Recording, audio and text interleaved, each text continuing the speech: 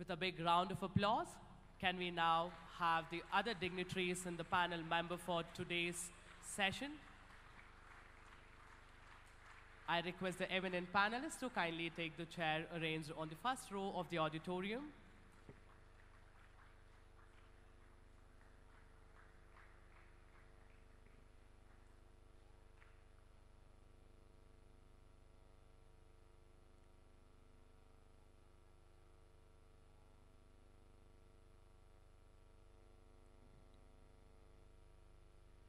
We have other panelists joining us. I request the audience to kindly give a big round of applause and welcome the panelists to join us with the other eminent panelists of the day.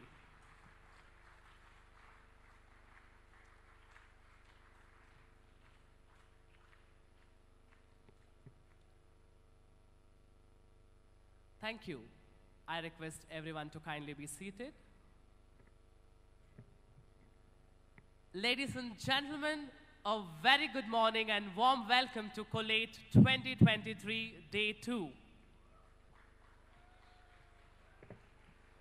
To sum up on Day 1 of Symposium Collate 2023, we had multicolored and varied views on sustainability in education. Not just that, we did get to hear a lot of significance of practicing sustainability in our daily lives.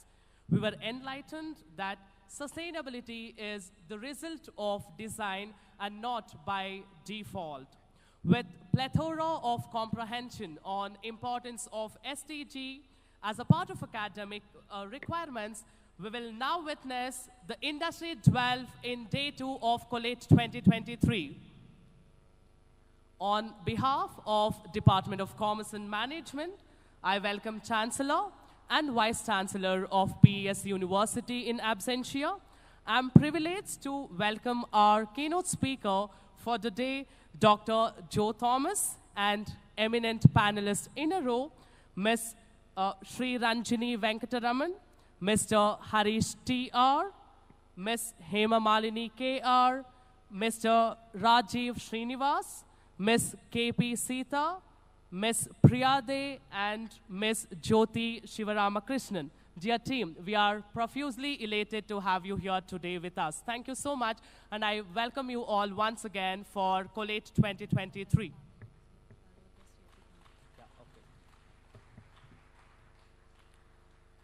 I extend my warm welcome to the Dean of FOMC, Dr. Shaila Sri Haridas in absentia, Principal Dr. Subhash Kulkarni in absentia, Chairperson of FOMC, Dr. Suresh A.S., and Chairperson of Department of Mechanical Engineering, Dr. Satish S.V. in absentia, and Convener of Symposium, Dr. Rupa Sarkar.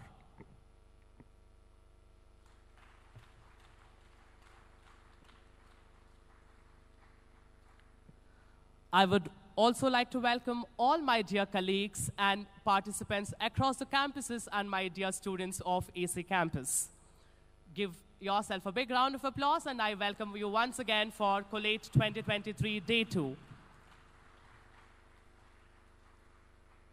Angikam Bhuvanam Yasya, Vatikam Sarvavagmayam, Acharyam Chandrataradi, Tam Vande Satvikam Shivam. Shiva is a transformer. He is the god of distraction and transformation. He is the renowned cosmic dancer. The purpose of the dance is to release men from the illusion of the idea of self and from the physical world too. Team Angika is here to depict the bond of Lord Shiva through the invocation dance. I now invite Team Angika to perform the invocation dance in front of you.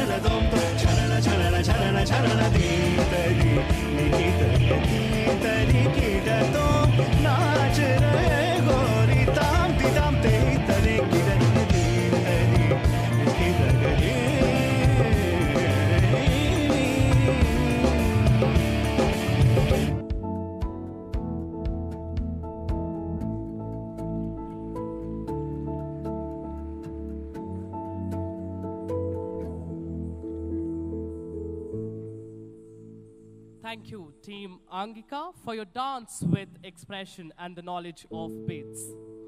Without further ado, I now request Dr. Rupa Sarkar, the convener of Collate 2022, to declare Day 2 open for the conference.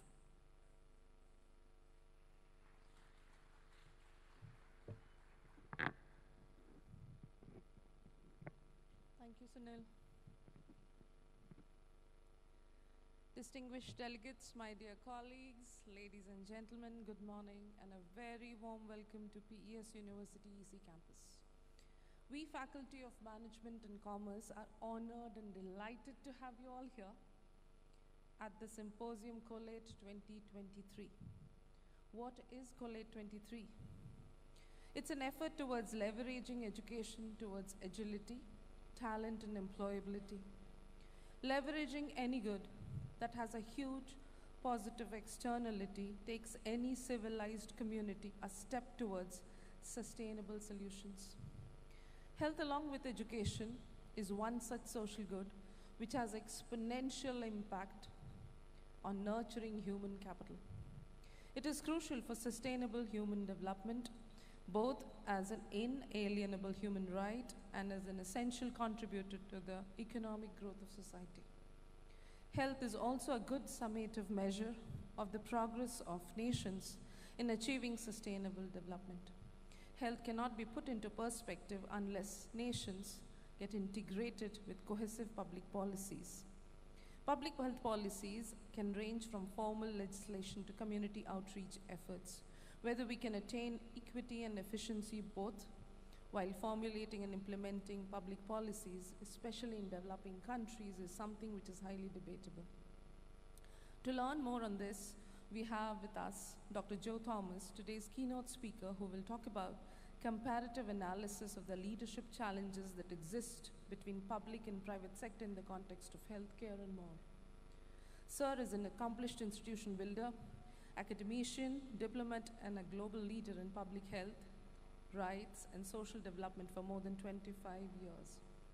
In addition, he has excellent experience in the administration and management of complex multi-stakeholder projects of high-level strategic engagements, and proven expertise in cross-cutting multicultural work environment in developing countries of Africa and Asia regions.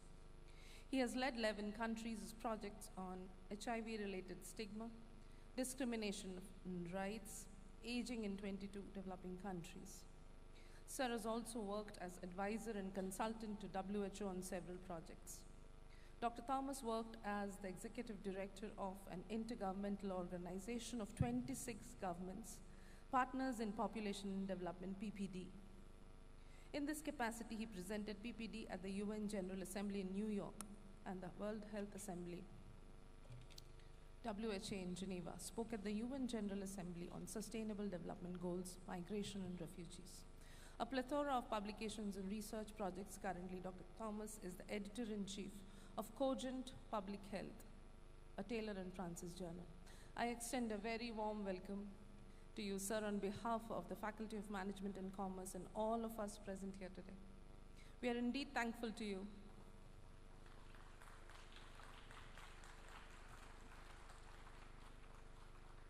We are indeed thankful to you. Despite your busy schedule, you have taken time out to be with us. Kindly come on stage, sir, to address the gathering.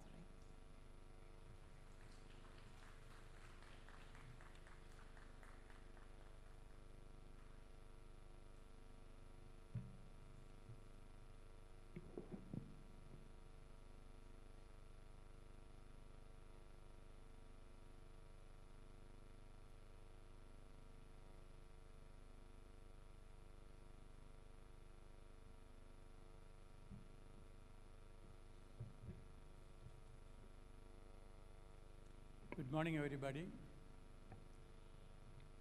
Thank you for the generous introduction, and thank you for inviting me for being here. And also, in the diplomatic parlor, we say all the protocols are being observed. So I'll not leave anybody not particularly mentioning by name, because I didn't manage to go through and find out the names of everybody. My apologies.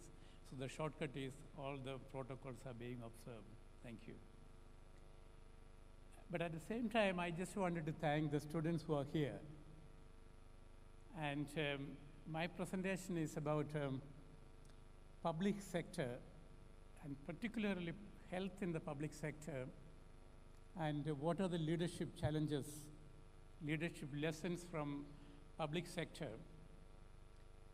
We talk about India being a global economic power, but we have to keep a close eye on the issue of public sector and how we are going to strengthen, what lesson we should be learning, and what refinement we may have to do. And my understanding is that my audience is managers, leaders, administrators. And to begin with, one of our most accomplished academic qualifications, MBA, Masters in Business Administration. I used to wonder, you wanted to make them administrators, not even manager, not a leader? So I would begin from that a particular observation, my presentation. When I started preparing for this session, I thought I'd make a slide. Then I thought, no, my presentation and the detailed paper and the slides, I'll put it on my web page and also my Twitter. So I request you to take a look at my web page if you're interested in getting the full text of my presentation and also the slides. You can download it later on. After my presentation, upload it and also announce it on my Twitter account. And let me revisit the idea of administrator, manager, and leader. You are trained as an administrator, but you'll start working as a manager. But you should strive to become a leader. So my presentation today is about leadership challenges, what lesson you can learn as a leader from the public health sector. We may hear, all my esteemed colleagues are here from the organized management sector. And I just broadly use the brush to say that the organized management sector, and not getting into the details, because somehow when we talk about management experience, we tend to forget about the management experience coming from the public sector. And when I talk about public sector in the public health point of view, even that there are two streams of public health leadership. One is the government-sponsored public health programs, large public hospitals. Also, there are, beside or beyond the government sector, there are private enterprises, individuals, practitioners, and they work in the public health sector. And that presents some unique leadership opportunities. And I did a review of literature, rapid review of literature. There are many issues came up. So I thought, and also from my own experience in working in different countries on the leadership level, and I never worked in a private sector as a choice. And I had an opportunity to work in different countries on the senior leadership level. On the public health sector, as a choice, I took that. That doesn't mean that that's not a good or bad. It's an opportunity, it's a challenge, it's a personal value system. You're trying to deal with it and trying to learn with it. So that gave me a great opportunity for learning, a unique opportunity. And many of my research opportunity, I got that opportunity to look at the possibilities of the data collection, the data, and evidence-informed decision-making. It comes from unique perspectives. So again, I emphasize where I'm coming from. And the evidence experience I'll be bringing from my own experience, and mostly from the Indian health sector, and also from many other developing countries. I worked in East Timor, I worked in South Africa, I worked in Australia, I still work in Australia, and also a couple of African, Rwanda and Burundi on the health system. So, and also I worked with an advisor, as an advisor to 26 health ministers in the country, including our health minister and the Chinese health minister. So my great lesson was sitting with the Indian health minister and Chinese health minister and talking about health system challenges in the presence of Bangladesh health minister. So I'll begin my presentation with a small story. So I had a great opportunity and honor to have breakfast with the three health ministers. I'm not mentioning the minister who it was. So Indian health minister, Chinese health minister, and Bangladesh health minister. So they were talking about health financing. Our meeting was about health financing at the SDG, Sustainable Development Goal financing on health sector. So the issue of financing came, then they said all of them they had rely heavily on the World Bank grant and also World Bank loan. So that's the main issue. So when they said their experience of dealing with World Bank consultants, because we know that sometimes the World Bank country director, World Bank consultants, they exercise exorbitant power on the governments. So I'm not getting the details of that. So they were talking about this power dynamics of how to deal with World Bank consultants. So one of the issues the World Bank consultant put forward is saying that the public health sector, doctors won't attend their clinics. Being absent from the work is a serious issue. So they requested that all this government should deal with it. So the Indian health minister said, yeah, I know that it's also a serious problem for us. So then they asked, how do you deal with it? The Chinese minister asked that. So the Indian health minister said, no, I don't get into that because health is a state subject. So I don't get in from Delhi. Let the state deal with it. I know it's a problem, but we keep on negotiating and we keep discussing about it. But this is one of the administrative challenges I had to deal with it. I don't have a solution. But the consultant said, we have almost 30–40% of the doctors that never attend on time. So this is a serious resource misutilization. That's where they looked at it. And the Bangladesh health minister, he narrated the story. That's the most fascinating one. He said, he himself was a doctor, the previous health minister. So he said, I tried many things. I tried personally, I tried to ask them to come for it. In Bangladesh, there are only 60,000 medical doctors, trained doctors in the entire country. Out of that, half of them are in the government sector. But most of them, they want to work only in Dhaka, not in any other district, not even forget about it, they have 1,000 community clinics. And out of the 1,000 community clinic, incidentally, 100 community clinics are given by Government of India. I had the privilege to establish, build it, and hand it over to them. So the Bangladesh minister said, I know this issue. Then he asked the consultant, you suggest a solution, I'll go by that. So the consultant, he's a British, he said, you should have an attendance system. Fine, go for it. So how do you do that? You should have a swiping system. You should have a card for electronic system. So he said, go for it. You allocate the resources from this loan you're going to give us. So minister said, I know this is not going to work from the day one, but he didn't say that. He said, so they called for a tender. They got this electronic swiping machine, that, what do you call that? The pre, what do you call your biometric, sorry, thank you for that. The pre-biometric time. So it is just swiping the card. So they issued the card for everybody, and the minister and the consultant, they were sitting in the morning in the minister's office because they have a system. Minister can monitor them, each hospital, how many doctors came, what time, all that. He was very fascinated. And the consultant was super excited. His project is running finally. And they started coming in, and by 10:30, 80% of them are present. So minister said, I know my people, there is something fishy about it.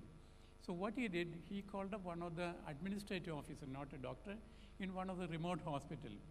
He said, and he called, he knew this person personally. He shouted at him, he said, what did you do? Then he said, sir, it's not me. And the doctors gave me the card and I swiped it for everybody.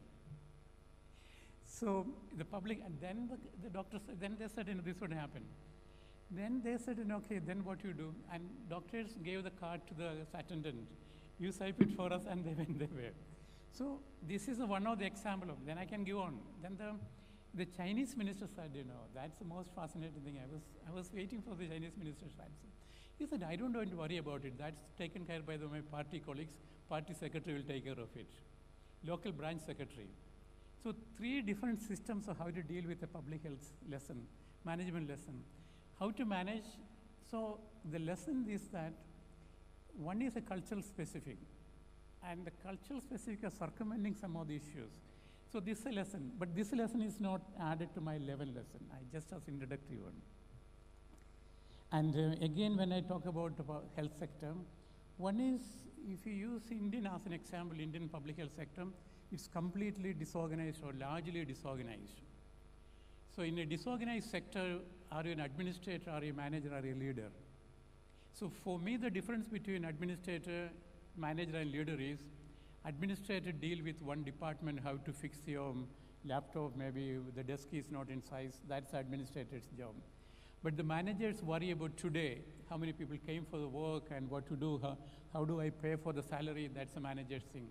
But leader will start worry about tomorrow. And tomorrow, how many staff I need, tomorrow, how I'll generate resources for my program, and tomorrow, how many staff I may need. So the leadership is the crux of the entire spectrum. So this leadership challenge is what, as a student, you should not be confined your aspiration only as an administrator, only as a manager. If you want to make changes in the society, you want to make any impact in the society, thrive to become a leader. That leadership, think about inspiration and example and experience from non-traditional areas of leadership. And that's one of the areas you should look forward is the public system, public healthcare system, because that's fascinating. Let me come to that. So number one, the managing the idea of health. And health is looked upon 2 ways. One is, health is a commodity. If you have money, you buy the best medicine, medical care. But at the same time, those who are interested in looking at the Indian Constitution, the right to life is a constitutional right for every citizen of the country. Now, talking about Constitution is always politics, but health is politics, so I'm not shying away from that. So I'll be quite happy to talk about politics of health. Politics of health is about who gets what treatment, how they get it, how long they're going to survive. So that's the politics of health. So in that first thing, I mentioned that the idea of health is a consumer good, or it is a right. This is the challenge coming up. So the leadership, you look at it as a health as a human right. So how the state ensures the right of the individuals, the right to survive, right to life. That's the basic essence of the right to life. But whereas increasingly there is a separate another idea of health is coming up, life is a product, it's a commodity. You pay, you get the right. You get the right quality of care, the amount of care, or maybe the life expectancy, you increase it. But this is one of the basic challenges of the leadership. In the Indian Constitution, the state responsibility, again the health, there is a federal and the state responsibility division of labor. The health is in the state sector. The federal state's responsibility to take care of the health and well-being of the population, not the federal government. Federal government should worry about the India-China relationship, India-Pakistan relationship, not necessarily on the health. So this is the interesting part of it. But then the issue is that a political consensus on what is health. Health is a commodity or health is a human right. This is one of the ongoing dialogue among all the political parties.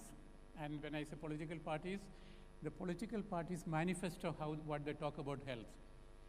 I did an exercise of looking at the manifesto of 24 parties during the last general election. How many parties looked at health in their constitution, their election manifesto? As a management students, I would request you to, when you say political parties manifesto, look at what is their commitment about health and well-being and what leadership they're proposing. To what extent they're promoting health as a commodity, what extent they're promoting health as a right.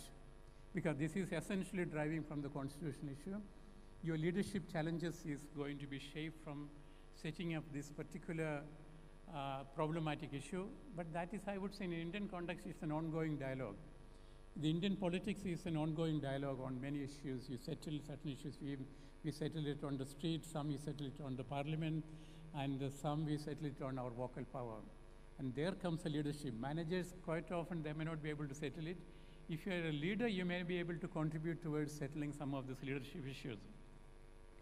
And the second is about collaboration and communication. These are the essential nature of public health leadership. And this collaboration and communication, it prominently came into forefront during the COVID time. The COVID response was a response of collaboration. We know that even the police constable became a health worker. He used to stop you and ask him to put the mask. The risk and benefit, I'm not getting into that. A large spectrum of people who are not traditionally involved in the health sector was called in or driven into health sector leadership. The ordinary constable, even sector magistrate, a local high school teacher became a health magistrate, sector magistrate, community health workers, ASHA workers, all of them they came on overnight health leaders, but without any preparation. So as a manager, as leader, this is one thing you have to remember. What are the collaborative system you may have to think about it? And what are the communication channels you have to communicate the challenges you have? So cultivating systems of collaboration, identifying your partners, identifying stakeholders, constantly reviewing it, and also constantly looking at the communication possibilities, and not even saying communication channel, because now you have a chat bot is there to tell you what to do. So, but there are new technologies coming from communication. As a leader, you should be aware of the changes in taking place in the communication area and the collaboration area. This is the second challenge, I would say, which is coming from the public sector. And the next is about the fourth one is that data-driven or data-informed decision-making. And in the public health sector, the data, when you talk about data about health, data about individuals, data about epidemiological transition, and data about the demographic transition, and all this, we don't have a system to rapidly discover this. We have to scan it from different systems, different areas, and the different quality of the data. So as a leader, you may have to cultivate your source of information, source of data, not information. So if I look at health sector, health data coming from, in the government sector, you have patient data. But the patient data is telling only a small fraction of the full data requirement. So you may have to look at what is the disease changes taking place. The Indian context, earlier people used to die of epidemics, cholera, maybe typhoid. There are pandemics used to kill people. But today, there are non-communicable diseases are increasingly killing Indian population. Cardiovascular disease, diabetics. So the disease spectrum is changing, disease profile is changing. But at the same time, if you look at the cost of it from the leadership point of view, the cost of just treating the diabetic treatment in India is going to be several $1 billion. That's just cost of one medication. But we know that these are preventable diseases. This can be managed through the systematic intervention. But from a leadership point of view, local leadership, national leadership, even the institutional leadership, what you contribute towards preventing or managing non-communicable disease like diabetic disease. And why I'm emphasizing is that increasingly young people are getting affected by non-communicable disease. And see, if you look at again, there are other nuances in the leadership. There are gender variation, there are ethnicity variation, linguistic variation, geographic variation. Where you're born and brought up is going to affect your quality of life and how long you're going to live. Your life expectancy is largely influenced by which part of the country you're going to live. You're near the cities, you have maybe a better access. If you have, plus you have money, you have the best medical care in the world, you can get it in the country. But you're in the remote hilly area, remote tribal area, your chances of living life expectancy may be 50, 55, 60. The general life expectancy can go to 85 for some population, whereas 50 for some population. So this is, I would say, national level, this is one of the major leadership challenge. But what is this go to private sector? Each private sector may be asked sometime, what is your contribution to health and well-being? Because any institutional setup, the ultimate contribution is the well-being of the society. Any private sector, you may say that profit maximization is one of the critical indicators to assess the validity of that particular institution. But there are, beyond profit maximizing, there are other social responsibilities. One of the social responsibility of the leaders is contributing towards public good. So this will be called upon all the managers. As a manager, what public good you're creating, what public good you're maintaining it, and what public good you're nurturing it. This issue comes up. And the next challenge is about preparedness. Are you prepared? Prepared to deal with unexpected challenges. On March 24th, our Prime Minister came on the TV and he said, we are going to close down the country. Are you prepared? I don't know, even 10 people were not prepared in the entire country of 1.5 billion population. So the preparedness for unexpected, came straight on our face on 2020, March 24th. And just give an example about it. None of the systems were prepared, not public health sector, not private sector, policymakers, institutional builders, nobody was prepared. This gives an important lesson. Are we prepared for the pandemic? Are we prepared for the natural calamities? How that is going to impact on your leadership challenges. The concept of preparedness should be the one who is going to worry about when you sleep, or your sleep should be disturbed by are you prepared for tomorrow's leadership challenge. This should be one of the major challenges for the leadership. I'm not getting into the details of it, I'm just highlighting some of the issues about it. Are we prepared? So that should be one of the slogan for each manager should be worry about. And the next one is, I would say, the continuing improvement.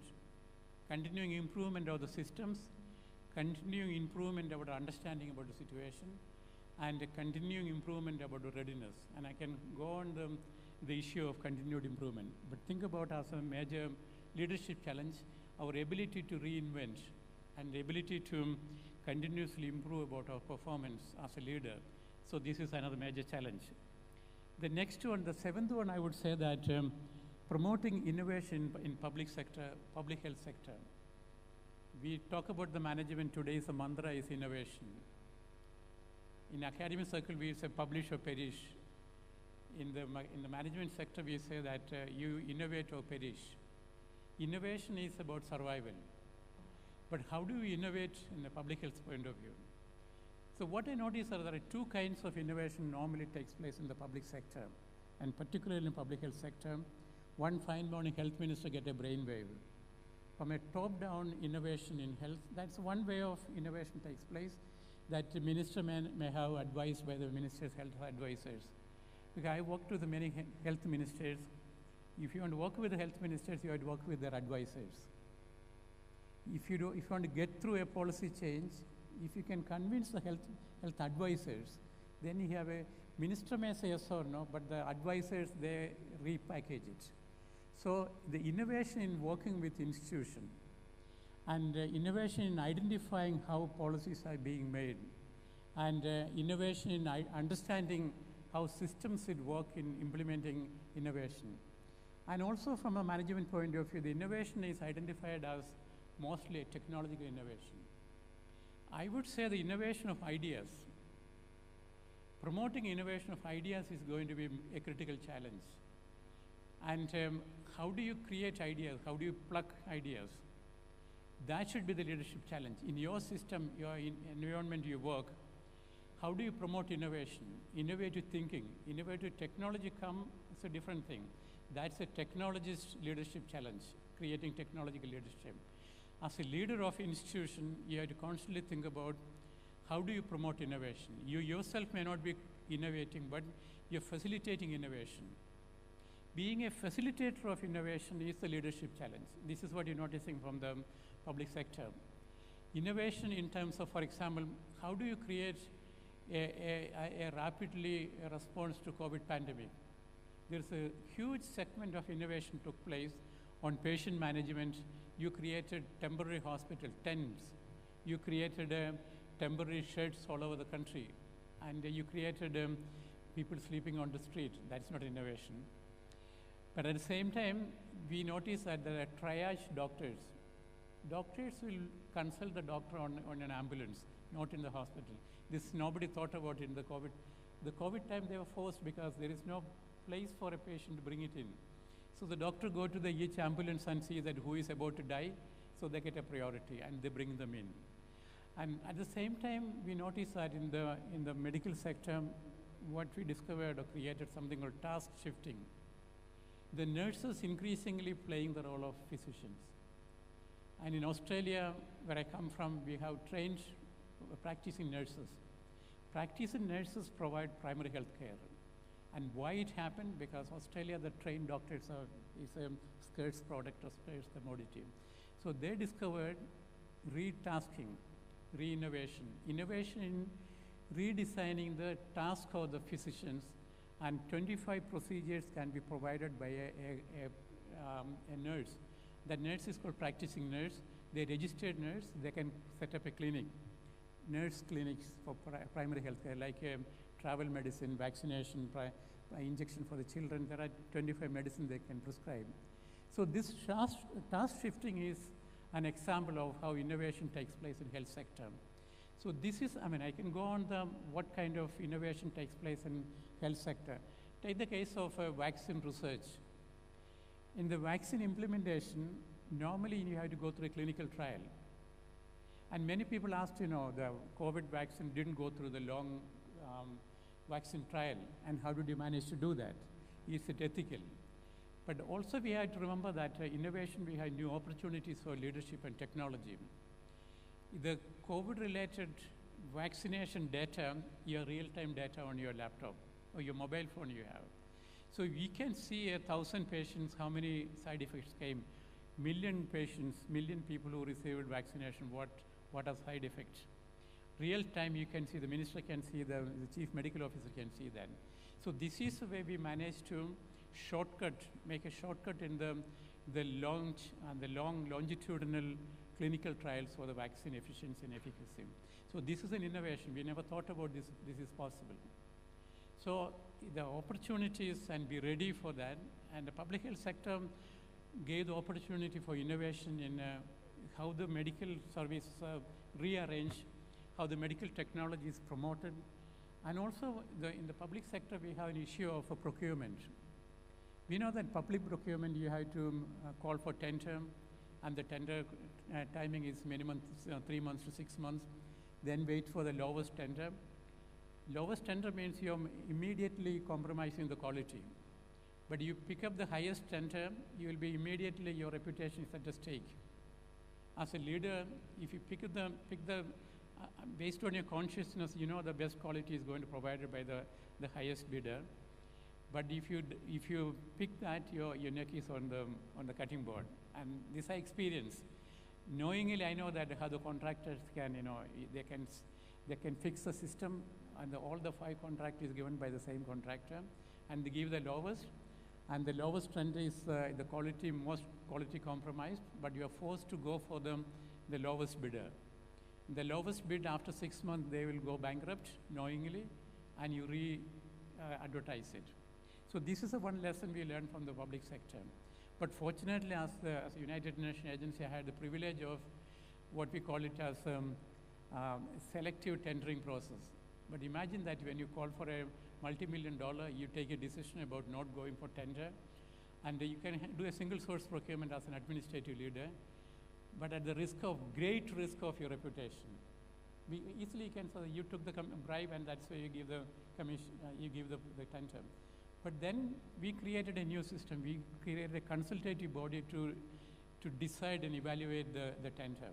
A public process. Anybody can come and talk about it. We are taking the largest tender because of X, Y reason, and that may be even 20% more than the market rate. And this also I learned. When you say that, I was asked, you gave a tender 20% more than market rate. That factor, that slogan, that statement, I never heard of, never thought about it. And I asked the contractor who received the contract, and I've been told that you're getting 20% more than the market rate. The contractor said, yes, sir, it is true. And I literally, I was falling down from my chair. Then I asked him, how do you explain it? He said, sir, the so-called market rate is fixed about 4 years ago. You don't revise it every year. So this is 4 years ago, and today's market rate, that's almost 15% immediately gone. Then I am a businessman. I need minimum 10% as a profit margin to make some profit out of it. And then he told me that, sir, then of course, speed money. First time I'm hearing this word speed money. I said, what is the speed money is about? Then he laughed, sir, you don't know about speed money. I said, no, I'm working in Bangladesh first. I worked 8 years in Bangladesh. No, I genuinely said, I don't know. But he never believed it when I said, I don't know speed money. Then he said, sir, I'll bring my bill for signing it. So I had to give you something. I said, what? But sir, I know that, you know what it is. I said, please tell me what it is. Then I said, see, I'm not going to take a cup of tea from you. Take it granted. The moment a tender document comes, I'll sign it if everything is compliant. And also I can do something. I can clear all the bills within 10 days. If I cannot comply and check everything, I'll give you 80% of the bill will be cleared immediately, and 20% I'll hold it for the inspection. Then he said, sir, you are not the one who is going to sit and review it and write it. Your staff is going to do it, isn't it? I said, yes, I know. I trust my staff, and they do the due diligence and send it to me, and then I'll approve it. Then he laughed, sir, they are not going to do it unless I give something to them. This is what the idea of speed money. Then I said, sir, you are new to Bangladesh. You don't know what is the consequences. I said, okay, what you do, sir? Then he said, I cannot take it back. This money, what I'll do, I'll keep it as a reserve. This is something I heard. Your speed money is kept it a reserve. I was thinking, my goodness, how do I was trying to process in my own head this, how to deal with it. And the first day, the foundation for our Secretariat building, about a $14 million grant. The grant is given by China and India.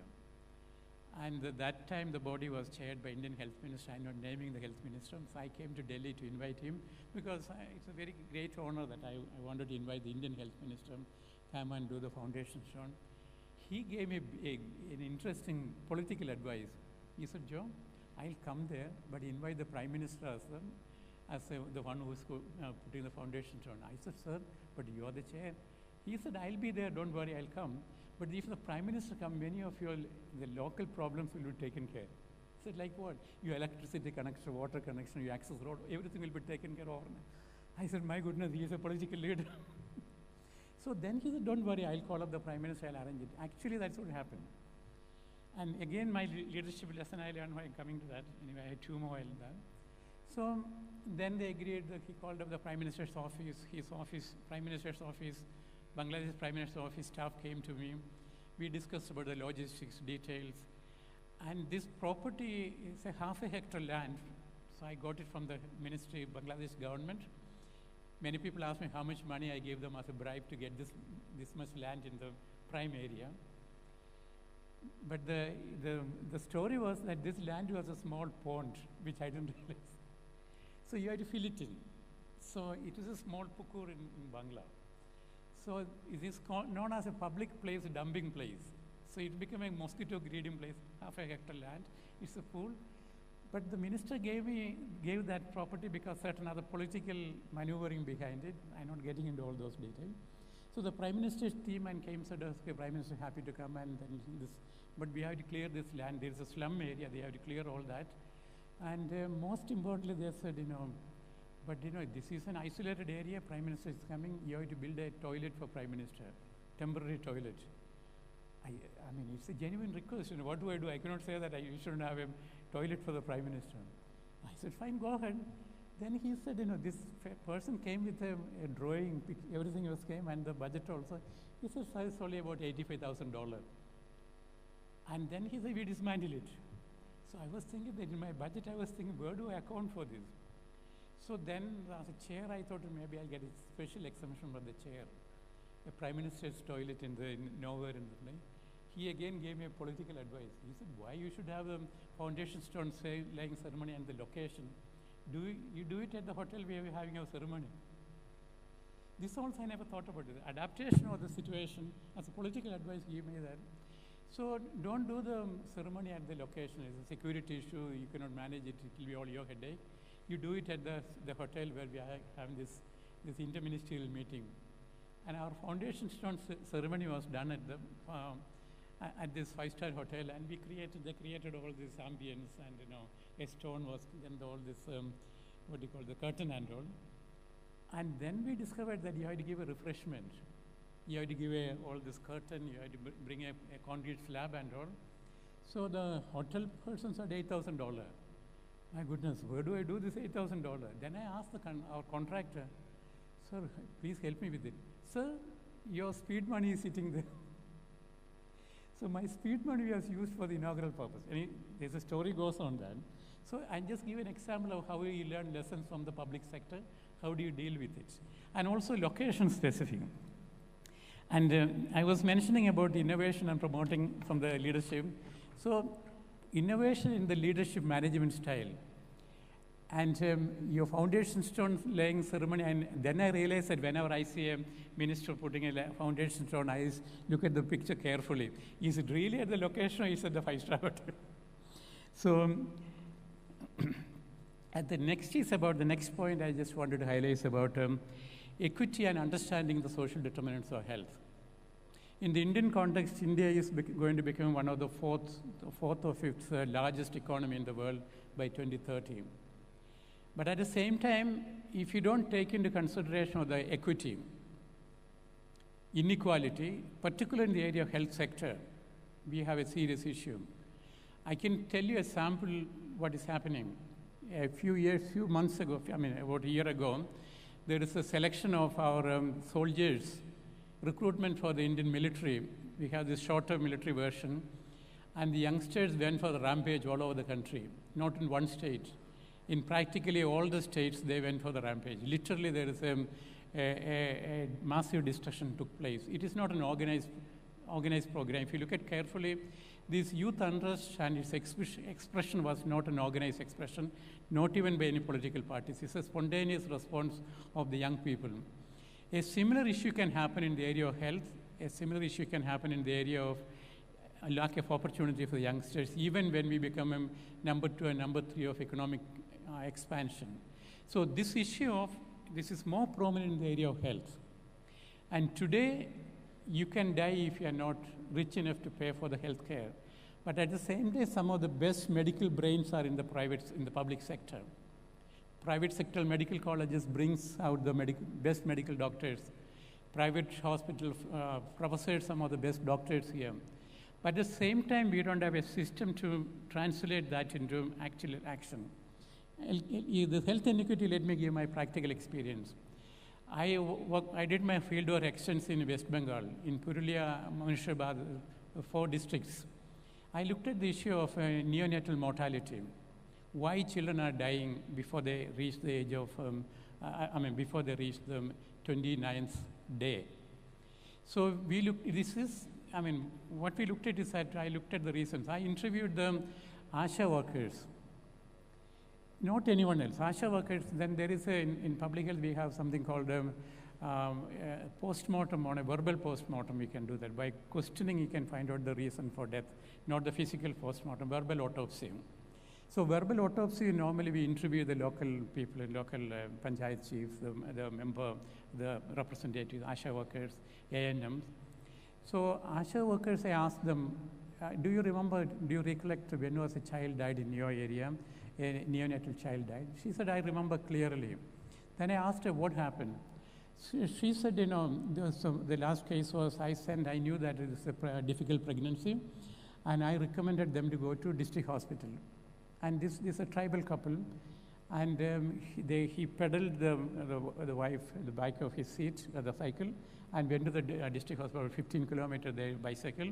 She was the last stages of pregnancy. He went to the doctor.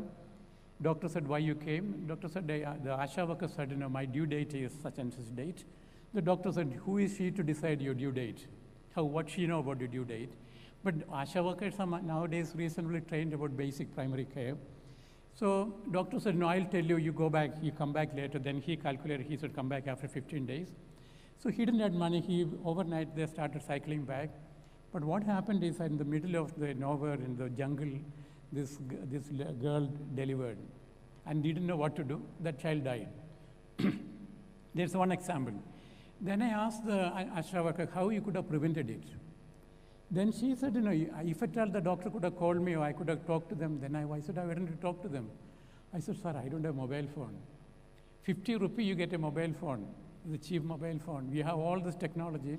ASHA workers, they don't have now this is coming up, one of the smartphones are coming up. She said, I could have called up, I could arrange a taxi to send somebody. This was said, a mobile phone could have saved that child. Then the next one I asked about, what is the case? She said, we knew this girl and they were working, she was an agriculture worker. So the family decided that they'll do the last day of cropping. They do the cropping. So they calculated maybe one more day she can help us in the agriculture thing. And then her pregnancy, they started labor pain at the early morning, 3 o'clock. So there is no transport system to transport to the hospital. Then she said, there is no car. If at all I had a mobile phone, I could have called for taxi. Again, a mobile phone could have saved her life. So we calculated about 26 reasons for why children die. None of this was a technical reason. All logistical reason, policy reason, basic issues about, Then I calculated how much money we would have required to save these 26 deaths. Maximum, if you had 1,000 rupees per head, we could have saved this. So this is what we're talking about national level. So what is innovation? Innovation sometimes not coming through technology. We have some of the public sector now, the trading hospital. There is the Delhi Medanta hospital is publicly traded. I look at their share prices daily. Not because I'm investing in the share. I look at the value of the cost of Indian life that is reflected on the share market of the Medanta hospital. Medanta hospital, there are 600 million public sector, but that the 300 hectare land, the land is governed by the government. With a view that they'll give over 20% of the bed to the public enterprises. But nobody won't dare to walk into that hospital. I've been to that hospital 10 days. I afford to go there, but I did a mistake because I told them I had international insurance. That is my stupidity. They said be there for 10 days. But that time I didn't realize the significance and nuances of that. Then I noticed that who are the patients coming here. Sorry, ma'am. Okay, just one more. Oops. Maybe I got excited with my story. Maybe that's also innovation. If you can get excited about what you do, probably as a leader you should get excited about what you do on a day-to-day basis and your capacity to communicate that excitement to others. And what I mentioned about if you don't look at the issue of equity, even the private sector, even within your environment, how do you contribute towards equity? and be aware of the consequence of the inequity. And so this is one of the lessons we have to learn. And the next one is about adaptability. How well you are capable of adapting. For example, now I have to adapt myself to reduce the time. So adaptability, be ready to adaptable. That's a leadership challenge. The last one is about resource management, the 10th one. Sorry, not last but one. The public sector, you know that always there is a lack of resources. I told you that you don't have money to buy a 50 rupee worth of mobile phone for an ASHA worker. At the same time, we don't have money for many other things. I'm not comparing that. The access to resources in some of the areas, particularly in public sector, is a constant challenge. And we joke about it in the health budget or the state budget normally depends upon the health secretary's vocal power to negotiate with the central cabinet secretary how much money we get for the site. Not even the health minister. The health secretary go and argue and advocate for them the resource allocation for the state. So constantly keeping an eye on the resource requirement, the resource management is a leadership challenge. And the last one is at the issue of governance. If you look at the Nobel Prize in economics, probably the next Nobel Prize should come in the innovation in governance in the broader sense. The governance models, we have very limited innovations. The models, how do you manage your systems? How do you manage your innovation? How do the entire systems are held together? This is a challenge for both private sector, public sector. What innovations you can think about your governance system? Today we know that we have a chairman, we have board members, you have 8 board members, you have a structure of it. Can we think something new? Horizontal structure, vertical structure, no structure. Maybe our thinking is becoming stagnated. There is a block about looking at governance. And this is very important in the health sector. Health sector almost in a dissipated governance. There is a health minister, but the administrators go on the other way. The health bill is normally drafted by the health administrators. Minister, look at, he'll ask, everything is all right? The health secretary and the health administrator, sorry, everything is all right. Minister says yes, and now recently, within the last 2 months, there are 2 states that cleared their state health bill, Kerala state bill and the Rajasthan health bill. So I know the process behind it. Both ministers had no clue at all. I'm sorry to talk politics. But when the questions asked, what is the principle and value system behind this this law? See, for example, health is a human right. But Rajasthan, they said, Rajasthan Health Bill for Human Health Right Bill, that's the name of that, in Kerala Public Health Bill. So we expected that Kerala bill may be a human right bill, but the other way around. But the issue is about governance. Public sector, private sector, there is a lack of, or maybe I would say the poverty of ideas in governance. One of the leadership challenge I would say that look at the governance and think about it, be innovative about it. So that could be your glory, a serious work on innovation. And I'm quite sure that my business colleagues will agree to that. They're looking at the issue of governance, what innovation we can bring in, not on technology, innovation in the idea of governance. So this is coming prominently from there. So I conclude saying that I hope I'm talking to the leaders, not managers. I hope I'm talking to the administrators, but leaders. So thrive to become leader, not manager, not administrator. This is my message. Thank you very much.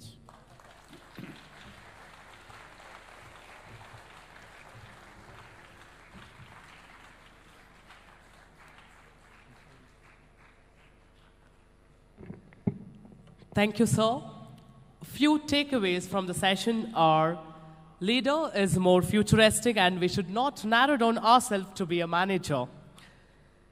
Right collaboration and effective communication will solve half of the problem. Leadership is dynamic.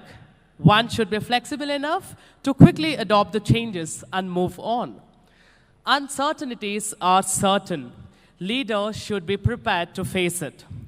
Consistency is the key, and innovation is the mantra of survival.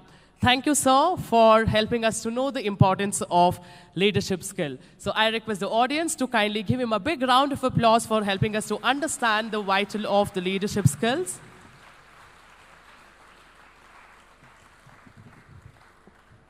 May I now request Chairperson of FOMC, Dr. Suresh A.S., to kindly felicitate the keynote speaker, Dr. Joe Thomas, and I would also request Dr. Joe Thomas to kindly join us on the dais for felicitation ceremony.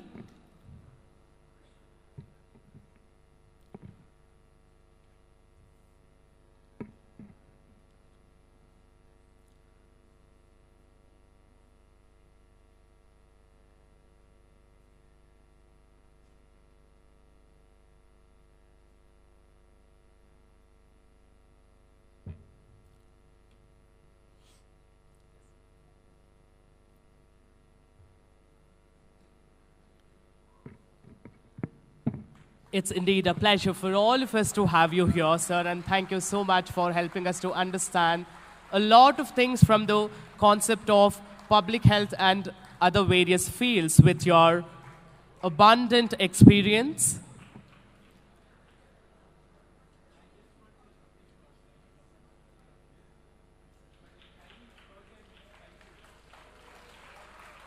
Thank you, sir. Volunteers and dear faculty members, kindly note that we have a short break of 10 minutes, and I request the volunteers to kindly escort the guests to the lounge for the break.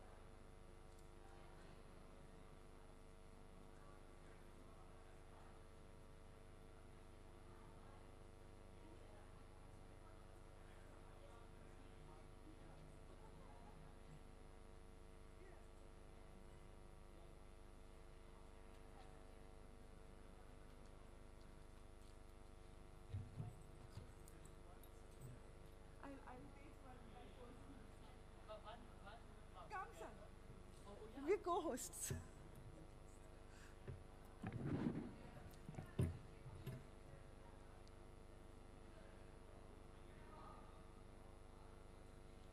Yeah.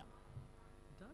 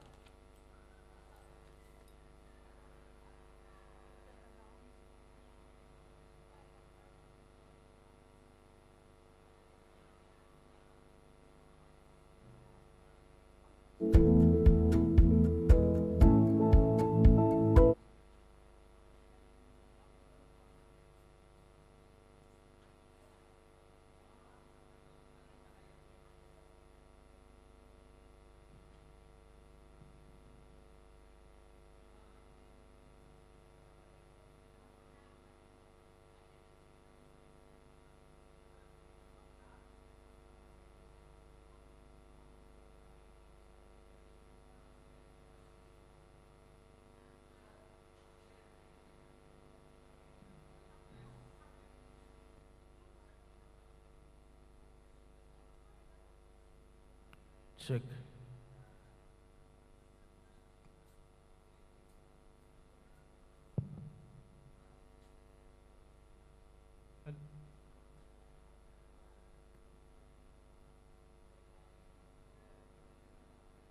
Hello.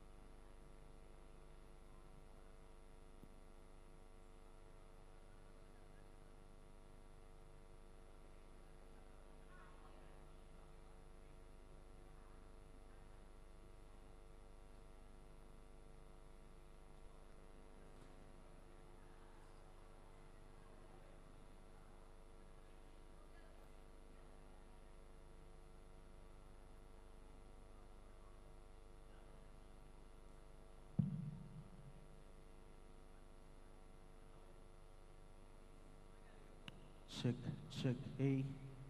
Check. Check, test, 1, 1. Check.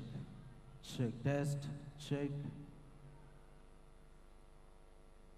Check, 1, 1, 1. 1. Check, hey. Check. Check, test, 1, 1. 1, 2. Check. Check. Check.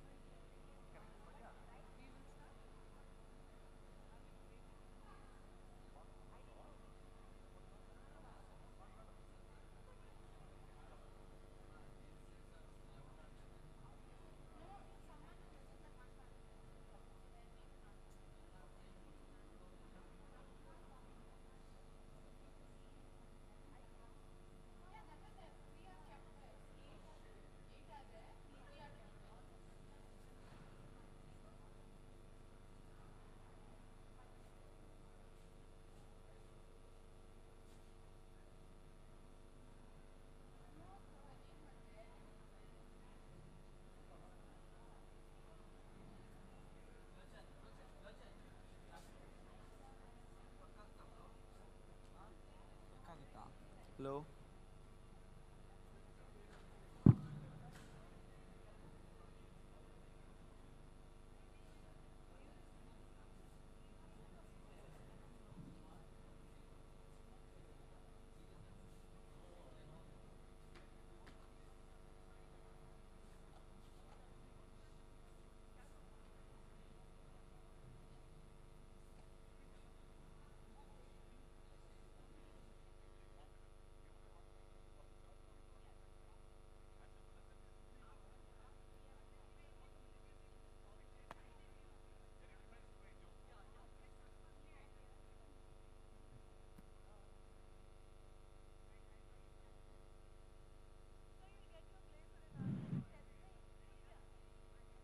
Shall we start?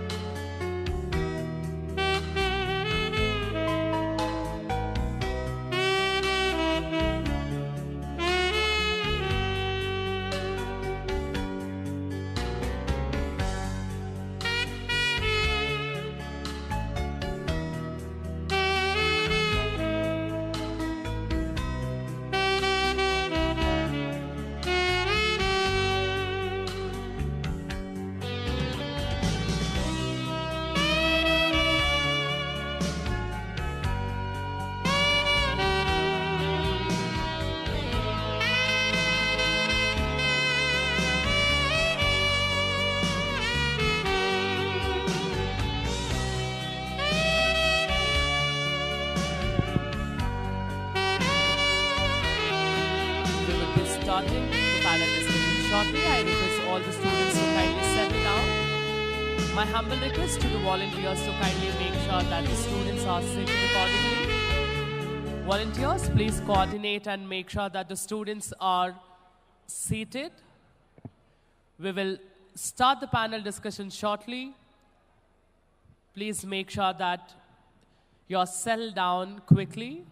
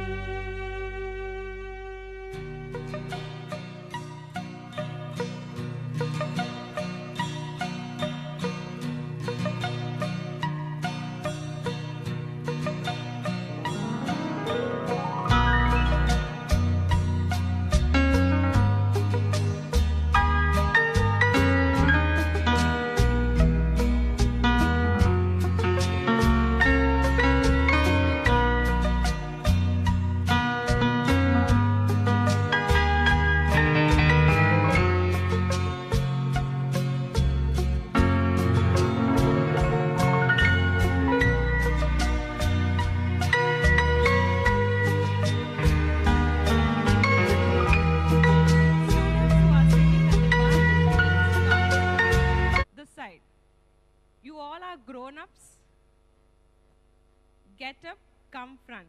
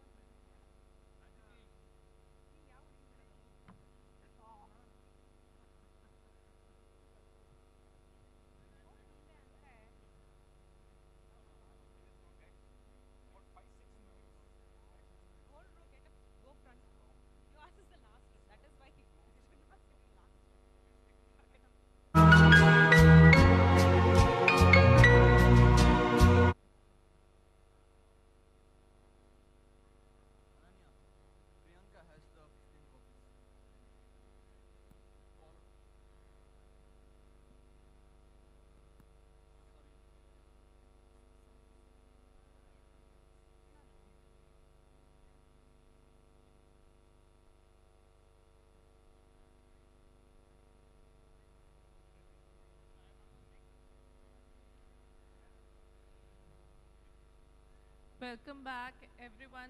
Students, please settle down. We'll start the next. The next session is panel discussion. Welcome back, everyone. Students, settle down.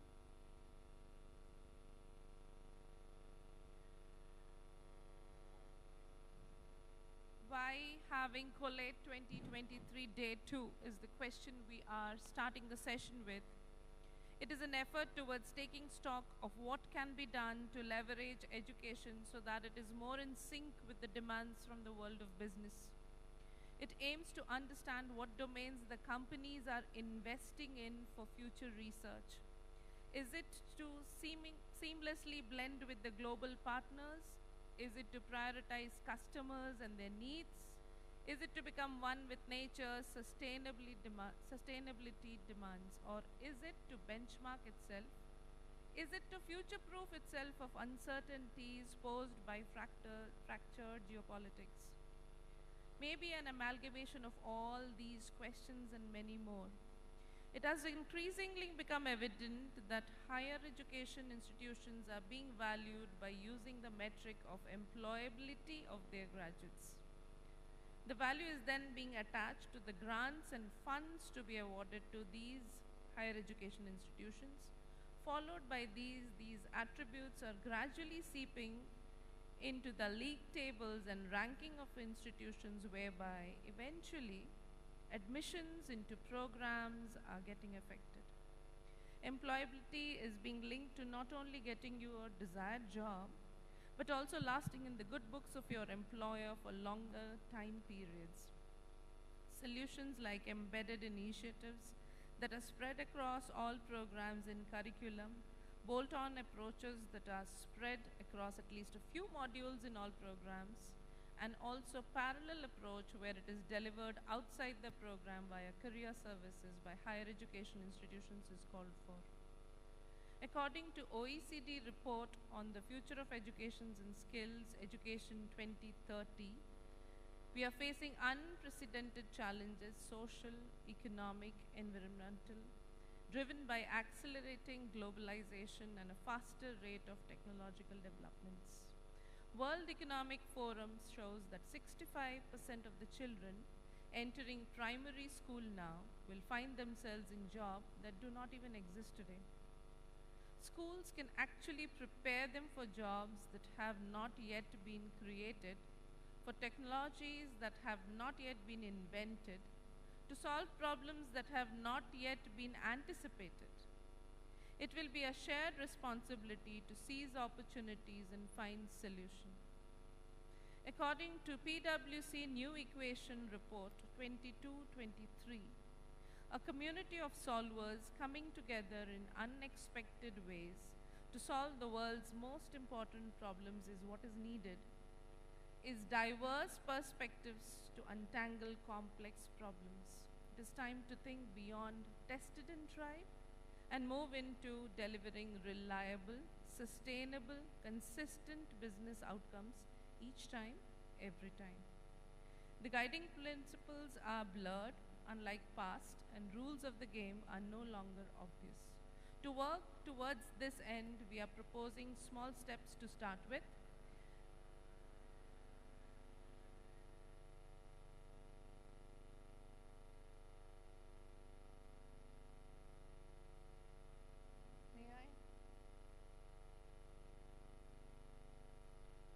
To facilitate these small steps, we have with us a super talented lineup of corporate panelists from our own Namma Bengaluru. We have with us Ms. Hema Malini, CEO, Insight Camp Center, Bangalore.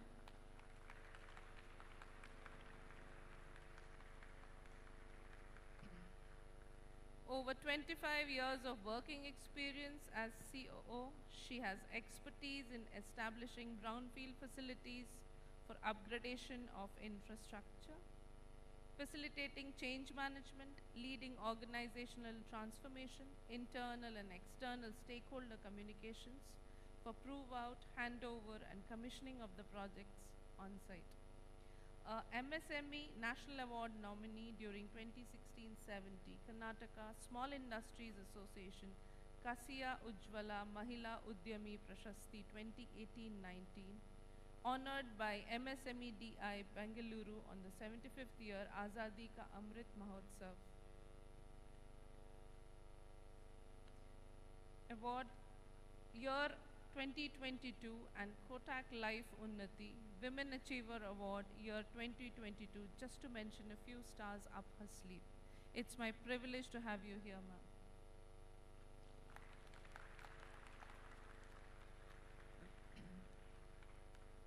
Next, we have Mr. Harish T.R., Senior Vice President, Human Resources in CHRO, Maverick Systems Limited, Bangalore. Sir has 30 years of rich, diversified HR experience, uniquely boosts Maverick's strong legacy of progressive people practices. From leading boutique leadership practice to consulting on equitable law and labor relations, to leading the total solutions spectrum at the world's leading HR provider, to advertising leading-edge universities. He brings an unprecedented depth to his current role. Maverick's Chief HR Officer, Mr. Harish, hems the strategy and execution for all HR transformation, employee engagement, talent development initiatives. He envisions Maverick as a global brand that is an industry leader and employer of choice. Mr. Harish, who has certifications from XLRI, Michigan University, GE Crotonville, USA, is guided by his untiring work ethic and high standards. He is also associated with academic institutions like PES University, IPE, Wellington School, and Alliance University. It's a pleasure to have you back here, Mr. Harish.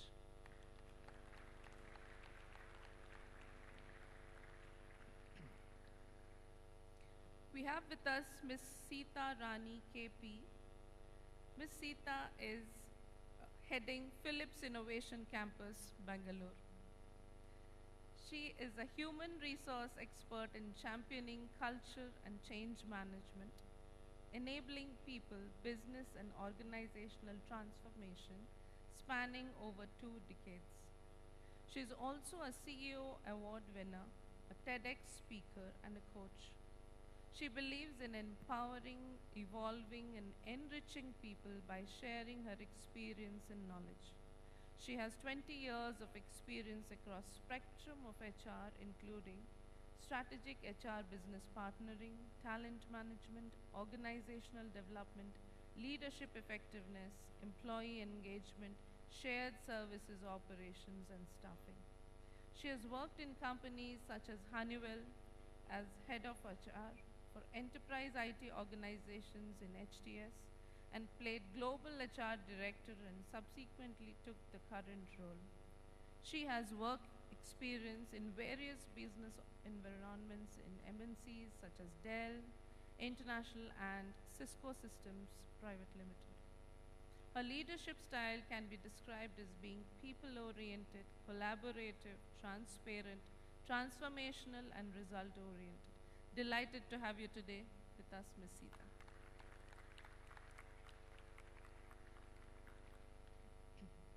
We have Ms. Sri Ranjani Venkatraman, Senior Leader, Customer Delivery, CX, Cisco Systems, Bangalore. Ms. Sri Ranjani, true to her Bangalorean origin, has been part of the IT industry for almost 20 years. She has over 22 plus years overall experience in networking industry with a good understanding of designing and developing end-to-end solutions in addition to testing, troubleshooting, and supporting service provider, broadband, and enterprise networks.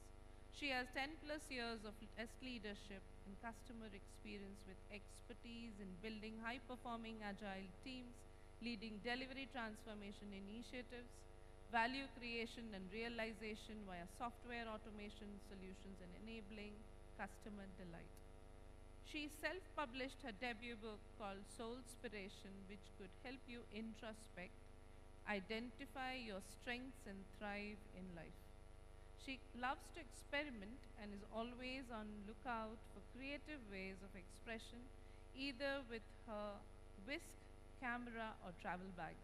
Indeed happy to welcome you, Ms. Sri Ranjani.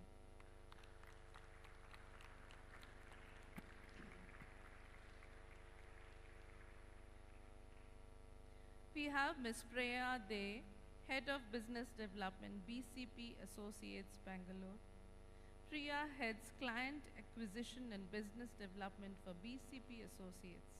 She brings in diverse corporate experience spanning over 32 plus years, starting from the Oberoi Hotel, New Delhi, which she began her career and then moved to Modi Loft Private Airlines as a senior trainer. Pursuant for all new recruits after training in Germany. She then moved to GE Capital International Services, where she was part of the pilot batch to transition the credit card collections process from the US and again part of the core pilot team to migrate the inbound customer services process to India. At ICICI Bank, she led several call center teams that managed operational, internal, marketing, and customer service quality functions. Priya heads business development for a global recruiting firm. She also has a short stint as the TV ad sales head for India Today, Andhra Pradesh. In her most recent role, she headed business development and client acquisition with Exemplary People, a boutique HR management services firm. It is my pleasure to have you, Ms. Priya.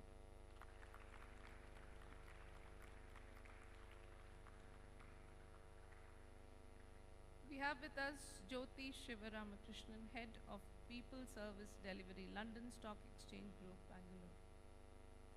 Jyoti leads the India People Services function for LSEG and is responsible for leadership advisory, HR operational service delivery, business partnership, and driving the people agenda for the location.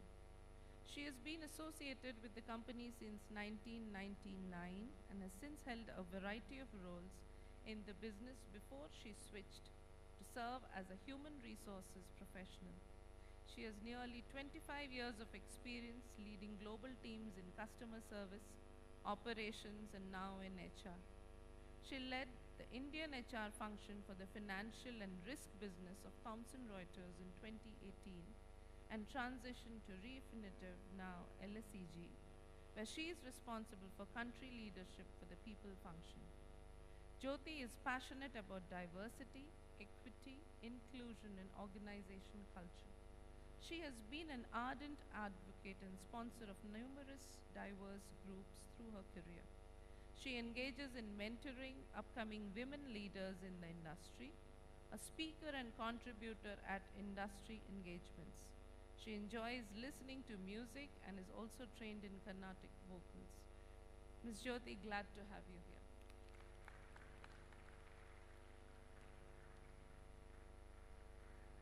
I now welcome Mr. Rajiv Srinivas, Head of Talent Strategy, Maverick Systems, Bangalore, who has willingly agreed to be the moderator of this panel discussion. I once again confirm that no force was used in this collective bargain at all. His relentless work ethic stems from a mindset of execute without excuses. As SVP Talent Strategy, Rajiv Srinivas directs TA strategies and leads the tactical execution approaches that ultimately create Maverick's globally competent and battle-ready talent supply chain. Addressing new age businesses' unique talent needs, his role brings muscle to Maverick's aspiration to be a top 3 niche domain-led bank tech solutions panelist.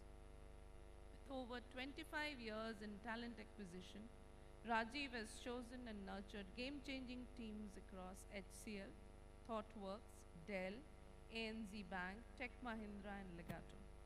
Recently named in the list of top 10 strategy officers by the CEO Insights Forum, he has in the past scaled a 9,000-strong task force for a US-based healthcare captive in less than 18 months. His relentless work ethic stems from a mindset, like I said before, execute without excuses. Based in Bangalore, Rajiv is a cinephile, or cinephile. It can be pronounced in 2 ways in 2 different parts of the world. Enthusiastic about fitness. He derives joy from tennis and cricket session. music experience and culinary adventures, a multifaceted personality, his mantra, when one lives fully, one realizes there is so much to do and so little time each day. Very warm welcome to you, Mr. Rajiv. I now request the esteemed panel moderated by Mr. Rajiv Srinivas to initiate the discussion as you deem fit for the occasion. Over to you. Thank you so much, Dr. Rupa. It's a pleasure to be here this morning, and Dr. Joe did set up a very big benchmark for us to set this second session in some context. But before that, lovely to be back here. This is, why do we come back to colleges? All my colleagues will agree that it's because of the energy, the enthusiasm, what we learn when we go back at the end of the day today. We carry back a lot of these things because at our stages of our lives and career, this is much needed and this is much missing in our current workplaces. So thank you so much, Dr. Rupa, again for putting this gang together. I mean, some of us have worked before, some of us are reconnecting after a while. I made some new friends, so that's all. It's a big plus for me. Now, this format we wanted to make sure is very interactive and interesting. We wanted to make sure that you understand various aspects of today's workforce. And then I know a lot of you are wanting to get into this workforce. I know you're getting ready to be a part of what we call the corporate world. And so I wanted to make sure that each of the people here give you a dimension of what it is and what it means and what you should be doing and how do you stay relevant to the modern day workplaces. At the same time, they will also tell you in their own interpretation, what do we expect from people like you? Because one of the bigger responsibilities we have is going back to our own CEOs and telling what kind of talent is available today in colleges and how do we prepare to receive them, how do we train people, how do we make them ready for the businesses we are working with. And so there's a lot of planning which happens. So what we see here is what we make our decisions based, which all the other things get into motion. So this is, and all the people here have some expectations on, I also want them to relate to if they were hiring for their own teams, what will they look for? How will they select somebody? Because sitting there, I know I did talk to Dr. Rupa in the past, so many interviews happen, so many people get selected, so many people rejected. What actually happens? You also want to understand that is what I was told. And how does the selection process happen? Who gets selected? Why do they get selected? So all the people here have their own interpretation of who is ready for a job and how do you become more ready as you come into the workforce. So that's the intent of this conversation this morning. I think there are a couple of other sessions planned. We're all here till the end of the day, so feel free to come and talk to us. But we would also like to make this very, very interactive. I have a format, but I'd like to understand from you, what are your expectations from these people? What would you like to hear them say? What is that is very relevant to you? So can you give us some ideas? Yes. Afternoon, everyone. I am Aparna Swami, and my expectations is I want to know what your interpretation or the speaker's interpretation of modern workplace is. Yes. Modern workplace. What is your interpretation of modern workplace? Super. What else? So, hi, sir. I'm Anushri from BBA. So, my expectations from today's session is what are the skills that is required for us to join the workforce, given that there's a declining workforce, because there's a lot of people who are getting fired from their jobs. So how do we differentiate ourselves in a way that we're worthy of the job that we're supposed to get? So what are the skills which will get you and which will keep you in the workforce? Yeah, and Super. how do we differentiate ourselves from others? How do you differentiate yourself in terms of skills? Yes. Or whatever. Skills, so I'll leave it to my friends to say that. Skills and talent and how, just everything. Relevance. Yes. All right, cool. What else? Yep.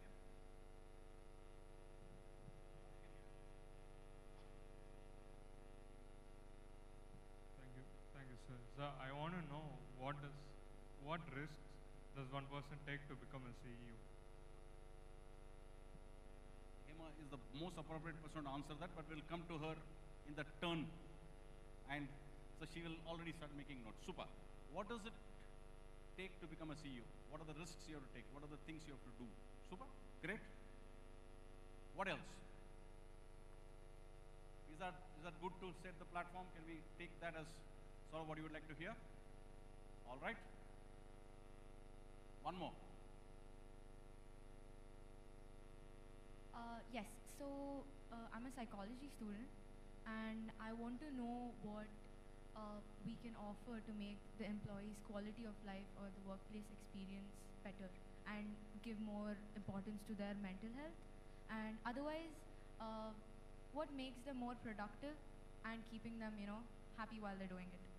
So my friend Harish is an expert on mental well-being, and also how do you make people quality of life, work-life balance, given that the lines have been blurred. So probably he will touch upon that. Great. All right. One more. Sure.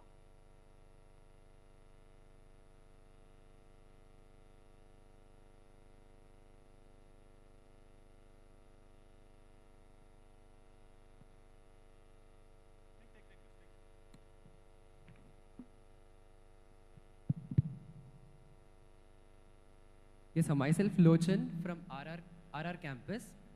So I'm an MBA student.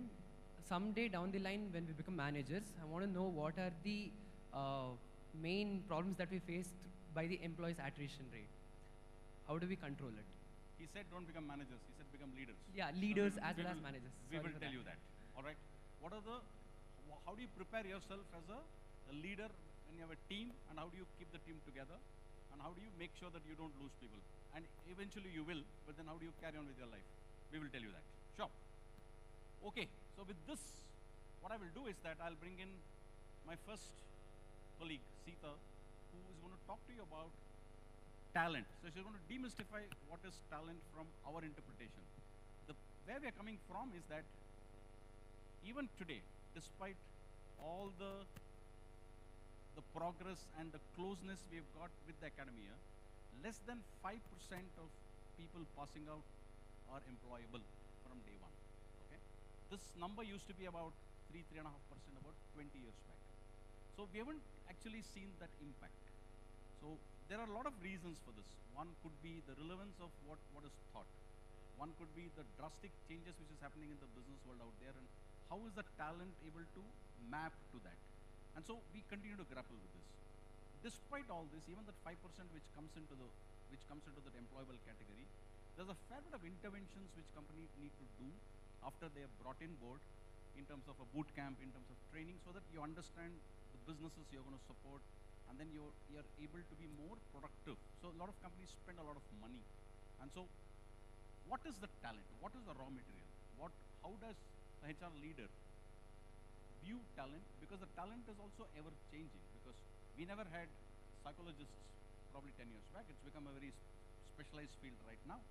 And we are now also seeing, Sri will talk about, a lot of non-tech talent getting into the tech areas of business, because every business today is tech in some shape, form, even if it's not their core business. So there is a lot of things which are now happening out there, the other side. What you guys are seeing is only, I am studying to become somebody, and I put in my effort, and what happens to me, what happens, how do I get in, how do I remain there is one question you are all trying to understand. But we have another opinion. So what is talent? What are the things we look for? And what is relevant for us is what Sita will talk about. And then I will take it from there and move to the next person, and I'll set the context accordingly. All right? All yours, Sita. Thank you, Rajiv. First and foremost is the energy, right? We look for passion and energy. So I'd like to get a good feel of that from this room. Okay, we haven't heard except for the questions that Rajiv asked and some people responded. So I want to feel the energy, right? So I'd like, and since we are seated in 4 different stages, let me just call for some energy from this direction. So, are you excited? What about you guys? Better? This group here. The one right behind us. That's more like it. Thank you. It's whether you're a fresher or you're a senior leader, apart from all the job qualifications you have, experiences that you may have, one key thing that all of us as HR look for is the energy, the personal energy, the passion that the person brings forward. So nothing to beat that. So that's going to stay, I would say. So number one is energy. Number two is just a quick, how many of you have been leaders right from your school, maybe a school leader or a bench leader, or can I just see rise of hands, please? Right. Yes, a few of us, right? So what differentiates, why didn't we have everyone raising their hands here? I'm sure there must be something that differentiated you, right? Let me put it this way. It's the social skills or the communication skills. It definitely matters. I'm sure all of you have heard, oh, we need communication skills. It's a very generic statement. But today, what does it mean? The relevance of it in today's time. We should communicate for clarity. Communicate for setting expectation. Communicate to share feedback. That also requires courage, right? There are a lot of different qualities that are embedded in this broad thing called communication or social skills. So that's where we should focus more now. And like you said, how can we make, what is a modern working place, right? Today, all of you are Gen Z, Gen Y, Gen X, that kind of group, right? So you directly influence the leadership style. The leaders in the corporate world who are very experienced in their worlds, they need to make changes to adapt to the millennial way, right? They have to start learning how to cope with it, because all of you come with different values and priorities, and what is shaping them? It's the social media that is shaping, it's the IoT that's shaping, it's the mobile that is shaping, right? A whole lot of different things are shaping your values and priorities. I'm sure most of you like to travel, you see the world, you want a flash system, not so much an authoritative. There are so many different expectations that this group has, right? And how you communicate that effectively and how you influence will also have a bearing on how modern a workplace can be. And today, associated with the modern workplace, I can also talk about different facilities that we have, right? We have more collaborative spaces, not a typical workstation kind of thing, so that there are more creative work that's happening. People collaborate, they ideate, and then there are more flexible, policies. There are hybrid ways, of course, thanks to COVID, but that really suits the millennial, right? You like more flexibility. So those are all aspects that are, key highlights of modern workspace. I'll let all of my other colleagues cover that as well.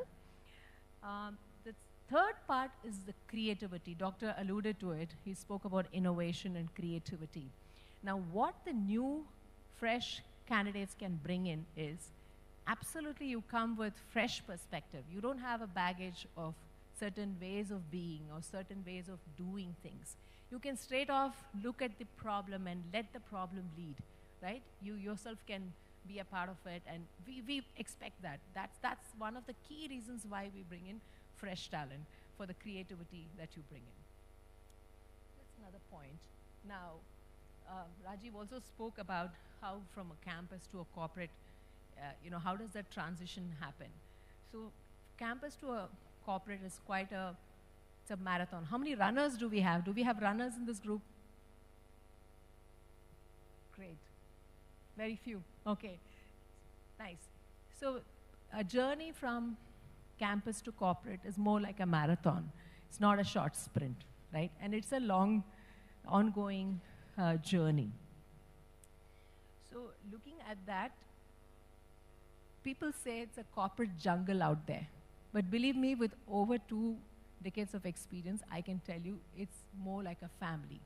Everyone has a role, everyone is different, and like in all our households, we have our all ups and downs, we have differences of opinion, we have likes and dislikes, all of that.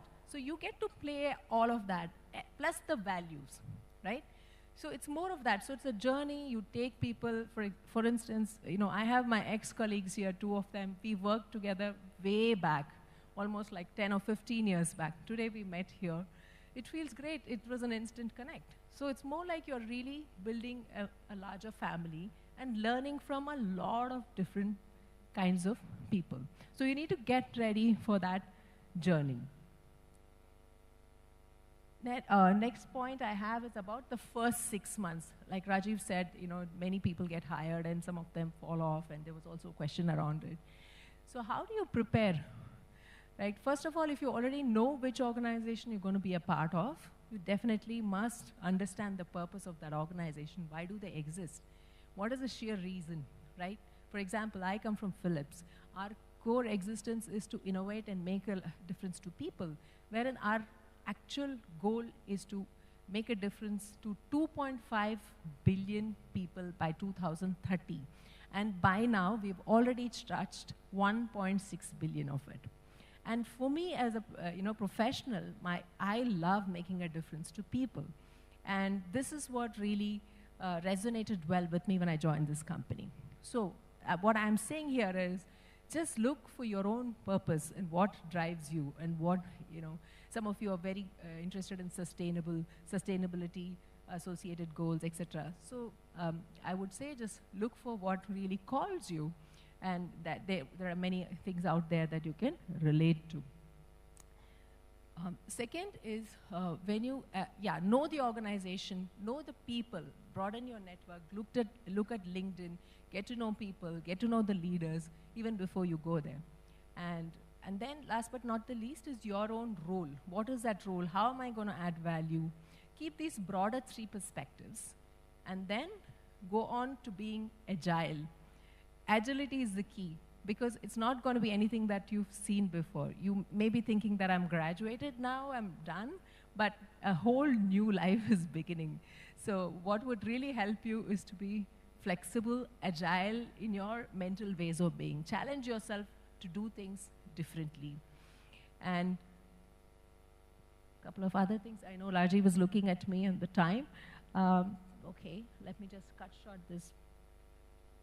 Staying relevant. We spoke about skilling, unlearning, relearning is a part and parcel of our lives, because technology is also advancing very dynamically, right?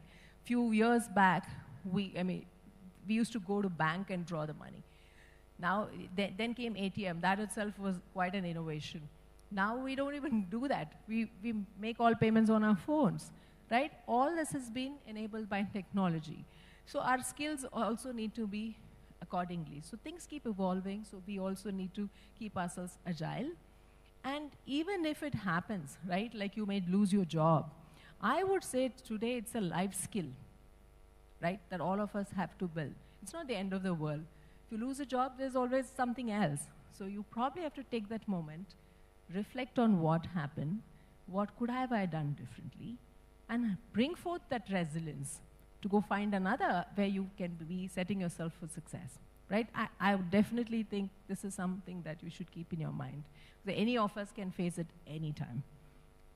That's my question to that answer. Oh, do I have time, Rajiv? Okay, sure, thanks. So then, I want to just leave you with something that you may remember. I'll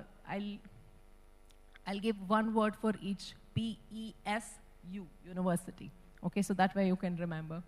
P is, I would say, personal effectiveness, right? In this journey towards corporate, pay attention to how effective you are being. Be aware, spending some time on doing some self-work on where am I on a scale of 10 on this aspect, how can I be, right? And continuously evolve. Evolve is the next word, E. E for evolve, right? Currently I'm running version 9.0, right? It's been a continuous evolution, and believe me, it really feels great.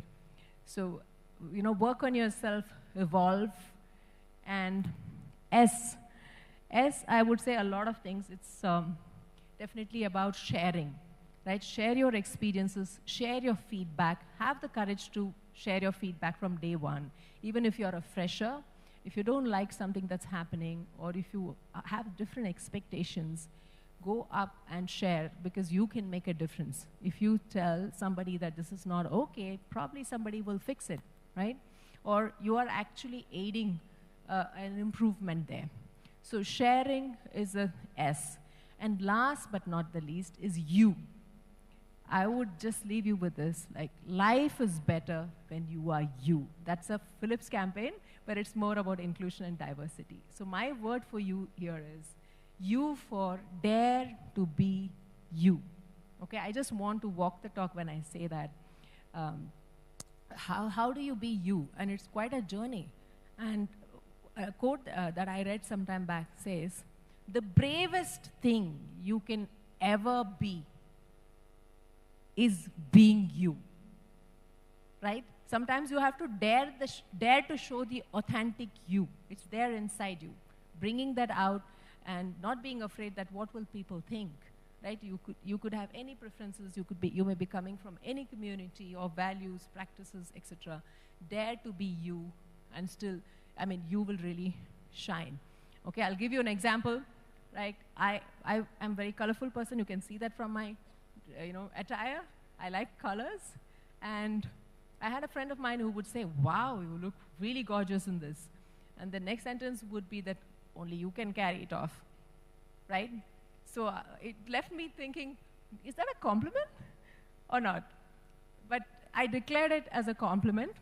And then I let myself show more and more and shine. And it makes me feel free, right? So I think at this age, one thing you need to remember is just be yourself. You may have a lot of apprehension that I'm, inexperienced, I'm not a corporate person yet, I'm not, experienced enough, I'm very junior, or embarrassing face. Believe me, I have been there, I've done it. It's a very embarrassing face. You're worried about how I look, what my peers think. I may like X kind of things, but my peer group is largely influenced by Y ways, right? So I'm like under pressure to be in a certain manner. So I would say find your own place. The best thing you can do is be you. Let's stop it there. Thank you. All right.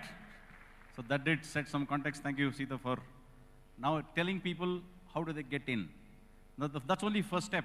Now you got in, you got your probably training, and then you get somebody like Shri as your manager. Now she's going to inherit some of you, and then she's going to make you work. Now that is not as easy as you think. So I would like her to tell you, what does she expect when she inherits a fresh bunch of people, in terms of skills, in terms of work ethic, in terms of attitude?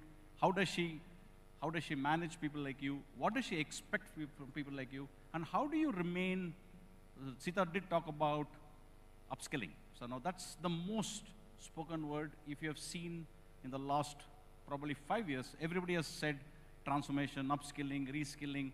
All that are the most common terms. And there's a substantial amount of money which companies spend to upskill people. And this is only to make sure that you're continuously relevant and you're also beneficial to the companies you work for, because there is a certain business what these companies do, and they want you people to be part of that workforce. So she's going to now tell us about the business she runs, which is technical in nature, but she has a bunch of people who are both technical and non-technical, a lot of freshers. She gets into her teams. How does she go about it? What are some of her learnings? What are the things which she wants you to remember? Because you're likely to be part of that workforce sooner than later. And then she'll also talk about how do you stay relevant, because is what you learned today good enough to keep you in the job? And can you continue to grow? Because bottom of the pyramid, there are so many people, but then not everyone makes it to the next level. So what actually determines how do you go to the next level is something which Sri will share some knowledge with us. All over. Thank you, Rajiv. And I think Sita set the stage for us. She did talk a lot about things that I resonate very well with. And I'll start off with the question on the modern workplace interpretation. And I'm doing this because it's a continuation of what Sita talked about. So I'm a part of Cisco Systems, and we also believe in be you with us. So I think one of the paradigm shifts that we have in the industry, in the modern industry, is we are no longer looking for cookie cutters or we are no longer looking for people who are exactly the same.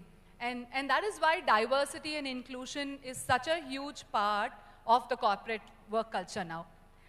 And Cisco has, won the #1 best great places to work, not only in India, across, different locations in the world.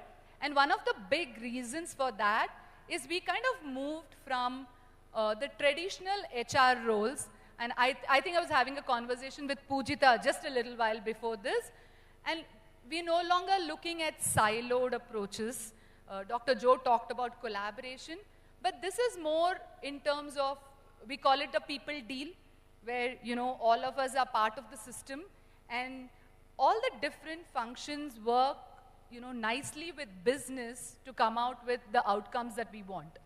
So you no longer are in this shell where you have a particular skill and that is all that you're bringing to the table.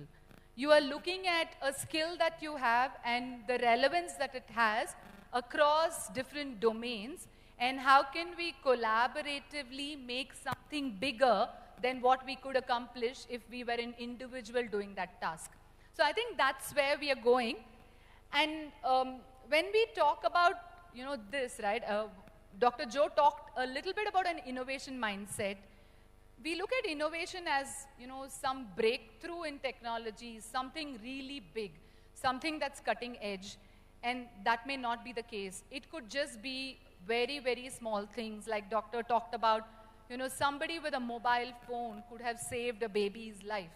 So when we are at a corporate, we think that, I have to do something that's just going to shatter the glass, or it's just going to have, a very big impact.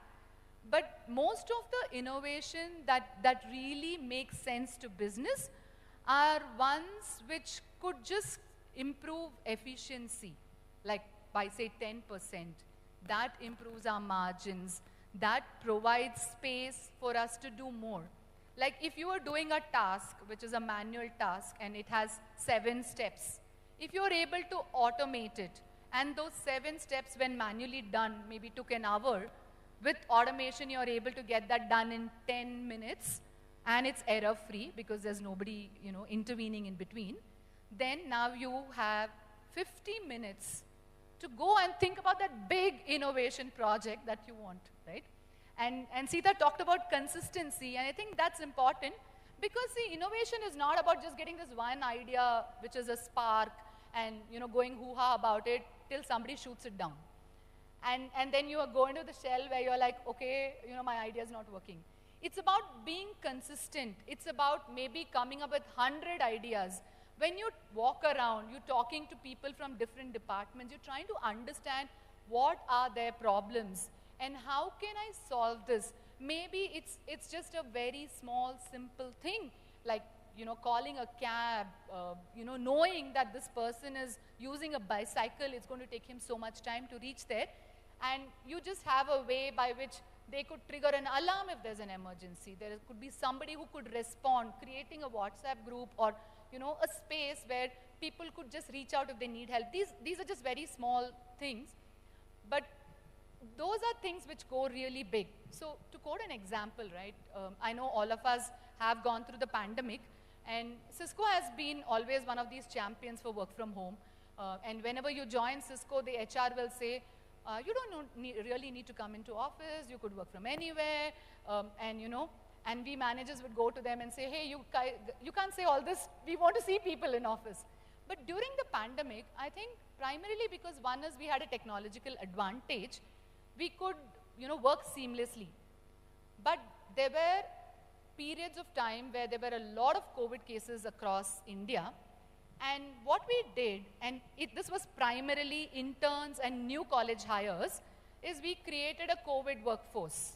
It was very simple. It's a smart sheet. If you or anyone in your family or neighborhood has COVID and you need help, you just fill in that smart sheet. And what we had done was we created zones across different cities. We had tie-up with ambulance drivers. We had tie-ups with hospitals.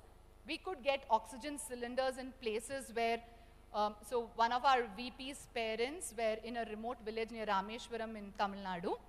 And then when he reached out, they could get the oxygen cylinder to his parents in like 3 hours. So basically what we did was, it was just using technology to solve a problem which was a crisis which nobody had anticipated, right? And many of the volunteers also fell sick. It was not like, they were all hale and hearty. But then they kind of knew the drill, right? So it just made life so much more easier. And it's just talking about how you could take a real life problem, come out with a very simple solution. And it didn't require a lot of work, right? We automated a lot of the flows. We could figure out, where the beds were empty. It was literally like a war room. But it also brought everybody together. And you will not believe there were like 1,000 volunteers. It was just amazing to see. And Sita talked about energy. That's the kind of energy. Not just the kinds where we are like, okay, let's go party and, we all want to hang out together. But let's go solve a cause together.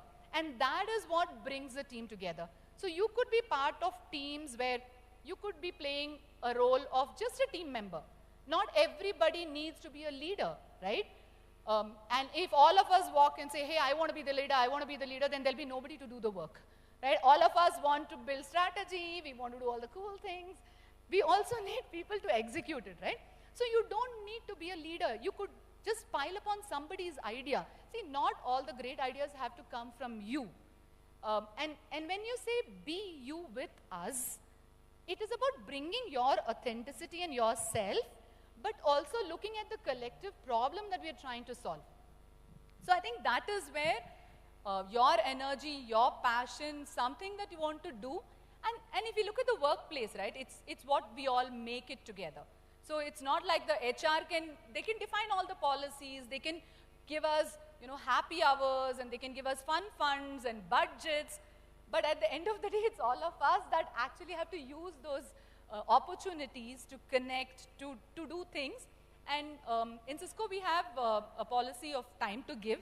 So we have 5 days every year, which you could use to volunteer your time for any cause. And Cisco will match like $12 an hour for the amount of hours you put in. It is so much fun because we kind of use that day of service to go out and do things, and it's more like it's also a team building activity.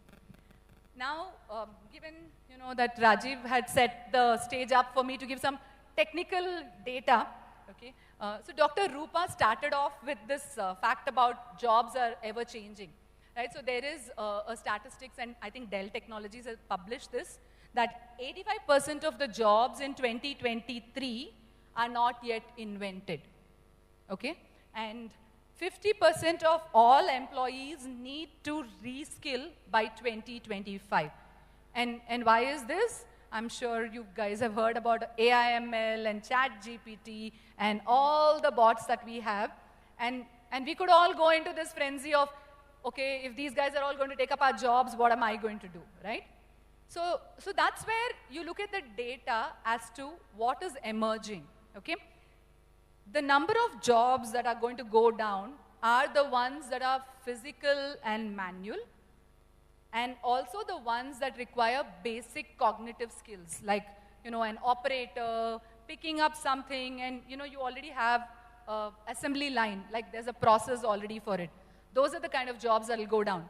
The ones that are, going to have the highest shift in demand are the ones, like Sita clearly pointed out, that require more advanced cognitive skills. And that includes creativity, complex problem solving, social and economical skills, not economical, emotional.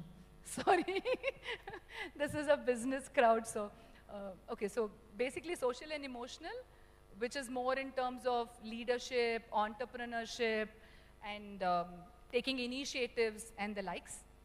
And the last one is the technological skills, which is mostly, your programming skills, advanced IT skills, basic digital literacy, right? Even if you're a commerce student, if you are a business student. How many commerce students out here are, okay. Oh, okay, that's a nice number. And the rest of your business, is it? Management students, okay. Yeah, so irrespective of the field that you are in, there is a basic level of digital literacy skills that are required. And of course, there is also a fundamental way in which we work. That whole thing is changing. Just to go back to that, what do modern workplaces look like? They are the ones that we create, and then, we distribute, we collaborate, and we build value together. Those are the kind of systems that are going to stay. So if you start looking at it from a value creation, and value delivery, then I think we're all in a good place.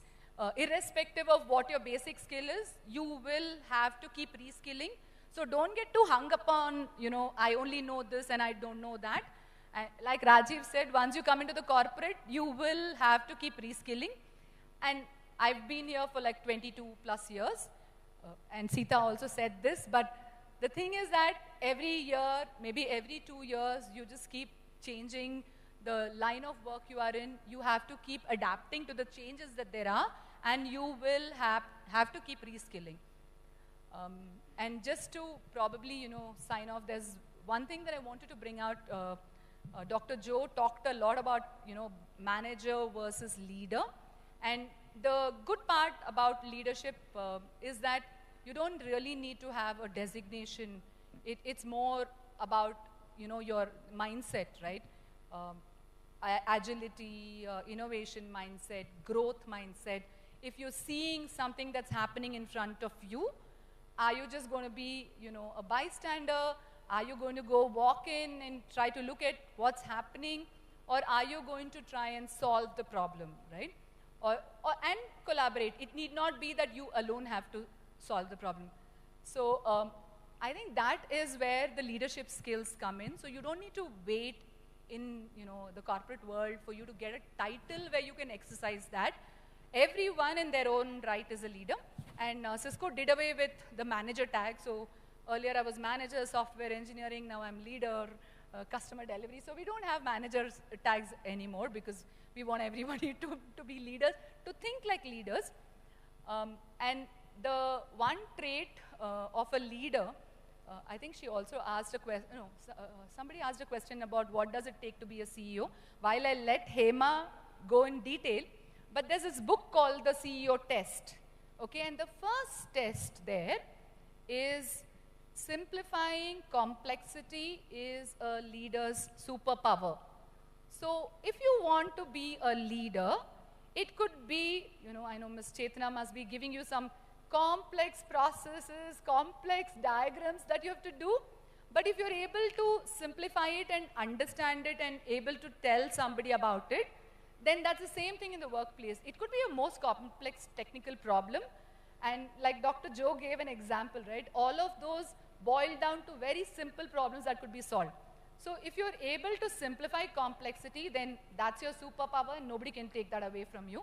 Although it may look like, oh, it was just this simple and, where are all my technical skills? But I think that's one thing that I want all of you to keep in your mind, that you need not have like 20 skills in your resume.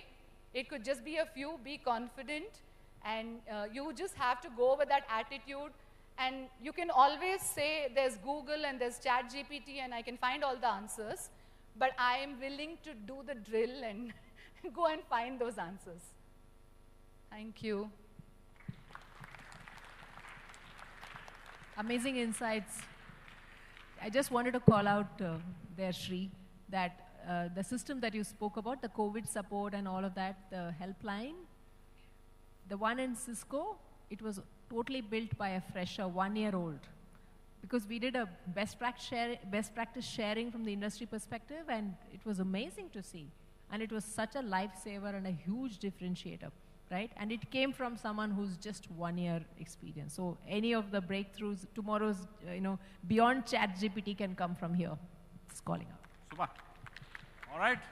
Make sure you leverage ChatGPT though. You don't need to write all the code. So a lot of side talks here. So what are we missing there?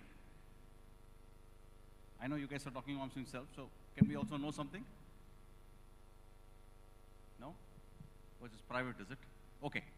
Now, before I hand over to Jyoti, who's going to talk about 2 specific things, one question I want to ask you.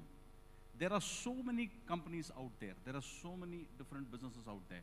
Big, small, medium, startup.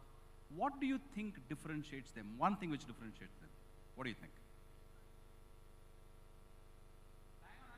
Your next recruit. The culture. That's absolutely right.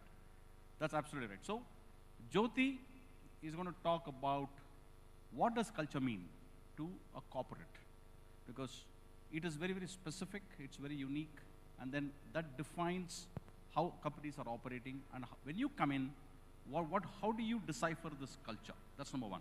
And second, if you have understood and seen the marketplace out here, one of the most common thing which happens all the time is somebody gets acquired by somebody else. There is always this merger acquisition which happens. It's what we call normally the inorganic growth, because there is something which somebody has which I don't have. It's always the build versus buy, as we call it. So how much time does it take for me to build the same thing versus buying it right now? Either I'm doing it for a product or for a skill or for a customer. So she has had the opportunity amongst all of us to be part of the same company which has got acquired 3 times. So she was with Thomson, then it became Thomson Reuters, then it became Refinitiv, then it has now become London Stock Exchange. So, and she has been there at the ring side to see exactly what actually happens. Now, when that happens, from an employee point of view, what do you have to do to adopt? Because an acquisition impacts a lot of people. It impacts because the systems become new, the policies become new, our business agenda becomes different. So how do I adopt? Because I'm expected to stay back in that workforce and continue to do and contribute. So she's going to talk about 2 specific things. One is what is the definition of culture, which you rightly said is the differentiator. And second, how do you remain adoptable? What do you do to remain in a context which is ever changing? She's going to spend a little time for you to understand, because this we see happening more and more in the new modern workplace, because consolidation, changing is going to be here, and then you will be part of it at one point of the time. What do you have to do is something she'll leave you with. Thank you, Rajiv. When I joined the workforce, if someone had asked me that question, the answer would have definitely not been culture. So who was that? Thank you. So you can see that employee profiles are changing. You know, I don't think I would have even thought about culture. My thinking was all about how do I earn a living? It was as simple as that, right?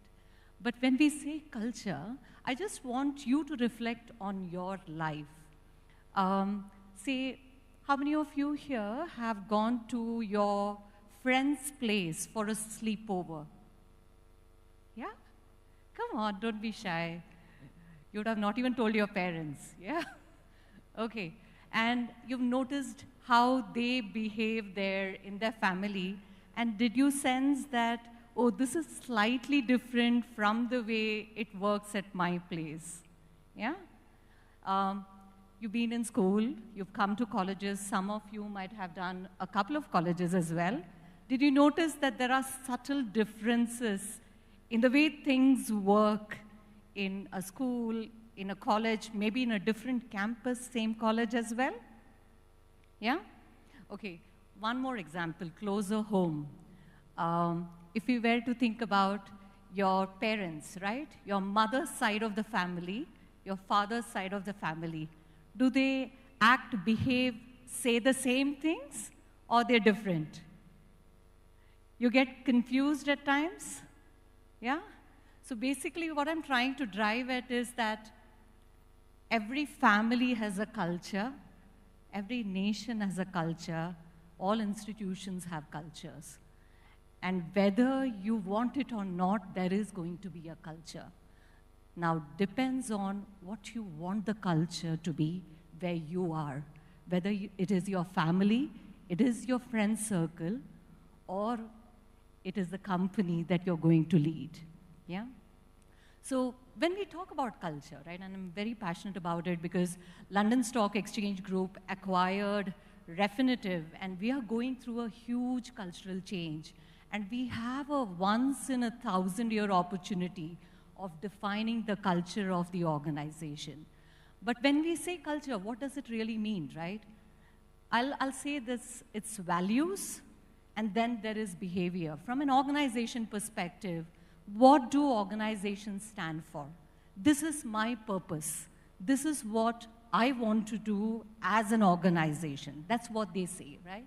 And then what about behaviors? It is those unsaid rules. You don't do these things here. Oh, this doesn't work like this. Oh, you knew, you don't know, right? So these are things that you hear everywhere. So those subtle things, the hidden rules that really create what you experience each day. It may actually say, I really want to go to work each day, or it might make you feel, oh, I'm not going to go to work, right? So today, if you ask me, my number one thing would be culture too, and it will be the reason why I would join or I would not join a company. So it will be great for you because you're already thinking, you already know, you're already thinking sustainability. I don't think we had the privilege or understanding at any point in time. So you're a few miles ahead of many of us already. And I think that's what you could cash on. That's what you could actually take forward. And there was one element that both Sri Ranjani as well as Sita touched on, which is about being freshers, right? You might just feel, okay, what am I going to do? But that is the difference, right? You can make a difference. Are you being heard? You're hired for a reason. Do you have your voice? And if you don't have your voice, that's not the place for you to be. At least I would think like that. So how do you make sure that you are the reason for creating the culture in your team? The culture that you actually create in your team defines what happens in the organization. And I know it can be so touchy-feely, but if I can define it in my own words, and what motivates me about culture is, am I able to take risks? Am I blamed if I make a mistake? Or am I told, it's okay, come on, it happens, move on? That's a learning culture. Are people listening to you when you say, I have an idea? And when you say that, how does that get implemented? Do you get bashed, oh, this is a bad idea? Or is going to be like, let's think through it. It may be a bad idea, but at least let's think through it. That defines to me whether it is a listening culture. And finally, credit where it is due.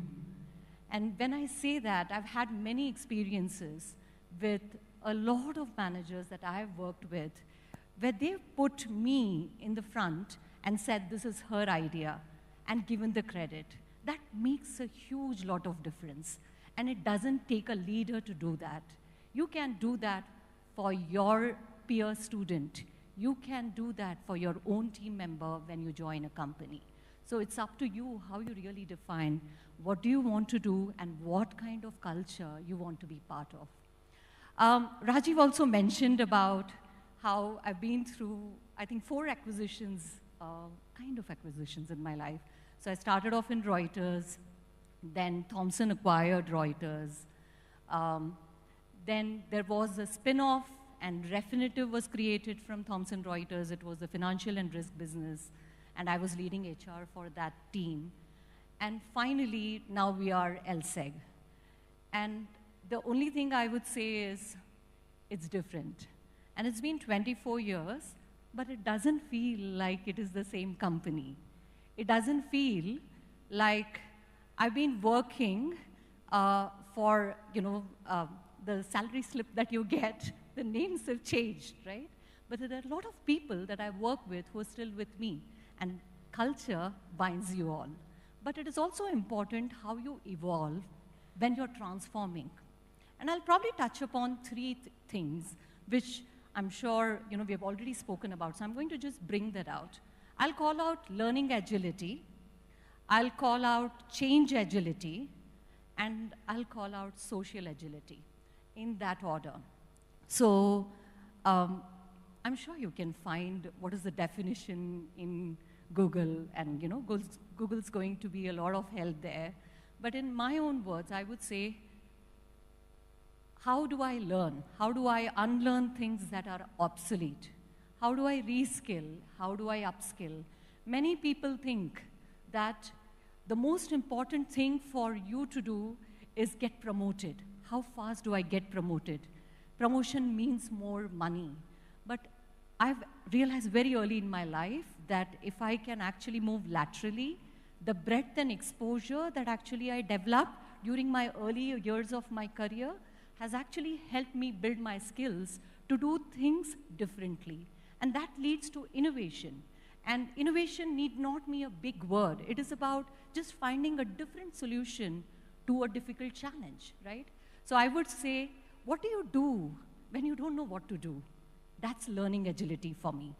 And that's when I count on my networks. That's when I count on my friends. And that's when I count on people who are mentors and sponsors for me, because you can knock their doors and ask them for help, right? So that's very, very key. Learning is not just about skills, it's about how many people you know, what is their worth, value, because you're adding all of that to your profile as well. I'll come to change agility, and when we're talking about change agility, I would say that we all say, okay, and I'm part of this as well, we all say, oh, I think, you know, it's important to change. It is the only constant. And we all think like that. But when you're thrown in a situation like that, do you really change?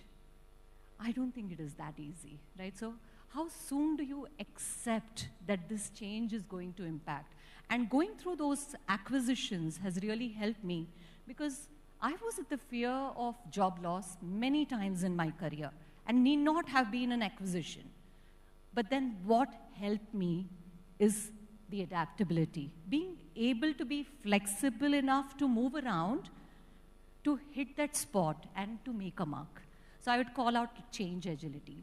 And finally, coming to social agility, social skills, communication skills, and all of that. What's finally this ecosystem all about? This college, this company, this nation, this campus, all about, right?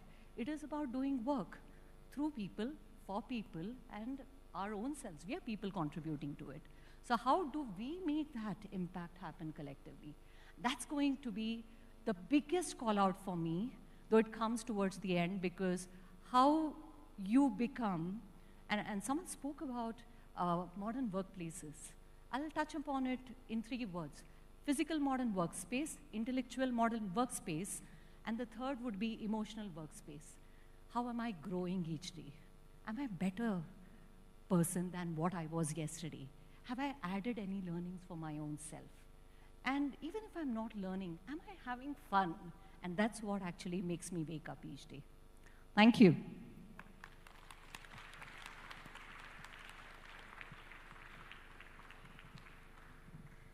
So I was also told to face this side. So I'll face this side. Okay. Okay. Now, I know I'm going to upset Harish, but HR has been what we normally call the necessary evil. I think every company has had HR in some shape, form. HR has come a long way from what we used to call personal those days, maintaining people's data files, and then we have come to a point where if you're reading about quiet quitting, you're reading about the great resignation, you're reading about mental well-being, which was never discussed. I think we never discussed, we never knew. I mean, I didn't even know that there was some category called sick leave, which we could have taken. So we have come from that kind of an era where we were so primitive, and then HR was just probably a set of people who could tell us what to do and what not to do. They were the moral police for us in a lot of context. And so over the years, as the businesses have become more evolved, the HR also has become very evolved. So now there's a lot of partnering with the business. We tell them about people's strategies. We tell them what is okay, what is not okay. And then we are also keeping a watch on what's happening around us in other places. So, and like a couple of my friends said, the post-COVID has been very different from the pre-COVID, even for HR, in terms of their own ways of looking at people, looking at effectiveness of people, looking at the health and concerns of people. So I would like Harish to spend a little time and also link back to that question you asked about mental well-being. Now, how can a psychologist who's now going to be part of the workforce and how does that person contribute to what's happening from a mental well-being perspective, which is directly linked to employee well-being, performance, and then growth. So it's a link. So Harish can spend a little time on how is he coping up with these changes, and how is he looking at what next, and where this modern workplace and how it all can get weaved together, and see how this is moving forward. Over to you, Harish. Thank you, Rajiv. Good afternoon, all of you. So just to take a cue from where Sita sort of started, and I've been told to come this side because we think that there is some separate conversations on this side. So Rajiv told me if you can go there and address this group. Anyway, on a more serious note, Sita started off with something called energy. And she spoke about that being a single differentiating factor for an individual. Now, I will of course connect the other topics that Rajiv has spoken, but if I were to go back 30 years in my career, and something that was told to me then, and which if I look at with retrospect today, is still very, very valid. So this is, of course, a lot of people have different views. Organization has undergone a lot of changes in the way it has operated worldwide, and I'm talking about no other organization than GE, General Electric, which was the most respected company in the world for practices. So on day one, when I joined the company, somebody told me, we only look at 4 things when we bring people to the table. It was energy, it was energize, edge, and execute. Only 4 things. And they said, if you know these 4 things, and if you can relate to these 4 things in your career, you will cross the 30-day mark, 90-day mark, 180-day mark, and then you can have a long career in G. So that's how I spent about 8+ years in this organization. Today we are speaking different things, whether it is customer agility, or it is strategic thinking, dealing with ambiguity. I think it all stems from what your own orientation to it is. And many a times, even today, we do recruit quite a many freshers into the organization, in Maverick per se, and also in previous other organizations that I have dealt with. Suddenly somebody says, put these people into a 30-day super crash course, and they should come out reformed. So it's not a bakery or a confectionery that something will happen in 30 to 60 days time. So that's why I think you have the unique opportunity here as a campus for a lot of these kind of orientation sessions. You pick what you choose, and you really, if you have chosen it, stay on with it. So this is 4 pieces which I would say clearly. Now, HR as a function started off really as a time office function. If you really go back to Industrial Revolution and that era, you only needed to know if people have come to work, if they are clocking 9 hours or 10 hours of work, how will you pay salary, how will you pay overtime. 100 years later, same issue exists. Instead of time office, it could be punch card, or some unique system like Chronos or something where you regularize attendance. Even today, we struggle in an IT industry to ensure that the associate's time is billed to a customer. So where I'm trying to say is, basics that you learn in college are extremely important in these kind of functions. HR, finance, some of this, I think they never change, because I think the ID Act, whenever it has been enacted, still remains the same. 1946 Factories Act remains the same. PF amendment remains the same. So I think these are important. Now, there are tools, resources, apps for you to find out things, and how smart you are, how quickly you can get information. Somebody spoke about networking, ability to pick up the phone, talk to some other colleague. I think these are all great things. I think this is another value which is important. Your ability to network, your ability to reach out and get the right information. Forget friends. I think the government also has made enough mechanisms. If you go and visit some of even websites like a PF thing today, I think you can get a message almost on a monthly basis, what is your provident fund accumulated. So this was never there. So technology is coming, we are embracing, but I don't think you can ever replace that people connect with technology. So HR jobs in some roles will definitely remain because you need to talk to somebody. I can't talk to a bot about my issue or about my career or what will happen. If it was so simple, then I think even courses would not be full when you're running or offering specialization. So I think that is one. Coming on to pre-COVID, post-COVID, one is health of people. So I don't want to get into what happened during COVID times. Most companies which have never done anything of this were able to get back and fight back. Working from home, studying from home, writing exams from home, getting your degree from home, all became a reality. And getting admissions and still continuing that also became a reality then. But something that this really brought about is missing that connect in a workplace. Because all what my colleagues have spoken, whether it is culture, I think culture can't be built in your house, sitting in front of a laptop all the time. While I'm a great, I really like technology and your ability to collaborate, but once a while, you need to still get people together. So something that people felt, imagine you're sitting in some remote village in some part of Tamil Nadu or Andhra and you're working on a project. You're engaged, but that connect, which is that emotional connect, is really missing. And then somebody will say, my video is not working, so he'll not turn on the video. Somebody will say, I can't hear. So half the time the call is gone. So where is culture? I don't think you're able to really build and reinforce what you want. As a result of this, I think there was a lot of loneliness also which set into people, which we are seeing even now today. When companies have recalling people and doing a hybrid workforce, it's very difficult. I think something like this, what we are doing today, was done remotely for 3 years. We also went through NASCOM panels, industry panels, NHRD panels, everything remote. Thank you, buy your coffee. It's nice initially.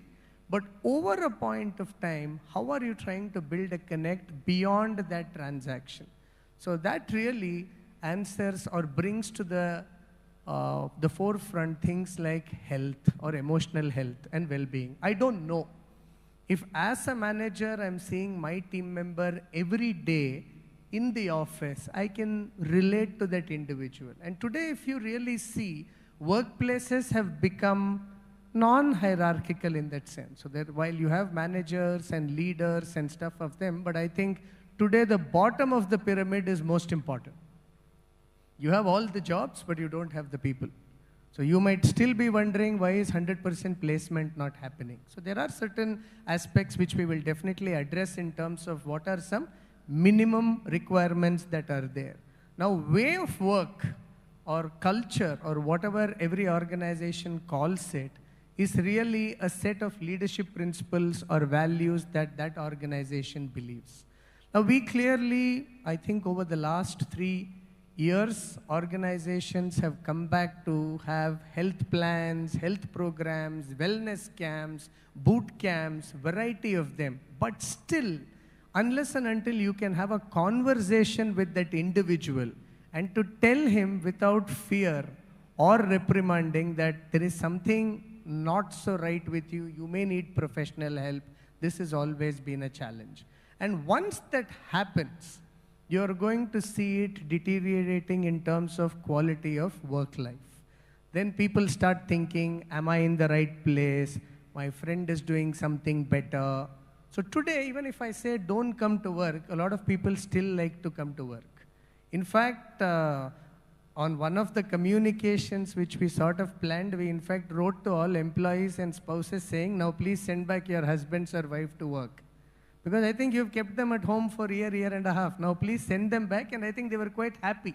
So it all depends really on how do you want to do. Then the last one which also came was, how do you, now these are all things that trend towards managing style, manager effectiveness, and the final outcome is attrition or churn. We all dealt with 50% attrition, 50% of the workforce depleting in less than 6 months' time. By the time the training is over, people are gone, to every individual having 4 or 5 jobs in tech-oriented kind of companies and people not showing up. But I think life is a leveler, so it always comes back, and today we are much better. So jobs are there, people are there, but then you found out a lot of other things that started happening. Moonlighting started happening. People doing multiple jobs, multiple projects started happening. We actually had a couple of impersonation cases also, where we interviewed somebody, but somebody actually joined us and somebody is doing the work, because this has been completely remote. So these are challenges which are here to stay.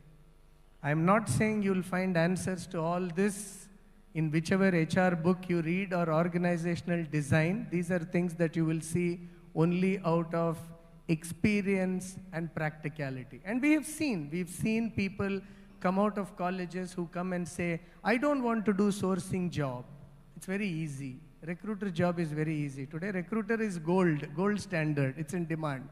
But do you know what you are sourcing, how you are sourcing? You will have to do this job over a period of time. So, something that I would always say is, as much as I spoke about energy, energize, edge, energy is something that is very visible. So if I'm doing a group discussion, if I'm doing a personal interaction round with people, I think these are things which can be located easily. Still, in most cases, Rajiv and me have done quite a lot of these sessions, we still give the benefit to the person. Even if somebody does not speak, we say, at least call for a personal interview. But even in the personal interview, if you decide not to speak, then maybe it is a bad day for you. And maybe it's a good day or a bad day for us because we didn't end up making that selection. Because see, you have to understand, and I've heard many students say this, that this company will come, but they don't want to hire. Come on, yeah. We don't want to come and spend a full day in Electronic City and not hiring one person. Even I am responsible. I need to fulfill 50, 60, whatever my numbers are. So we also like actually to extend more offers than actually people will join. So which is all predictable. So I come to your campus, I make 100 offers, I'm expecting 60 will join. And maybe sometimes 100 will join, which is fine, I'm ready. But on the other hand, I don't come with an intent not to hire. It's like you saying, I'm writing an exam, my professor will ensure I fail. I don't think that happens. I don't think there is any malified intent for anyone. So that is important. So again, coming back, I would like to leave you with only one thought. Always careers look very elegant, but it is always in retrospect. Most careers, most choices that you make in your life are always elegant. Wow, what a nice life. Jyoti has been through 4 transformations. Only she knows what she's been through in those 4 companies or in those 4 roles. Because every company is different. Like I'm sure you saw a PU college or a 12th is different from a degree to an MBA program to something else. So similarly, every organization is different, and let us be realistic to say what are those 1 or 2 things that we want to work on, and be patient. I think I said this in this campus a few months ago. I'm once again reiterating that. Please, back to basics and get your fundamentals right and have patience. You're not going to get to the CEO in 5 years' time. Yeah, maybe if it is your own company, yes, but even that is not a good idea when you finish college. Please work for a couple of years, at least 5 years. I'm not saying 50 years, nor am I saying 30 years. At least work for 5 years. You'll get different perspective. You will get different management styles. You will manage people. You will fall down a couple of times. Then you'll get up and start walking. Then you do whatever you want to do. But not 5 different companies. Try and see if you can be in a place for a reasonable period of time. So Rajiv, over to you.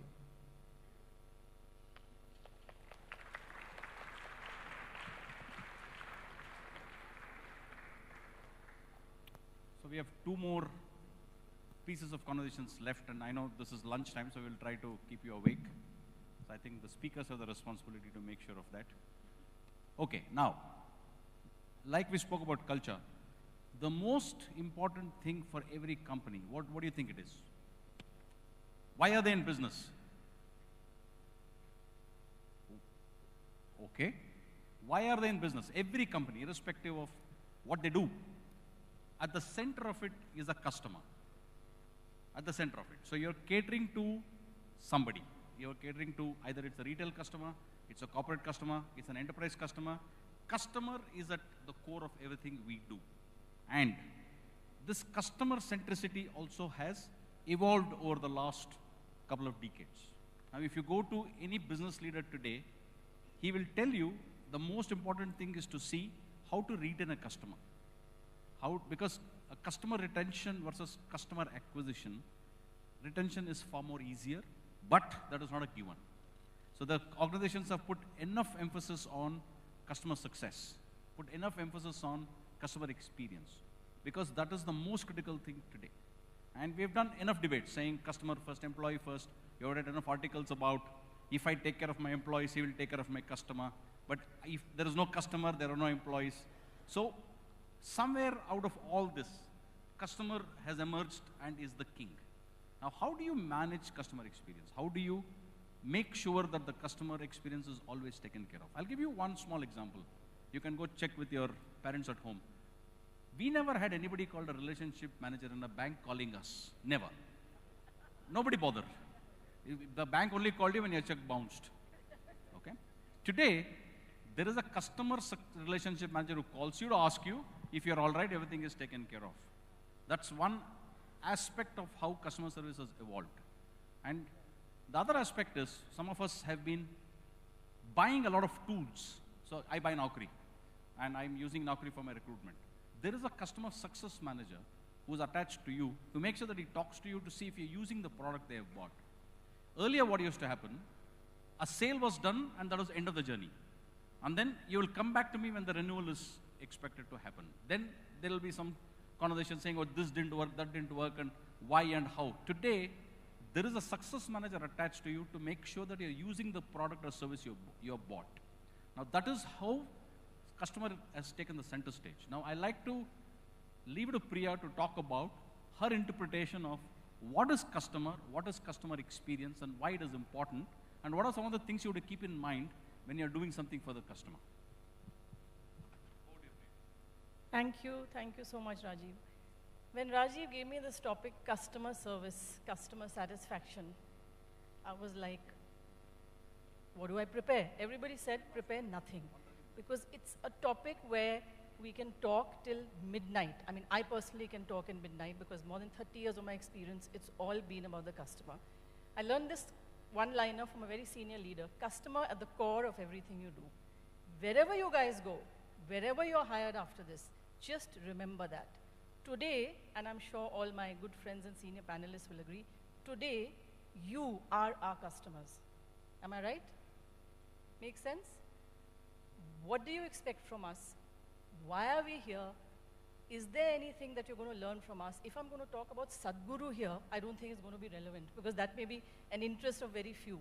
But the most important 4 things which I would say keep in mind for customer loyalty, customer retention, like Rajiv said, I have to mention, customer satisfaction. Understand the business of the customer. See, we have to understand that you all are students of commerce and management coming here. If we are thinking that you're already ready to be hired, you know everything, then why are we even sitting here, such senior people? So first is understand the entire business of the customer. And I have worked in very, very different industries. I always say jack of all trades, master of none, from hotels to airlines to BPO to banking to training to now I'm in a legal firm, and I'm not a lawyer, and I really didn't ever think I would be actually doing what I'm doing in a legal firm, where I'm surrounded working with people who are like 22, 23, and much more qualified in a way because they're lawyers.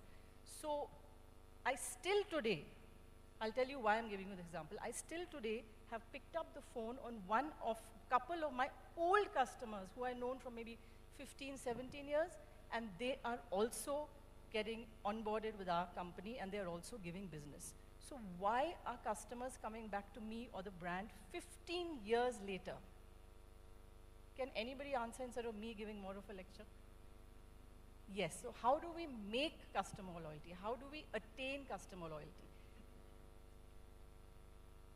Absolutely, very brilliant. You made my life easier. Actually, all my panelists have made my life easier because they've covered technology, AI, all the new things which, Could you repeat? Could you repeat what she said? Customer customer service, customer centricity. So how do we attain customer service? Understand the business of the customer, understand the service he's expecting from you. Now, I'll ask Harish to give an example as to, because he and I are both ex-hoteliers, but he worked with my rival competitor. I was with the Oberoi, he was with Taj. Harish, can you just explain why, as per you, being a very, very old employee of the Taj Group, is famous for customer service? It's famous till today, maybe to a certain extent in a different way, more than the Oberoi Group.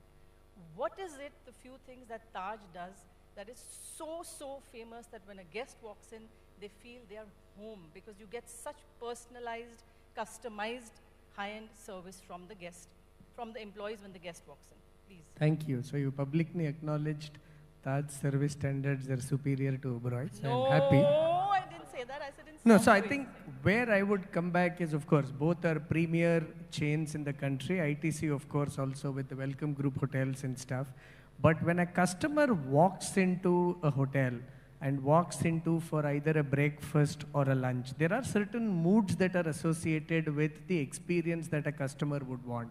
So in simple terms, in breakfast, I don't want somebody to be too pally with me and try to ask me, hope your evening was good, morning was good, hope your bread is okay, your egg is okay and stuff. No, I don't want any of those. I just want to be left alone, finish my quick breakfast and go. It's like eating maybe an idli in a Darshini, quickly finish and go. No other services, no frills attached. Lunch, dinner experiences could be different. It could be business meetings, it could be specific requests. Maybe I'm closing a deal with a customer, I want a cake, I want something. Some of these groups operate things very differently. Some of them say, whatever you want, I can get you. So I run a Chinese restaurant, I want a Chinese starter in an Indian restaurant. 9 out of 10 Oberois would say no, because that is against the company policy. Now, it's a very good policy, there is no problem, but what matters is the customer. So I think that way there are some companies which are still ready to walk away from a customer and say that this is my policy prevails. So it's like today you have an iPhone, correct? Many people have an iPhone. A person who has an iPhone will only swear by an iPhone or Apple. Apple is fairly rigid, so that's where Rajiv and me have differences. You are proprietary, damn, I don't like iPhone. Because for everything, you have to do certain things. If you forget your code, if you forget some things, God bless you. If you don't have the bill, it is done. But I think with the other ones, maybe there are open source platforms, there are things through which you can do different things. So what making experiences and making memorable experiences are important. So, you know, something that I can really talk about is a family on a trip went to maybe a property in Maldives, which is one of the Taj properties in Maldives. They didn't do anything. On one side of, I think the beach or the resort, they said they will take you and do some small aquatic activity. It costs nothing, but it is an experience of a lifetime for those people, because you on your own will never do those kind of things. So I think that making experiences, making memorable experiences, more importantly, I think where Priya is coming from is, how do you ensure your staff have that right answer? So even I think if you look at airlines today, sometimes it's very cut and dry answer. You want coffee, no, coffee is not available. You want cashew nut is not available. That's okay. Once a while you're okay, but sometimes you do take objection to it. You want cashew nuts, the person will say, I have only almonds. So maybe, that is the other way of looking. Be happy what you get, and the flight is taking off. So That's true, Harish, but in an airline, unfortunately, they are constrained because everybody's just stuck in that very limited space, and all they do is just look at their hostesses and wait for the next meal, and you know, what is there to drink?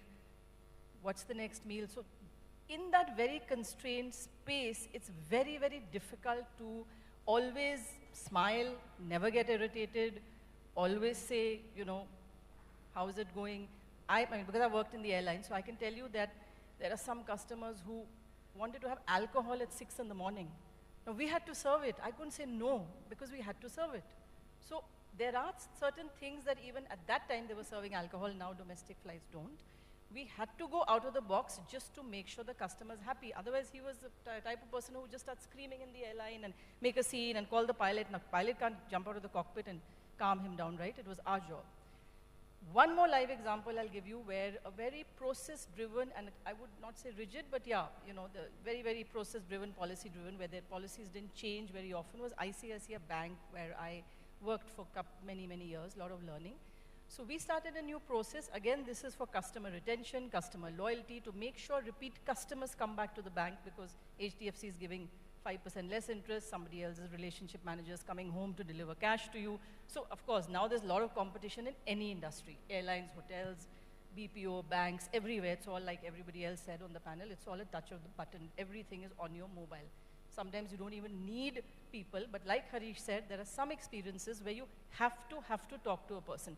Everything a interactive voice response, everything a chat box, everything a, you know, a robotic voice in the ear can't answer. Sometimes when I'm calling any service provider and 1 hour has passed and I'm still frustrated because I still want to talk to a human voice, because none of the options given in that interactive voice response have actually solved my issue.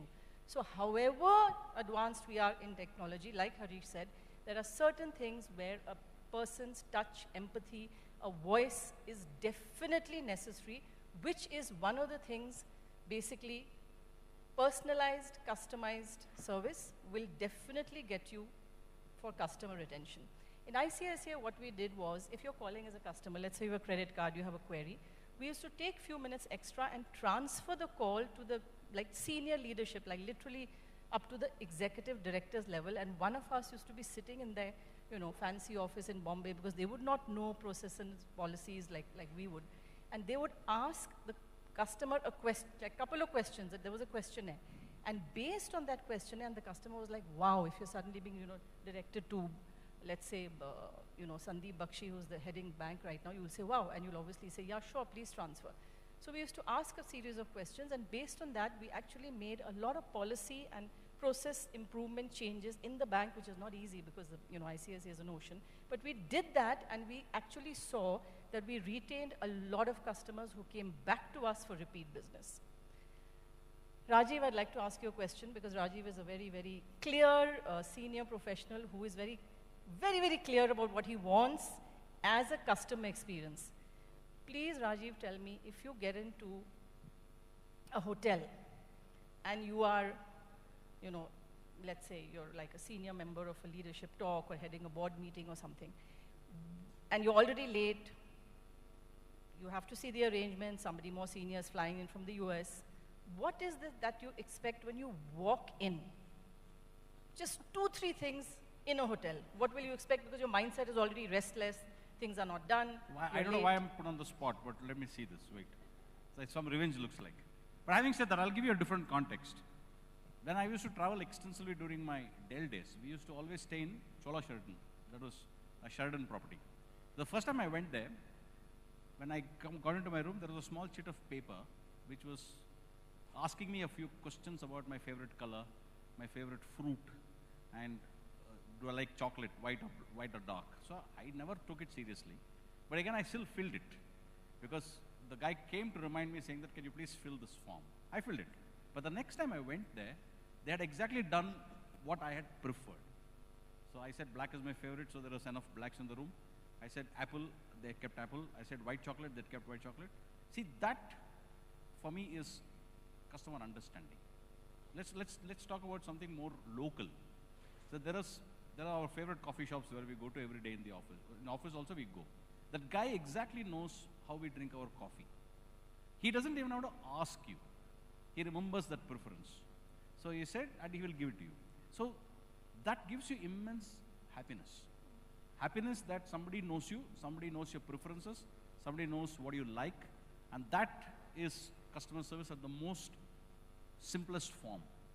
And that actually can be expanded in very different ways, in different organizations, different businesses, but that actually defines customer success. And coming from IT, people like Sita and Shri and Jyoti can understand. When we go to a customer, the first question he asks you is, am I a customer of a size where I will get relevance and respect, and can you make me your priority customer?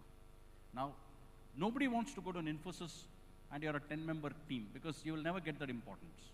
Customer wants customer importance and preference. So they're also very particular about how you're going to treat them. And that's one of the qualifying criteria. And some of the RPs we have responded, they would like to ask you, what is your lowest customer team you are managing? So they want to understand, can you even service smaller businesses? So SMEs, which contribute to a large, and she can talk about SMEs, importance of SMEs, they also like to understand how you treat them. So customer expansion, you can expand the simplicity to even large enterprises to see how customer preference makes such a difference. Thank you, Rajiv. So, That was very helpful. Thanks a lot.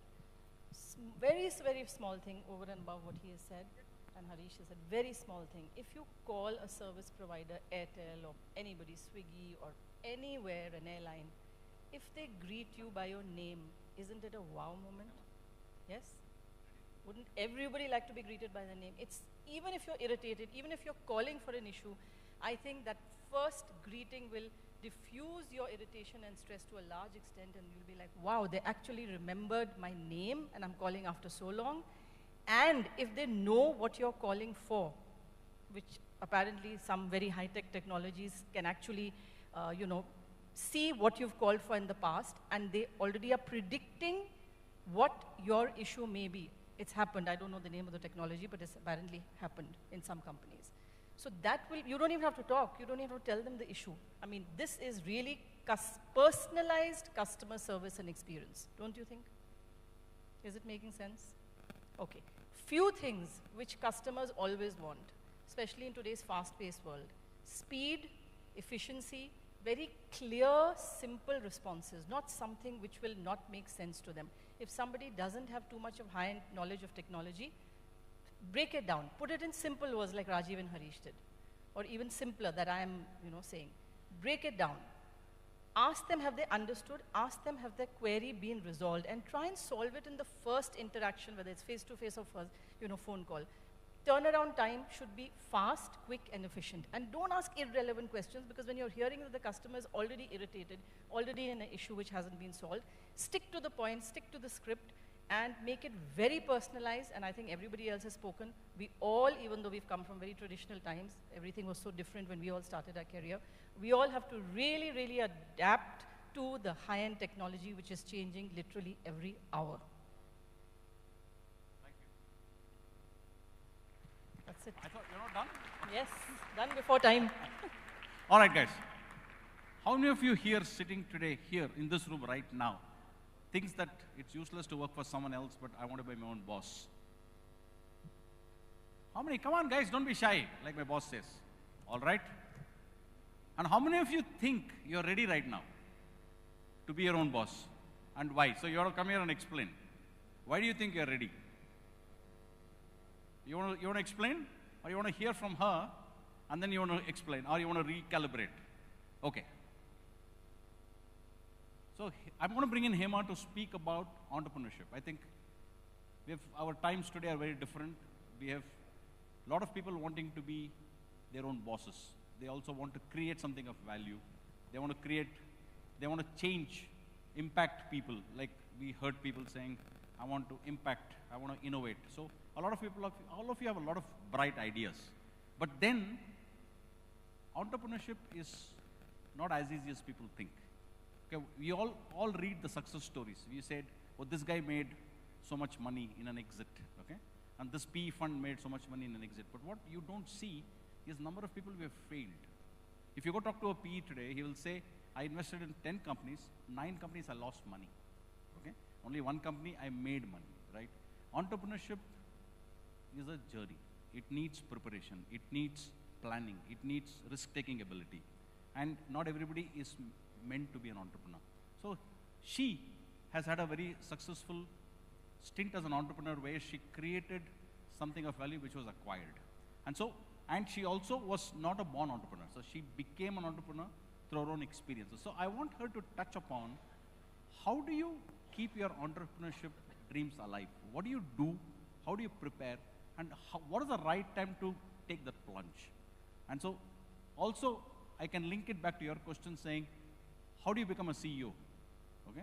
And so she can link it to an extent where what makes you qualified to be a leader of an organization, and the common trait will be the risk-taking ability, knowing your customer, knowing your skills well. And somebody said, how do I simplify complicated stuff? So all that will come together and entrepreneurship becomes relevant.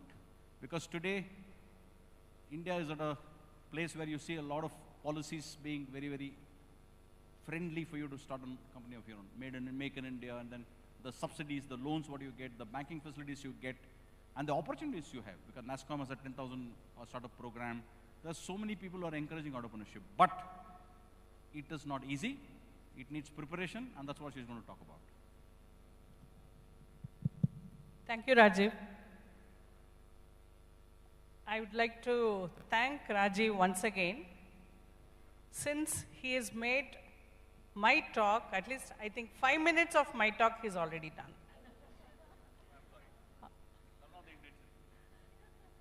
Thanks to you. So, coming back to your question, what are the risks which the CEO has to take? Or are there any risks to be a CEO? So in the hall of about 300, can anybody give some numbers or throw some numbers? What is the percentage of risk which you have to take as a CEO? How much? 100%? Somebody said 100%? Can you raise your hand? Yeah. Yes, 100% is the risk which you will have to take as a CEO. So CEO means risk taker. What do you want to do in a business? What is that we will have to do as business owners? I would like to take her cue. She said passion. Passion is the basic requirement to be a CEO. You can be a CEO, you call yourself an entrepreneur or a leader. That passion is the one which drives you. The second point which I would like to tell is focus. Whatever you want to do, you should be very, very focused about what you want to start off with. Do some basic study and research, like what is that you would like to enter. It could be a product, it could be a service, it could be a project, or you are going to customize your services to a customer, right? Customized. So it could be a project which you would like to take up. So it could be a product or a service. So what is that product? Do you get ideas for a product? Do you really have some products which you know it is going to be marketable? See, we are not doing business just because we have a passion.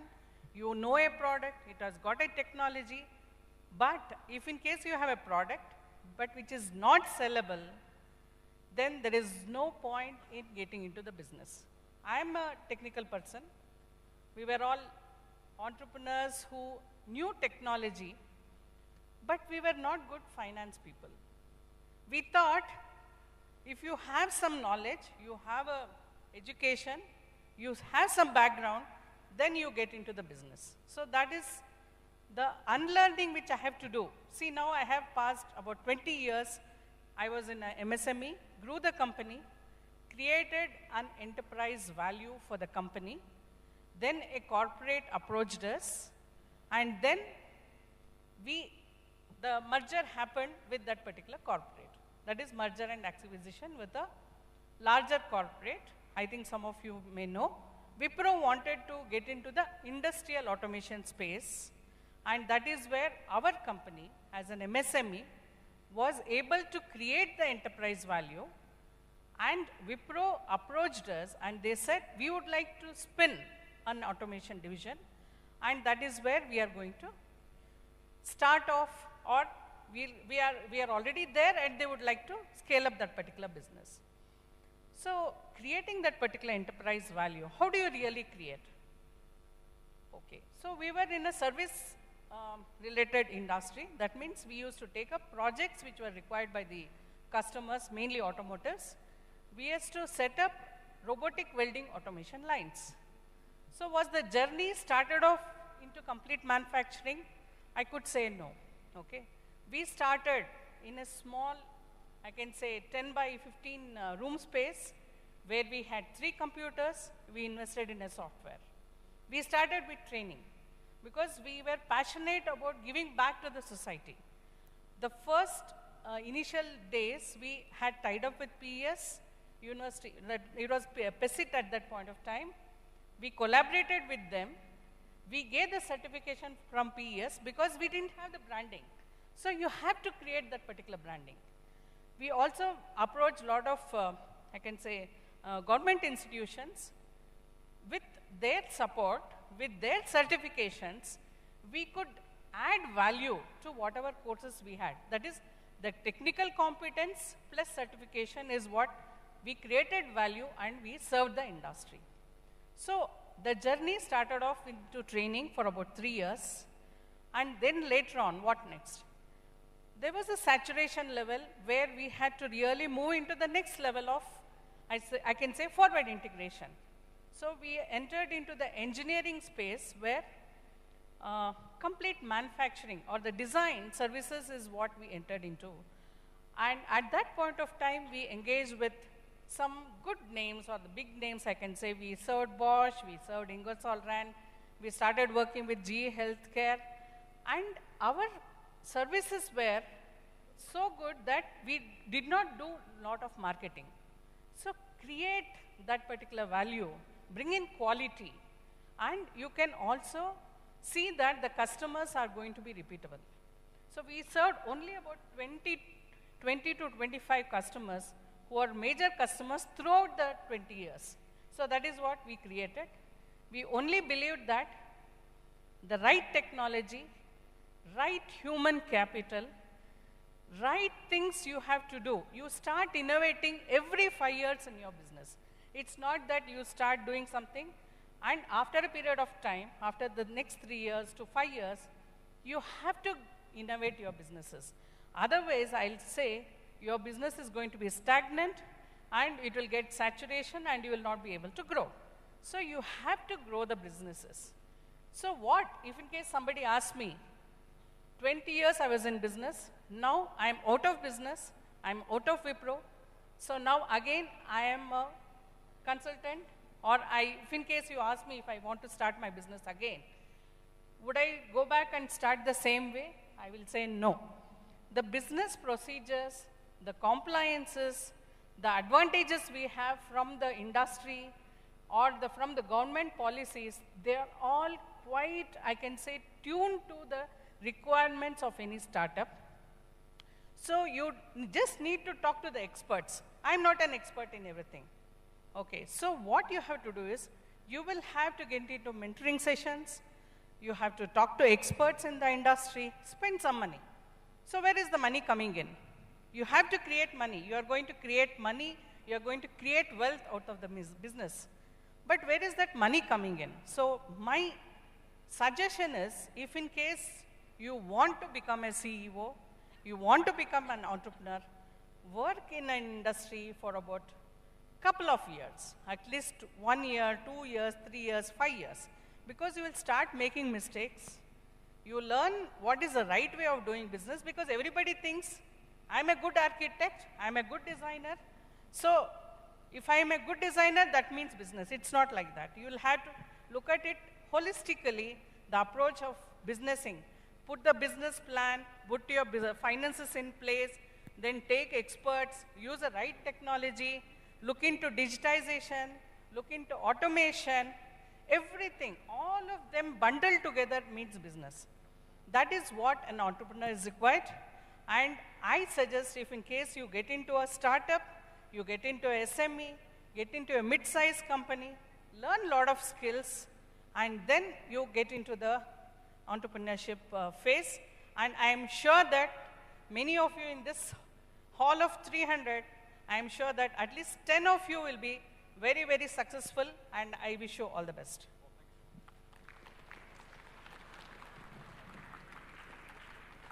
Okay, so here's what we will do now. I think our idea was to give you a perspective right from talent to an entrepreneurship, the journey, what is needed, how do we go about this. So we wanted to leave you with this because this seems to be the current need of the hour.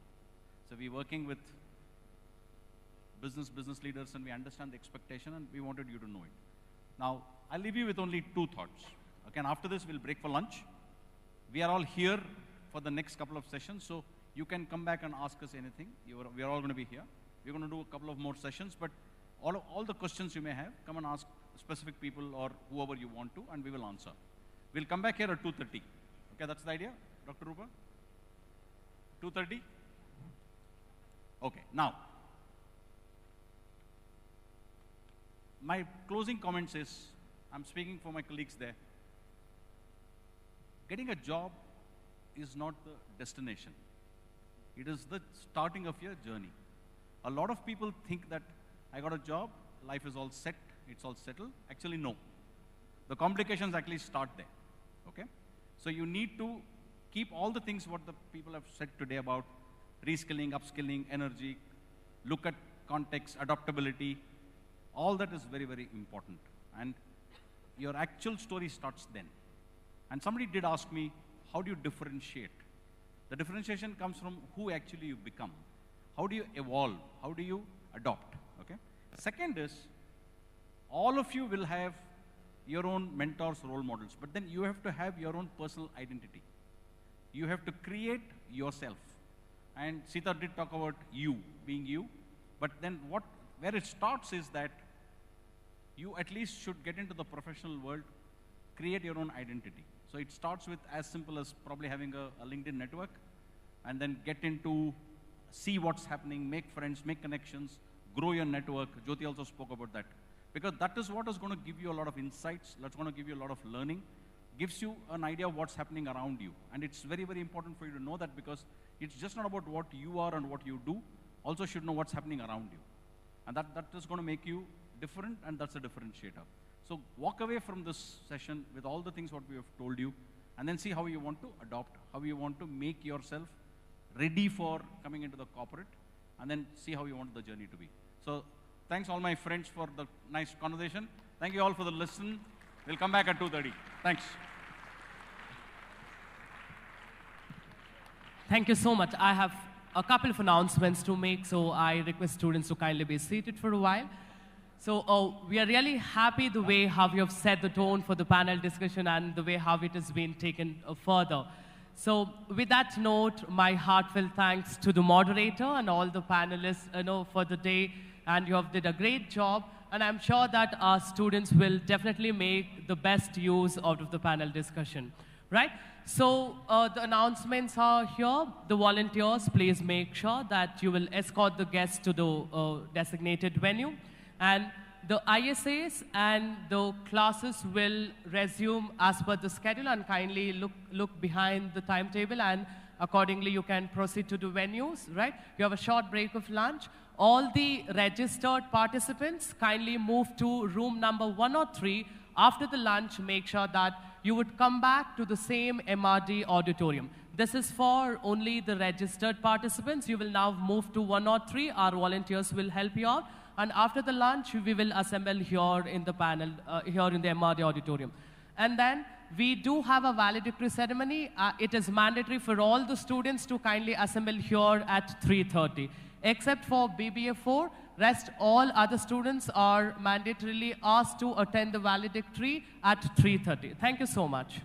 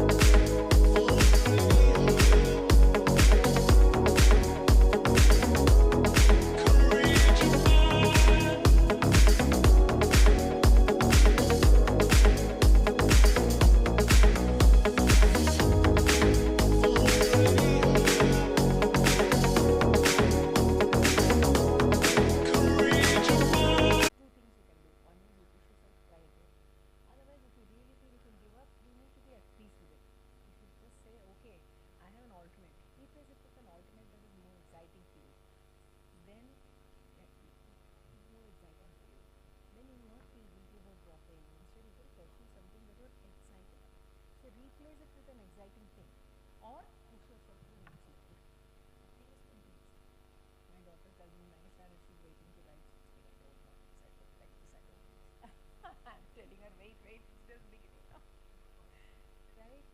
But family also have a very open talk and tell them, look, this is how much it is. Next 5 years I have to study like this, right? Either they support you with that, or you have to also, really see whether it's realistic. Push it a little and see. You'll be surprised. You may start talking, or you might one or two subjects you score little more, and then you feel, hey, I can do it. Just a breakthrough, first breakthrough.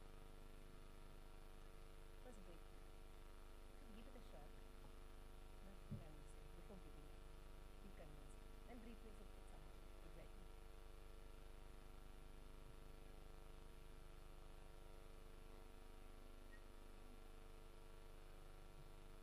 What do you think you'll learn? What do you think you'll be able to do?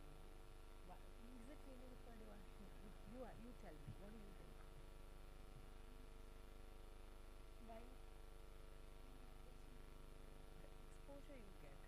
See, I'll tell you, right now, you may not know how the full corporate is working. For example, here we will be studying, right? That there is an organization, there is a business, there is an investment, there is all those things. You will be seeing the balance sheet and all that, right? What you're studying. Sick. Going to the corporate, you will see a different world. You will see how all that is getting, right? Internship, see, it should be a joyous thing. Again, if your life is very hectic, you say, I need to do internship also. Then it's more of a, struggle. Internship you do when you really want to learn right the chunks of it, but your resume will look like. With internship, you will get more confidence, you will get a little more exposure, and your resume will also look. Go ahead. Feel free to talk. Your name is? Where are you from? Okay.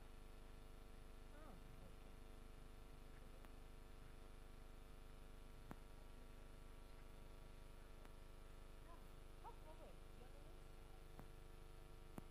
Where are you from? And he's trying to make what is it called now? A booklet or something. Portfolio, correct. He's trying to make a portfolio, and there's so much of creativity expected from children, and I call it blue child, right? But yeah, but there is so much of creativity expected. But is that really required by question? So what is the real you? How do you put together the attributes that you will bring to the table? What is the value that you will come to the idea? Obviously you're going to talk about your education. What are the skills that are unique to you? How can you bring that out in your students? And if you have any experiences, have you done any internships or things like that? I mean, what are your biggest learnings?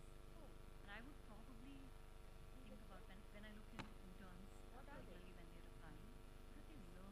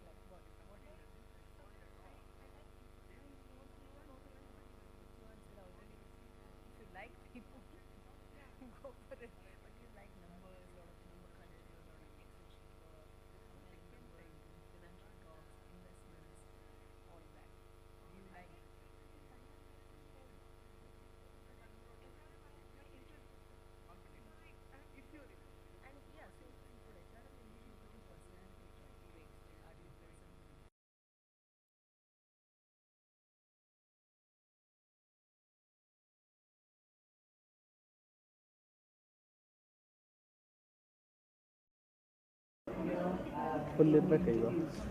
Hello hello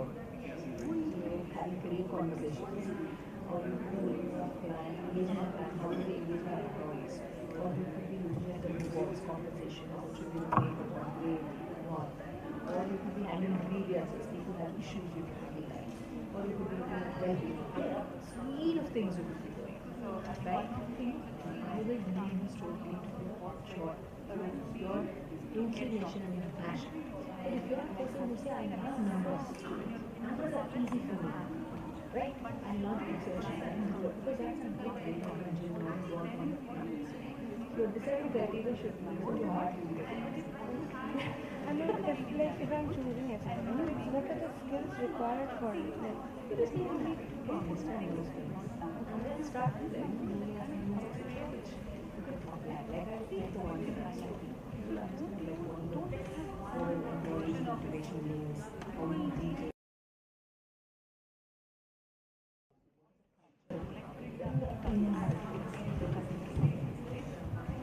Any extra co-curricular courses that we can pursue, like which is actually beneficial for example? Right? Some personality stuff because you like speaker or you like people and talking to people, right? You know some things that will become better knowledge. You'll be reading those things. You'll be reading things, right? You talk, right? Some communications and what take some other things that require Like courses like an Excel, PowerPoint, those are also absolutely important. Especially to make a presentation. So certifications are also All that for your own. Even the other people also have a little bit of work to do by the forms. So if I'm sure, does it require like any other languages other than English is aspect? That's not a language. See whether you will be able to fit into that role. If not, get into some other roles. It's fine. So you don't need to really worry about what package you are going to get. See, for the sake of parents, you will need to have a job because parents are in Manel Kutidane. I think I know. you all Kannada Mayen Manel Kutidala in ಓದ್ ಮುಗ್ದ ES ನಲ್ಲಿ ಓದಿದ್ದಾನೆ ಇನ್ನೂ ಕೆಲಸ ಸಿಕ್ಕಿಲ್ವಾ ಅವ್ನು 10 ಲಕ್ಷ ಕೆಲಸ ಸಿಗಬೇಕು 10 ಲಕ್ಷ ಏನಿಗೆ ಬೇಕು package minimum is what 2-3 years is the sailing period. You can do anything in it. Once you know what your sports strengths are, write down your sports. Okay, where are your gaps? Work on your gaps. Take some particular skilling, whatever is required. Take some short courses. Then build up on your strengths and then move on. But be focused. Whatever you want to do, be focused. Everything is a challenge. And world is not going to end in the next 2-3 years. We have seen after pandemic, I can say everybody has realized this is what is life. I don't need to do great things, but I have to do things so that I also survive. Then do something meaningful. See, you should have a purpose in life. It should be meaningful. What you have to do. Where is your happiness? At the end of the day, you struggle. Are you happy? Going to a corporate, working 8 hours, 10 hours, and doing that, wherever you have your interest, that is very important. You can go ahead and do some, finish your studies, take some time, talk to some 3-4 people in the same expert field. Just take their advice. Let them not decide. You decide. Hear them, that's all. ಅವ್ರು ಏನು ಹೇಳ್ತಾರೋ ಕೇಳಿಸ್ಕೋಬೇಕಷ್ಟೇ ಆಮೇಲೆ ಕೂತ್ಕೊಂಡು ನಾವೇ ಪ್ರಶ್ನೆ ಮಾಡ್ಕೋಬೇಕು ಇದು ಮಾಡಲಾ ಮಾಡಿ even if you take a wrong decision, it's still okay. Switch over to the next one. keep that iterations on. Keep iterating and then you The only problem is you don't have practical knowledge. Marketing ಅಂದರೆ ಹಿಂಗಿರುತ್ತೆ real ಲೈಫಲ್ಲಿ ಅಂತ ಗೊತ್ತಿಲ್ಲ. ಹೌದು, ಅದಕ್ಕೇನೆ ನಿಮ್ಗೆ internship ಅಂತ ಕೊಡ್ತಾರಲ್ಲ, go to an internship where there also you choose an internship where you learn something. It is not for the sake. I have seen interns, they just come for the sake of completing their internship. They say ನಾವು ಬರೋಕ್ಕಾಗಲ್ಲ, ನಾವು 3 days ಬರ್ತೀವಿ, full day ಬರಬೇಕಾ. If you are not getting connected to the corporate world or the industry, then what will you learn? You want practical knowledge. You have to come. You come now morning 9 o'clock, now 9 o'clock ಬರ್ತೀವಿ ಅಂತ ಹೇಳಿದ್ರೆ 8 ಗಂಟೆಗೆ ಬಂದು ಕೂತ್ಕೊಂಡು 8ರಿಂದ ರಾತ್ರಿ 8ವರೆಗೂ ಮಾಡಿ. You demand, you say, I am coming here and I am pay me. I'll also give you back something. See, when industry is approaching you for the internship, at the end of the day, they are only training you or teaching you. It's fine. But at the end of the day, after 6 weeks or 3 months, they should also have some output from you so that the efforts which they are going to put, it's not the efforts which they are going to put towards you to help you to understand what industry is. See, just going to a place itself will come to know how exactly the workplace is. Okay, what the kind of systems which are there, the review mechanisms which are there, the reporting systems. ಏನು ಕಲಿತೀರಾ, ಏನು ನಡೀತಾ ಇದೆ, you should get into all areas. And if you are inquisitive, people are there to help you, teach you, and you can learn. It's only that you have to go there. How about you? Yes, ma'am. Like even I'm a bit confused, but more because of my previous experience and what I feel is the marketing is the best. And with that, I want to learn few analytical skills so that it will become much easier. Or maybe my work area will be diversified and I can work in many of the other fields also.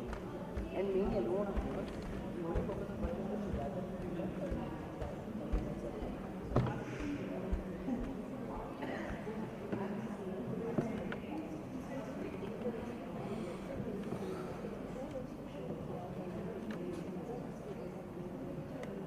Ready?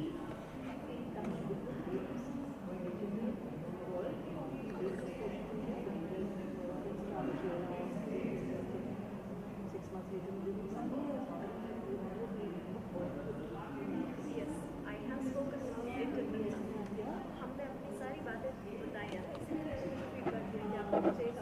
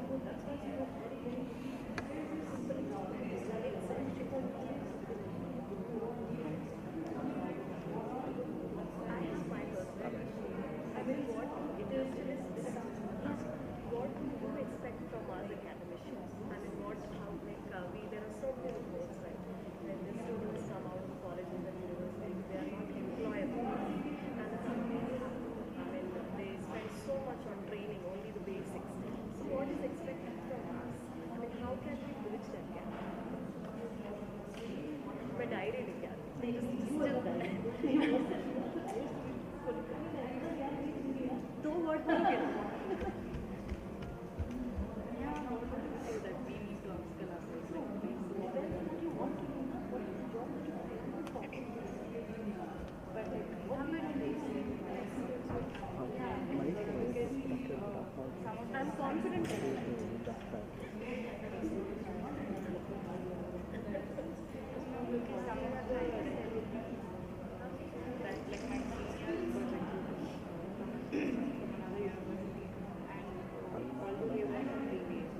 They were expected to know like computer languages like Python and Java.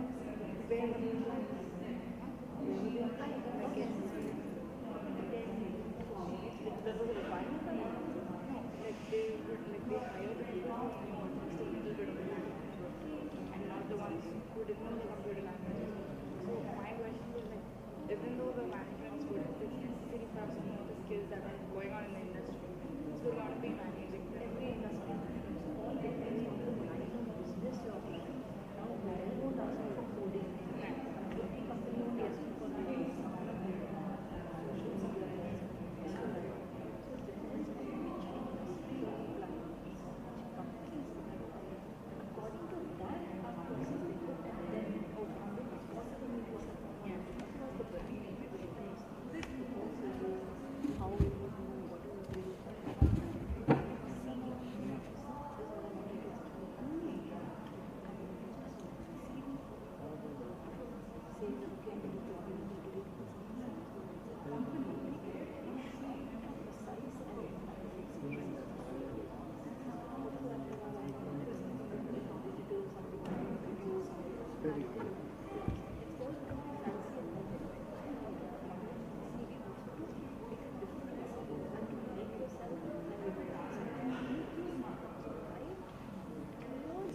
can improvise. You should, but at the same time, it should not be like just like Alexa, start and it will start. No, you have to have that personalization to a bit in the interview, because in a personal interface or an interview, I think apart from what you say, I would ascertain 70% to body language, 30% is what you say. Maybe out of that 10% is English that you are saying. You need not be great fluent, but 70, 60, 70% is your eye contact, body language, which will really establish to me whether what you are saying is actually what you mean.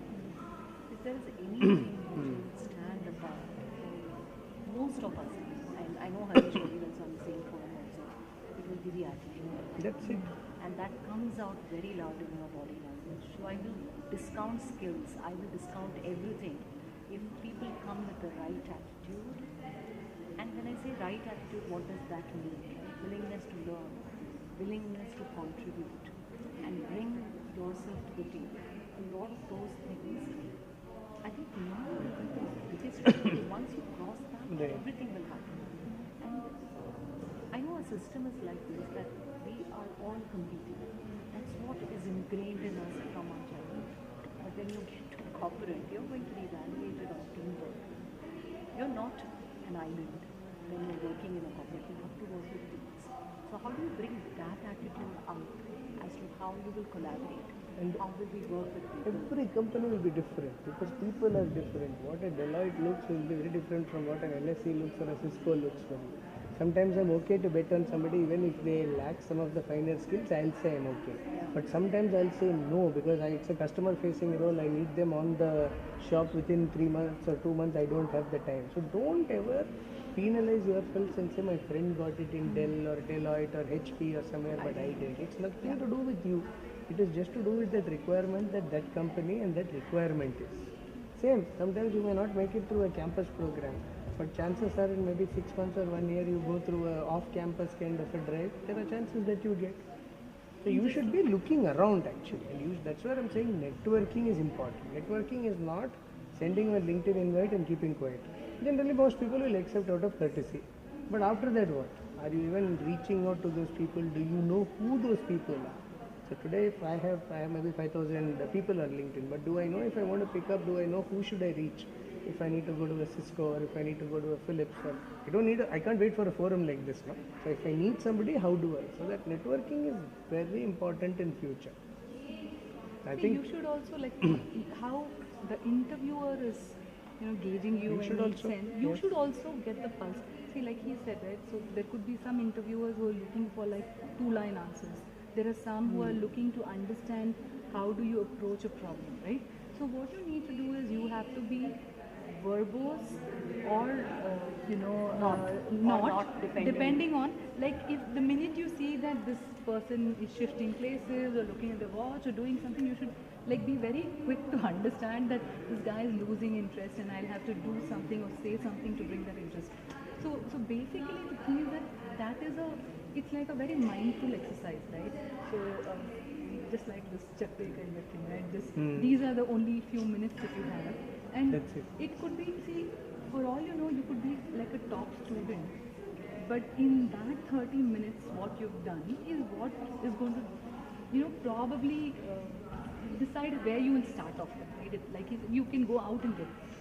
But when you're doing that, you will have to do it with that, you should really want it. So, and if you really want something, then you're going to do everything that you can. You can't go with okay, let me just go and give this a shot kind of an attitude, right? If you don't want it, then if you don't crack it, you'll be like, hey, what did I do? So just give it. So when you're doing that, be totally there, like be in that conversation, read the signs, sense it. It's just not yet another activity that you're doing. The minute you're engaged, like now if I see that you're engaged, right? Irrespective of what the answer you're telling me, I'm already glued in here. Right? So you just make it a little bit more easier for that decision making. Sometimes it's just split seconds. You don't know why you picked somebody's and not pick somebody, right? Correct. I think you also make that decision quickly. Now, when you are talking to somebody, you know how much to talk or when to cut it off and just restrict it to the same thing. So even if I am assessing you, you are also assessing me in the mind, no? And you have choices, I have choices. Both parties have choices. It is not that, as I said, today is a employee market. It is not an employer market. It will come back. It will again, life will come back again. A term, things will happen 360. You will still find where companies will happen, and you will have to go through all the process. But today, see, companies are also looking at very, very different avenues to hire and get people. Yesterday, I saw something. TCS is asking for a in-post fresher MBAs come and apply with us. They have intelligent programs. So, how do you get access to all these things? Don't wait for third year. All of you in which year? Second year. Good time. So, at least don't wait for third year. Last semester to wake up and see what will happen. This is good. Ideally, you should have done all this by now, from first year only. The fourth semester. Fourth semester is actually, your second year is over. Yeah. So you are going into third semester and you are 6 months away from any possible campus interview. So you should expedite and do research. Do research on which are the companies which come to your campus. What is it that they do? Those things are more important. And look at multiple resumes. See what resonates with you. Like, you could just, if you pick one template and try to fit it in, it may not. When you look at multiple, there is like something which, I can relate to. Yeah, what is you, like, we will have different views. Right? Between three of us, we will have different views. But I am telling you, to me, name of the person in front is more important than the resume. At least from a campus. 100%. I give maybe 5% weightage to resume because you should have something with you. You can't generally come into a room. That's all. So at least it will help me quickly at a glance understand where you've schooled, what is your background and stuff. Beyond that is the interaction on how you can build your story or how you can make it impactful. When you said story is not stressful, I can see like, oh my God, it is nice. It is it's nice. going to make it enjoyable. Yeah. So like, is it story, right? Yeah. What typically, right? They could ask you something like, you have exam, no? Please Okay, carry on. 5 minutes. Yeah. All the best. Sorry, ma'am. Sorry. No. Go. All of you, right? Yeah, all of us. Please run. Good luck. Thank you so much. Thank you so much. Thank you, ma'am. Thank you so much. Yeah.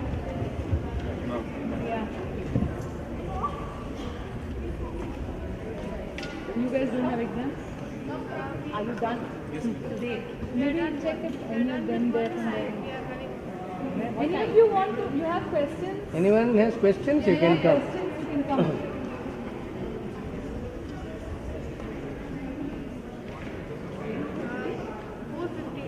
Oh my God. This is that post-unit assessment, is it? What is that? What is today? What do you have? We had business communication earlier and now we are having constitution. Constitutional law. Definitely not very interesting. Constitutional law, but it's okay. We had that last. Okay. Yeah, that's good. Now you finish your assessments at the end. Then what happens in the final one? You have a repeat of this or no? This is it, done. It's a cumulative assessment. Okay. Come. Semester one. Yes, please be seated. If you have anything to ask, you can ask. If you want to say anything, you can say, we will listen to you.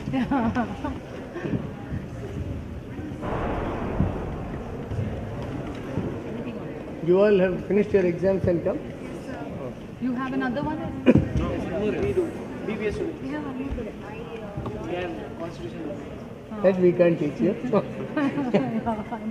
Definitely not constitutional law, we can't teach you. Anything else? Yeah, you have any questions? Any questions, any thoughts on your mind that you want to sort of ask? I have one thought. I mean, it's related to business. Now I want to start a business, but I'm not finding people like who can make that particular product. So I need people for this. How do I get connected to those people? You should direct it to Hema. She will be better to answer. Hema is right there. Yeah, you can actually go and you go sit there. Yeah. Here, straight. She's into that domain, so she'll be much better to handle. Thank you. Thank you.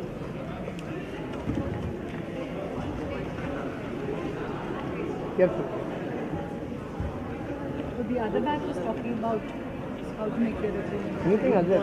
What how to do interviews. Any thoughts on your mind? After 1 month, we have to do internship in an NGO. It's compulsory. We get to internship in NGO. NGO. It's compulsory. So how do you build up a CV?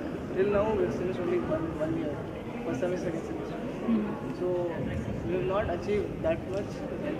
Like first year we are all learning and coming up with a group. You are all in the fourth semester now. No, we are in the first. Second semester. First year. Okay. So for an NGO you will have to. But you can also include things that you've done in your school or any of the community service activities that you've done, right?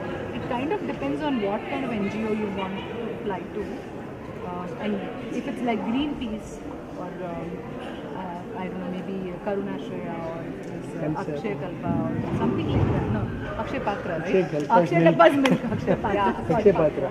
So then, depending on what is the NGO, you kind of look at what activities. Like if you participated even in, in your community, you've had some events, you've looked at arranging even just catering, food or events. All of those also are things which you can add to your CV. Or if you've done some book drive for sometimes the floods, we've collected ration, we've collected even if you have volunteered in COVID. Yeah, volunteered in COVID, of course. Yes, that's a big. And what are the skill set? Because we know we are from the NGO perspective. Because you know corporates in your ability to focus, you know NGO. What could you give examples of NGO you might apply for? Milab.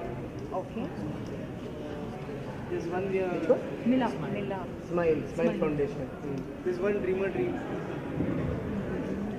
Just mainly is attributed to the time that you are going to spend. I think what you do there is a secondary story. Once you go there, you will do, as opposed to corporate. So the time that you are going to spend and your interest about that. If you are interested just from an academic standpoint, then I have it as a part of my second semester. I need to do it. Or really, it means something to me. And understand a larger picture of NGO in relation to future, because today corporate social responsibility is a very integral part of any organization.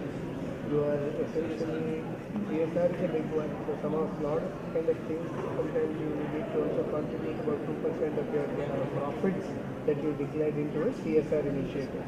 So there are things like this, the knowledge about, I would say particularly if you know where you are applying, knowledge about that domain, that kind of a thing is helpful, because as she said, Karunashraya is cancer, Smile Foundation is something else, something good. What is the theme? Is it women empowerment? Is it tribals? Is it any of those things are I think important from an NGO perspective? But will the NGO objective, like as in, why do you need to build a city? Because at the end of the day for the NGO, they require your time and your intent, right? Do they select or is it assigned? We have to find. You should apply with. You have to find. But does it have to be like a large NGO? Because let's say that you can even find local communities, local things. It should be assigned requirement. It should be registered. It has to be registered. Yeah, most of your old age homes and stuff are assigned actually.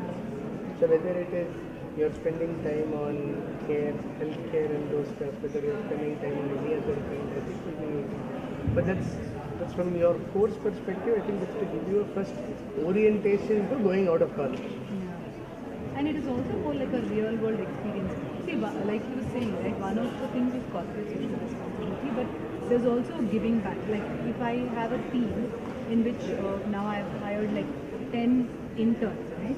So I will have to have some of the senior people in the team that will mentor them and that will kind of bring them up to speed, because we will have training for the basic skills, right? But beyond that, on a project, specific skills that are required will have to be somebody has to train them, and so it's more like a mentor, right? And all through the system, right, you would have buddies at the beginning, and you will keep having mentors at different phases in your career. So once you get started with this kind of a giving back, then that kind of stays, right? Because then you will voluntarily be willing to give back. Otherwise, there are people who would say, this is not part of my job, I'm just doing what I've been asked to do, and beyond this, I don't want to do.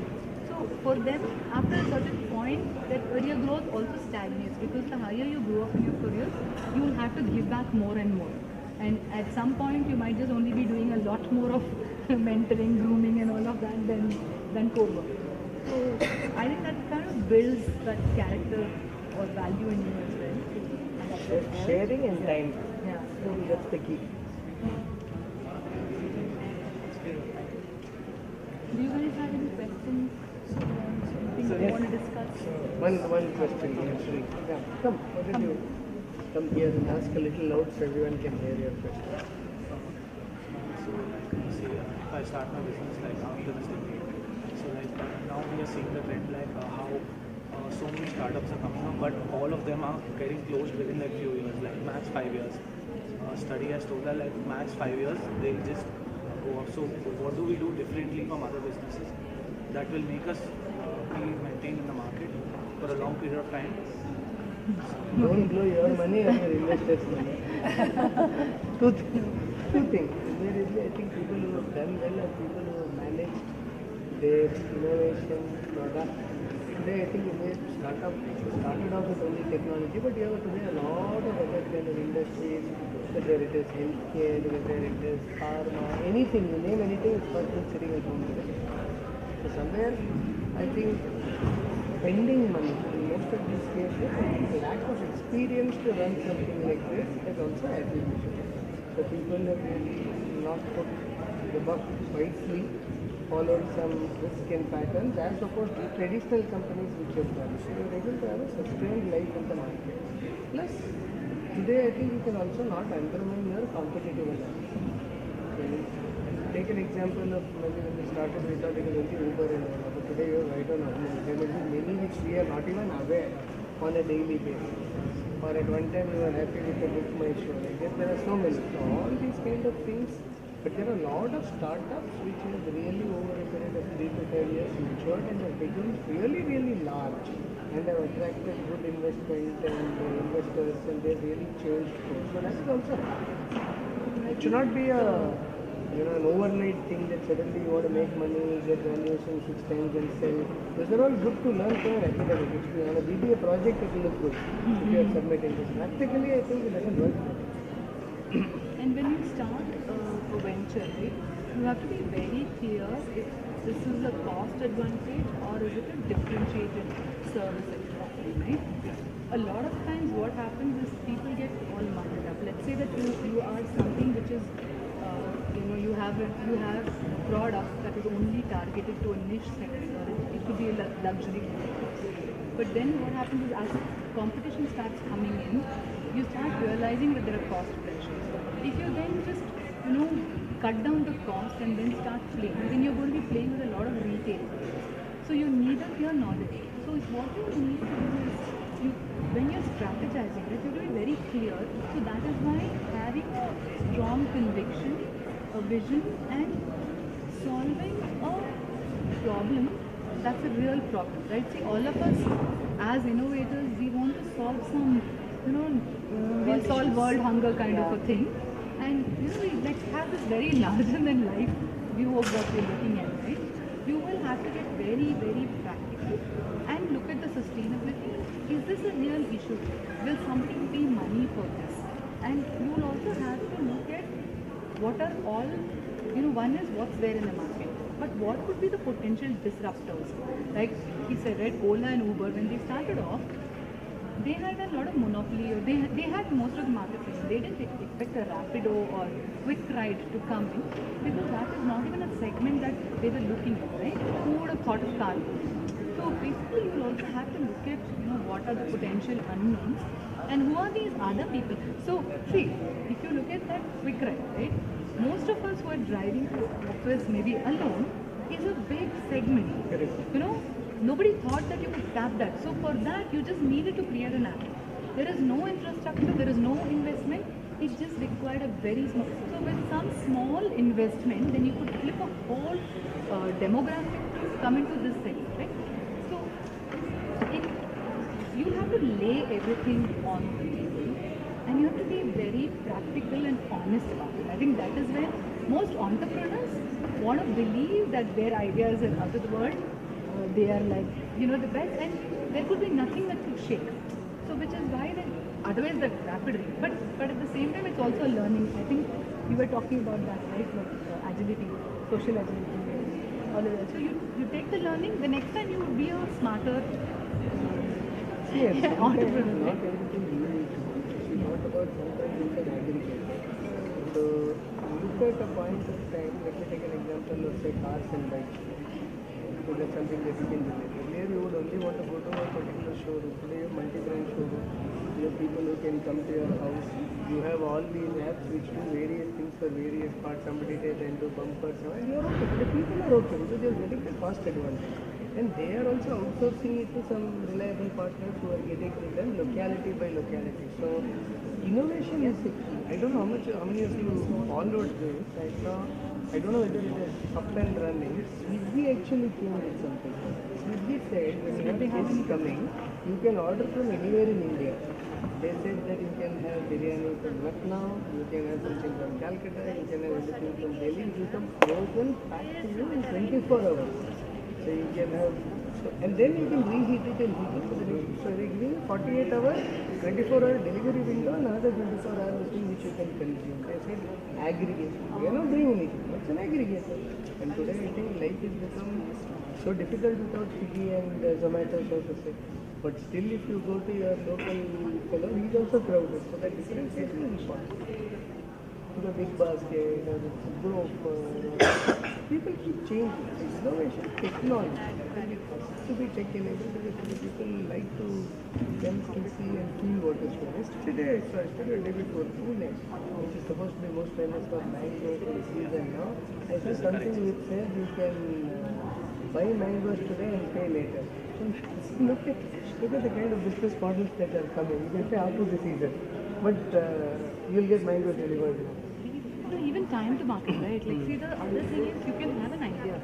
By the time you kind of think it through, and it's just like so random that so many people have, because everybody's trying to solve similar problems, right? Then there would be a lot more people who will have that idea. So it is also how quickly are you able to kind of productize it and get it out, right? Because you do have a first mover advantage, and then you get, like, an initial customer base, and if you can somehow convert them into a subscription based model, then you are set. And and then slowly it is early adopters that will slowly start spreading it by word of mouth, and then it starts increasing. But there are also places like Cisco itself, for example, right? There was a period where it was a plateau, because you've gone through the initial curve, you've slowly gone up, you started scaling, you've reached a certain point. But at that point, you have to have that continuous innovation. You will have to keep continuously coming up with some new offer. Yeah. That's what is the challenge. And how are you in tune with what market and market is? Take an example of medical. Till COVID, I don't think in India at least everyone spoke about remote doctor treatment. The practice came with that app. Today all hospitals, whether you name Apollo, Manipal, you can click, you can choose which doctor. It actually says which doctor is available in the next 5 minutes or 10 minutes for you to talk. Simple. QR code, stay, you do, and then the prescription. Then you can go to 1 mg and order the delivery to your house. Actually, it's big disruption, but to a lot of states it has also affected people because there is no need of you to move from your house. You get everything at home. Food to doctor to everything except liquor, you get everything online. So you also have to build an ecosystem. I was reading, the other day I was watching a video which was talking about Angry Birds. So the Angry Birds game, the kind of upheaval that it had, and the kind of fan base it had, and maybe after a couple versions, and then they kind of totally cashed in on merchandise and movie and stuff like that. But now you see kids playing Angry Birds, no, you don't, because that the whole what is it? Sometimes what is your USP? You have to keep it simple. As much as people want to look at complicated stuff, and that's why even with leadership I was saying that you will have to simplify complexity, because otherwise it's not scalable. And if you are just like one of, like one super hit and after that like 10 flops, right? That's not sustainable. So even if you have an idea, you want to become an entrepreneur, you need to have a little bit of diversification. You also have to have an ecosystem. Because you need to have something that if this one idea is not going to give me the profit, how do I capitalize on other things? Could be ancillary. So the other day somebody nobroker.com. No broker we only know for renting houses. No broker has a full-fledged full-fledged carpentry service. No broker has a full-fledged AC and AC. So in that world, they are competing with an urban club and urban company today. Why? He says, as a part of doing this, they also figure out which are houses which are available or not. So look at the thinking. They're trying to explore everything related to house or home or whatever, hostel, niche. Otherwise, no broker. Any common fellow will think no broker. I have to look for a house in Jayanagar. I look in no broker. But look at the kind of ancillary services they have. So diversification is the key, and you also will have to always have like a plan B when you want to be an entrepreneur and start up and all of that. Whatever business, supplement, family, go to some time to get a perspective. Then you will get a hands-on thing without working. I'm not saying you can't. There are a lot of people who've been successful, they have failed, but you have the vision to observe and rise up and go. A perspective will give you what it is. Sometimes people think, why should I work in somebody else's place and I have my own business? Whatever, even if you go to ISB today or go to the best university anywhere, I don't think it will equip you to deal with practical challenges. You will know all the theoretical rules, you will know all the rules, you will know all the taxation laws, you will know constitutional labor, all other laws, but you won't know the actual practical issues that you are faced with IT. That is the biggest issue. So one more question, like say, what is the main key for this? Down while looking for budget, like for your company, say I want to start something. So like what are the main things which I focus on? Broadly, two things I look at. One is the operating budget, which is what will ensure my day-to-day operations, expenses, salary, wages, all these things are run. And then I look at what are capital. It's already there. It's there, thank you. Capital or larger scale investments that are there, I think that is going to be a high level, this is what I think. Yeah, but you should take a financial angle. Course, because see what happens is if you're a great entrepreneur also, if you're not financially savvy and you're not able to keep your costs under check, then that could be that you keep it. So you will have to do a proper financial planning course, understand how to do cost analysis, understand what is like a sunk cost, what's like a fixed cost, what's like a variable one, what is like. There's a lot of people think, for example, I think in the techie, I know all the skills that she said. I can very well start a tech company. It's good. My knowledge on technology is good. But there are a lot of other things that are required, not only technology. Plans are getting far. People, you say I manage people in the past, so I can run my own HR. You can't. That's why you can't run everything on your own. So there is a difference between a mason and a carpenter in a house. No? An architect knows everything, but architect will need to bring people together. That is the key one in any business. And of course, you have forums today. There are virtual HR forums, you have CFO forums, people are available, services are available. There is Udemy and Coursera, and there are so many courses. There are people who can sit with you for 2 hours, understand what your business thoughts are, put it into a plan and send it to you.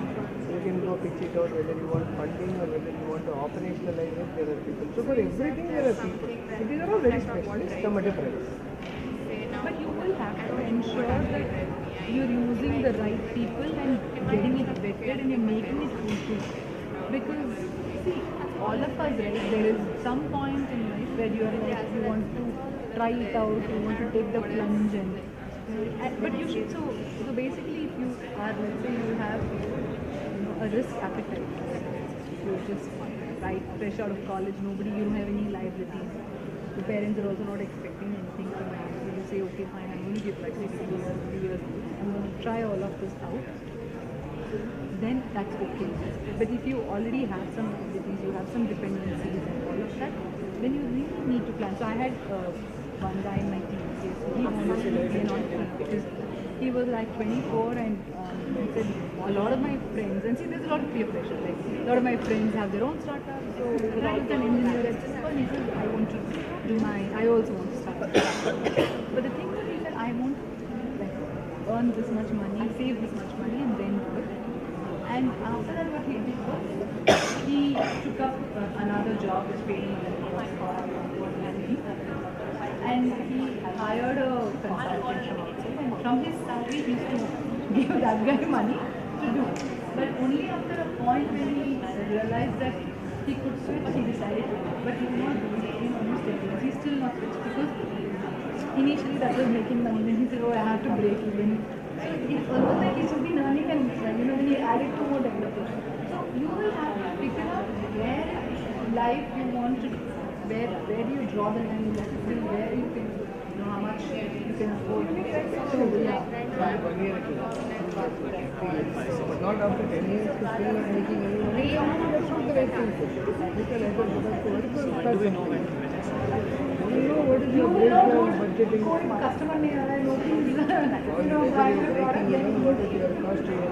Say 5 crore on a hotel. I can tell you what is my break even in let's say 60 days time. I know what is your fixed cost, what is my labor cost, what is my other cost. Finance cost is there. I don't need any intelligence beyond that to understand. For other industries, if you open a car shop, you know your cost of inventory, buying products, and blah blah blah is this. But you know nobody is coming and you're doing one car a day and you're having 3 technicians there. It is not making sense. Psychologically you're happy, you get up in the morning and go, you're away from home, you do something. You have to make some money. So money making is one part, passion is another part. Passion Yeah, like is the NGO go far. Western That is development, a right? passion. If you're going to be doing something for a social cause or NGO, That's then very you're not different. expecting anything in return.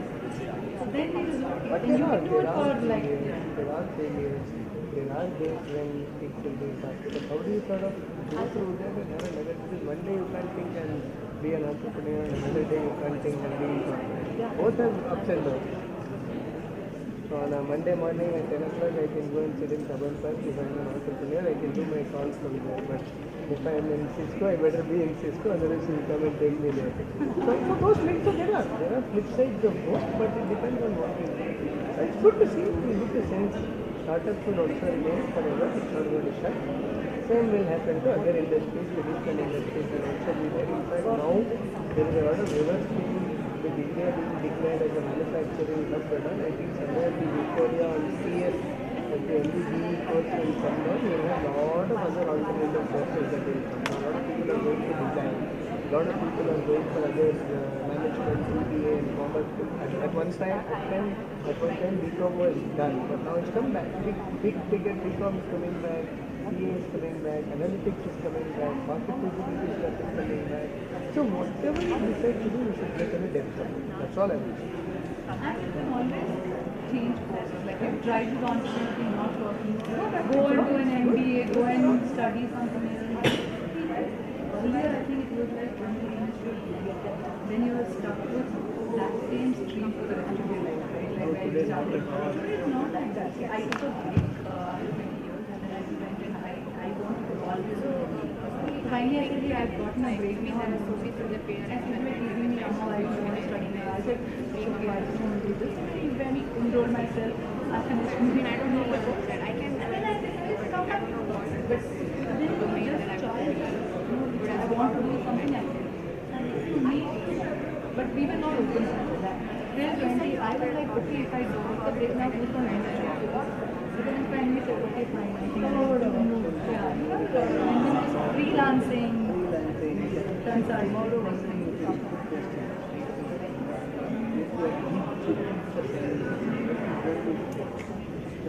probably the existing continent may not have 100% salary.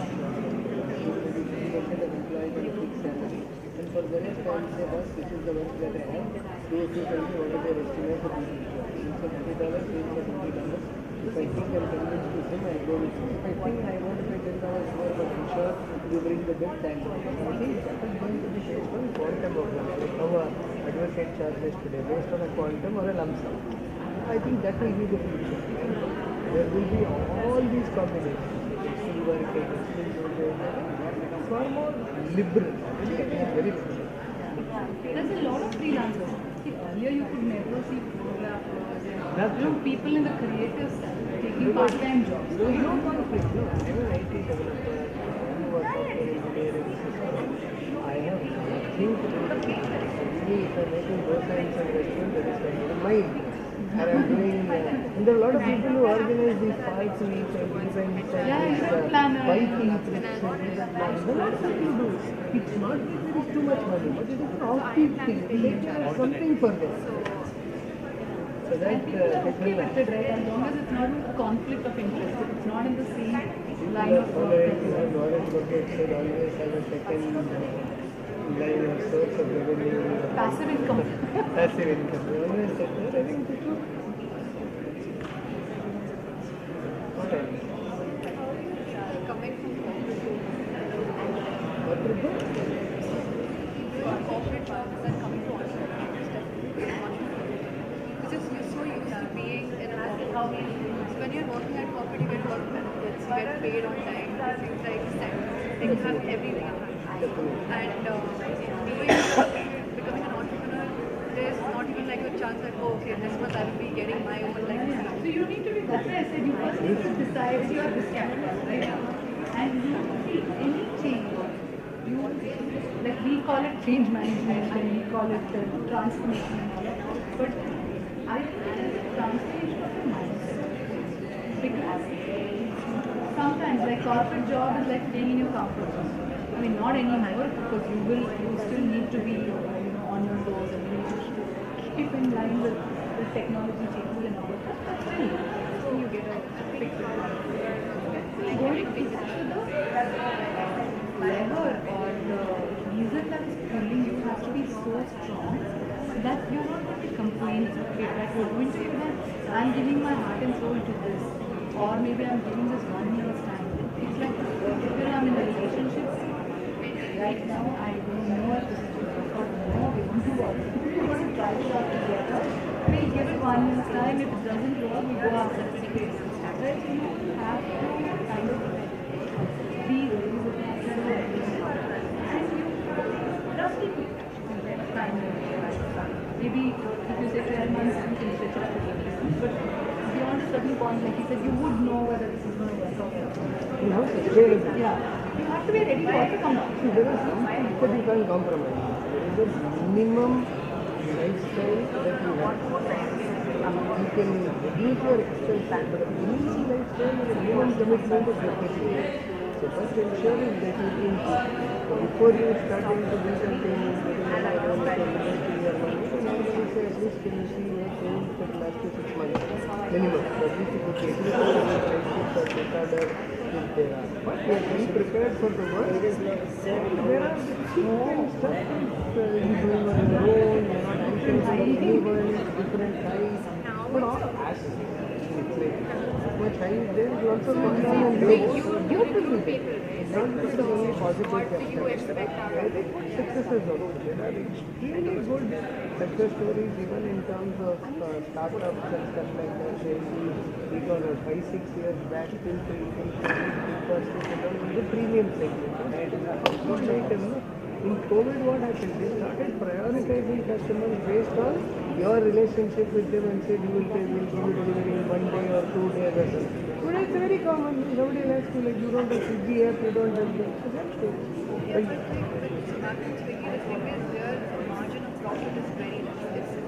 That is volume. That is volume. But then, that's what I'm see, saying. that's why You are burning somebody's money. Correct. They also will be taking risks. So there are so many of these companies that will initially be okay to share it. Like, see how much of money people spend on marketing. They would be willing to share that money, thinking that they will increase the customers. Or, get on the website. Now he's interested. If somebody is funded. Sita is very happy. Speaker cut ಮಾಡಪ್ಪ ಇಲ್ಲಿ ಇಲ್ಲಿ ಬರ್ತಾ ಇದೆ ಹಾಂ ನನ್ನ camera ಹಿಂದ್ಗಡೆ up ಮಾಡಿ ಬರ್ತಾ ಇದೆ ಬರ್ತಾ ಇದೆ ಅಂತ ಹೇಳ್ತಾ ಇದ್ರೆ ನೀನು ಆಫ್ ಮಾಡಿದ್ದೆ ನಾನು ರೆಕಾರ್ಡ್ ಆದರೆ ನಾನು ಶೇರ್ ಮಾಡಿ plumber, a car cleaner, a guy, all that is good. But how is it repeatable? How is it sustainable when I'm putting my money in all what I want to do? And what is my return? not unreasonable expectation. You are also expecting to make money by the night. I am also expecting. So those you have to work with it. There are professional agencies and bodies to do work. But you have to convince about the product here. Nobody can be convinced about the product as well as you. If it is a tech product or if it is something. Or if it is a service available in the market, how is it different? Why will I come? So I have, as I said, I'll come back. I have a जनगण मन अधिनायक जय हे भारत भाग्य विधाता Punjab Sindh Gujarat what do I know that the quality of the service will be cannot come every day? Because I have to depend on the aggregator, secondary life, or there. So that is why sometimes people listen to go to the different. तव शुभ नामे जागे तव शुभ आशीष मांगे गाहे तव जय गाथा जनगण मंगलदायक जय हे भारत भाग्य विधाता जय हे पंजाब जय हे गुजरात मराठा द्राविड उत्कल वंगा विंध्य हिमाचल यमुना हिमायक जय जय Bharat And even for investors, no, it's not easy. Because investors, if they invest in 10 companies, they probably only will make money on one or two out of it. And for them to sustain, they have to make like 8x to 10x profit on these one or two things that work. And for all you know, it's more like, you're actually betting on it, right? Because for sometimes if I'm not fully convinced as an investor, I'll still say, okay, let me just give this a chance. And that may end up being my trump card. Somebody whom I really thought, I put in a lot of logic and did all the analysis and decided to go with, only turned out to be a disaster. Oh, you have an exam? There are so many. Good luck. Macroeconomic. All the best. Hey, you guys Met with a company because FTX, this company FTX, it was like valued at 32 billion. And next day it goes to zero. And recently a bank was acquired for $1. SB Bank was acquired by HSBC for $1. So in this time of volatility, how can one investor or one person be invest in a company knowing that it will make profit? Because even big companies like Apple lost $1 billion in 2 days. So what is that and what is your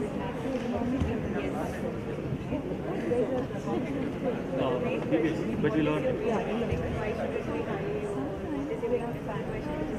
That are now in the review or in the control of You want the job also, but you have to access it. Until you don't have that information or the demonetization. Nobody. It was like nobody knew about it, right? So and people who would have been dealing with cash and cash, then that's like a huge risk. Just in one day, a lot of it is. Sometimes, there are like at least in our MBA class, we had separate sessions on macro not you may not be able to circumvent that, but how do you build a little bit of a hedge, or how do you kind of get yourself like an insurance, right? So, but all these people who are losing, who are losing trillions, they also have In 2008. Excuse me? Where?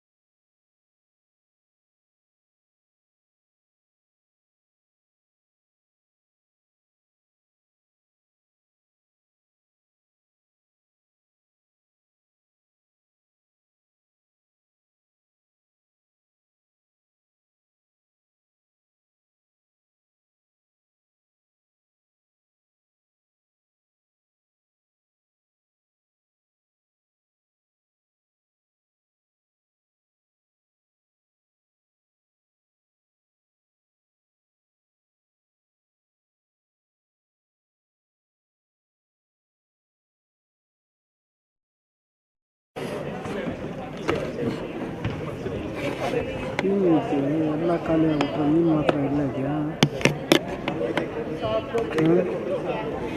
ಹೌದಾ?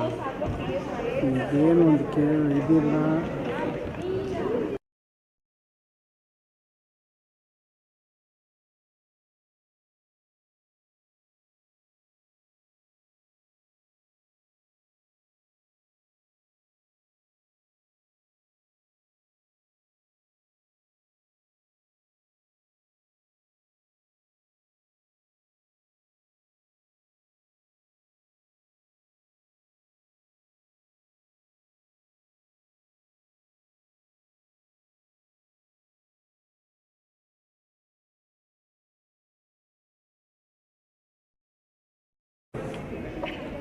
ಹಾಂ ತಗೊಳಪ್ಪ.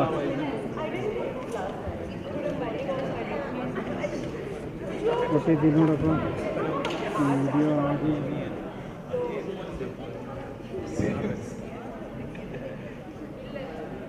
So I just asked my husband, please, don't want to eat anything from outside. And today they have called me, but the value they did not This is what we managed.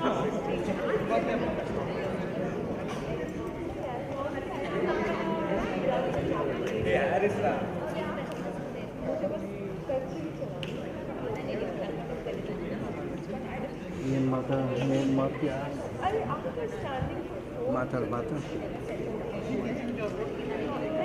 Recording ಕೊಡ್ಬೇಕಾ? ವಿದ್ಯೆ ಇಷ್ಟೊತ್ತು ಮಾಡಿದ್ದೆಲ್ಲ recording ಕೊಡ್ಬೇಕಾಯ್ತಾ? ಅಲ್ಲೇ class ಮಾಡಿದ್ದ ಒಟ್ಟಿಲ್ಲ. ನಾನು ಮಾಡ್ಕೊಂಡೆ. ನನಗೆ ಗಾಡಿ ಕೇಳ್ತಾ ಇರಲ್ಲ.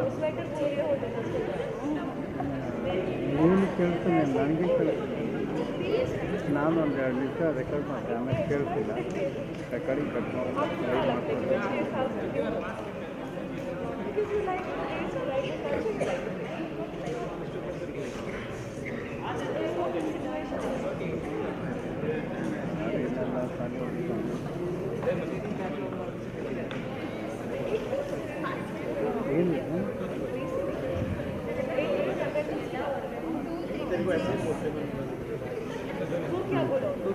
मैंने किया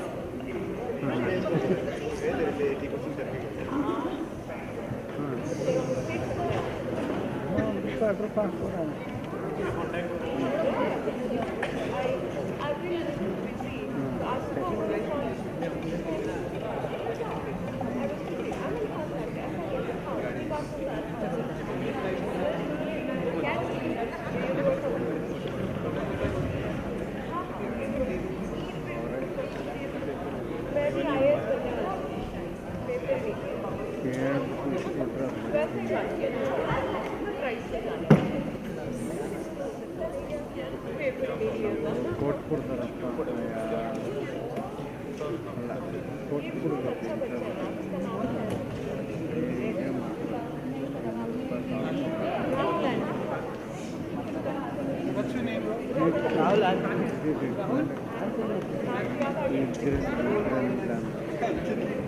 You are a very good child.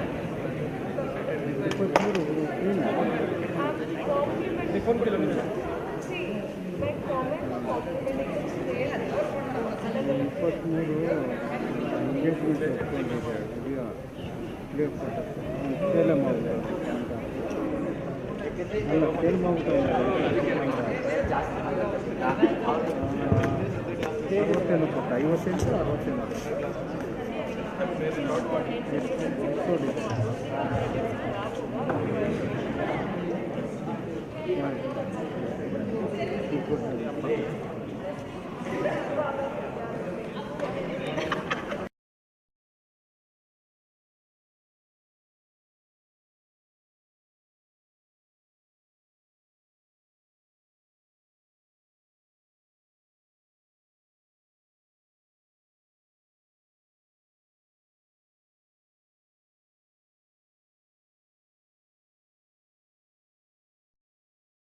ಗಾಡಿ ಇಲ್ಲ ನಂದು.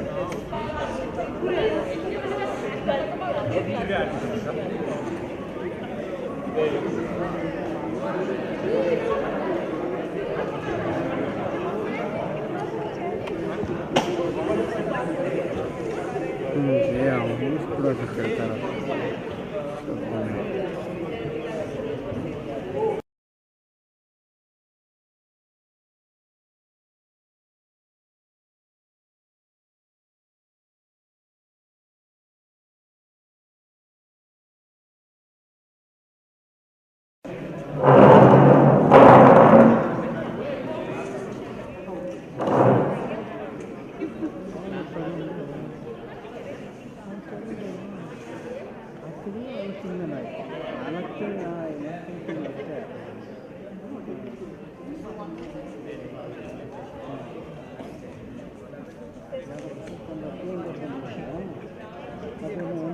ಕೊಡ್ತೀನಿ ಅದಕ್ಕೆ ಮಾಡ್ತೀನಿ ಅವ್ನು ನೋಡ್ರಿ ಕೊಡಲ್ಲ ಅಂತ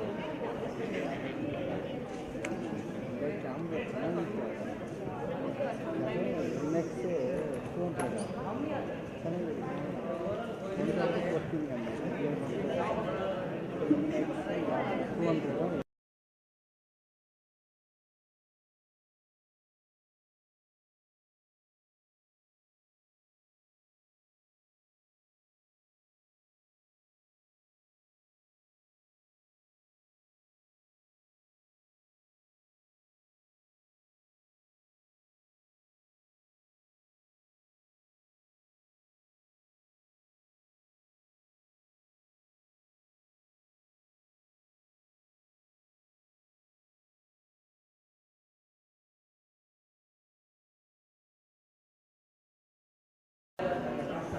Sunday.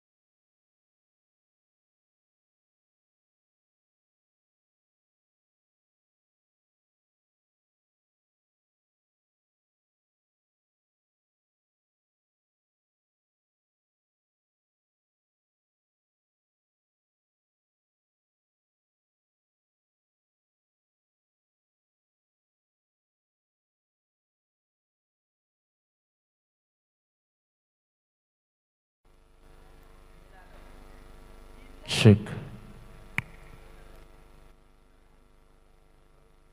Check. Check. Check.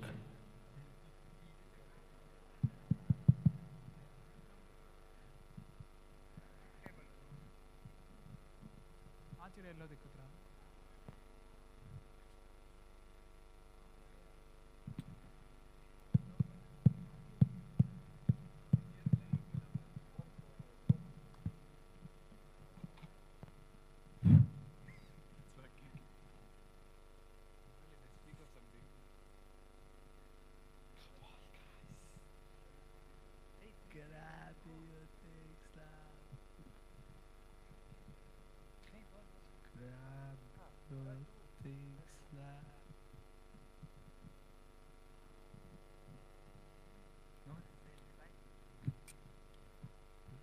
What?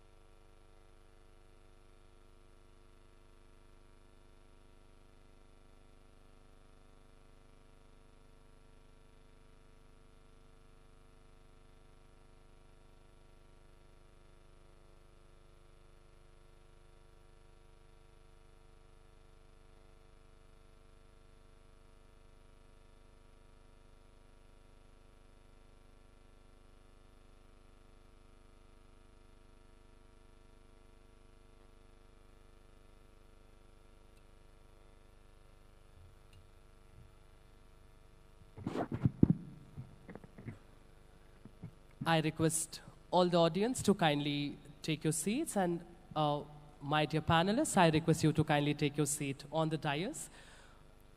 Along with the panelists, I would also request the heads of the various departments to kindly take your seat on the dais. The name plate is arranged. I request you to sit accordingly.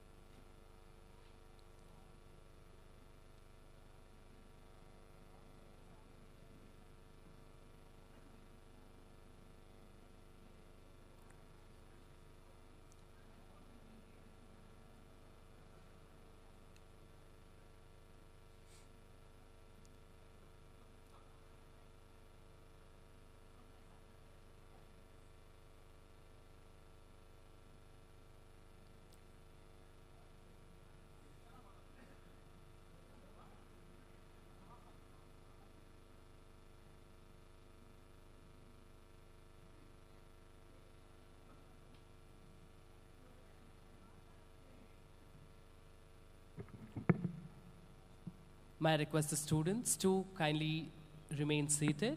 Those who are at the back, my humble request you to kindly be seated.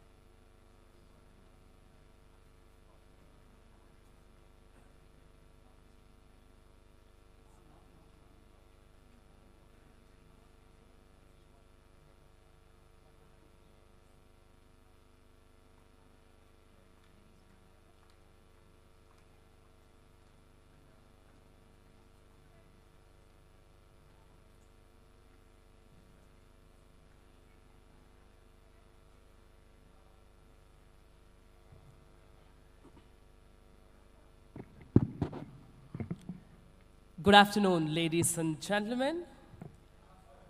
I'm elated to welcome you to the valedictory ceremony of Collate 2023 2 days symposium on academic and industry delves.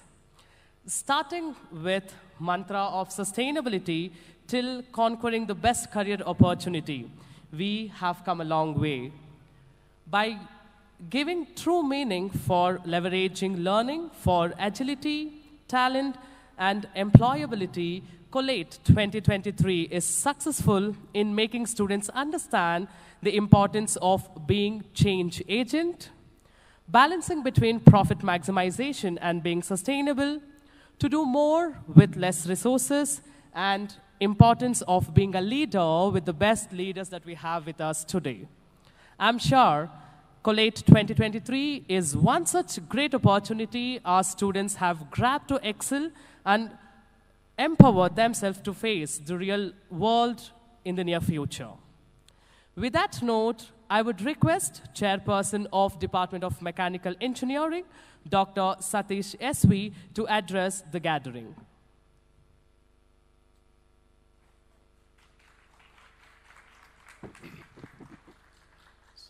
Good evening, everyone. So to start with, first important thing is that PES is celebrating 50th year. So this is the 50th year. 1972 is when the institution was begun. And under the umbrella of Golden Jubilee celebrations, we are having a lot of activities. One such activity is this. And I really appreciate all the guests who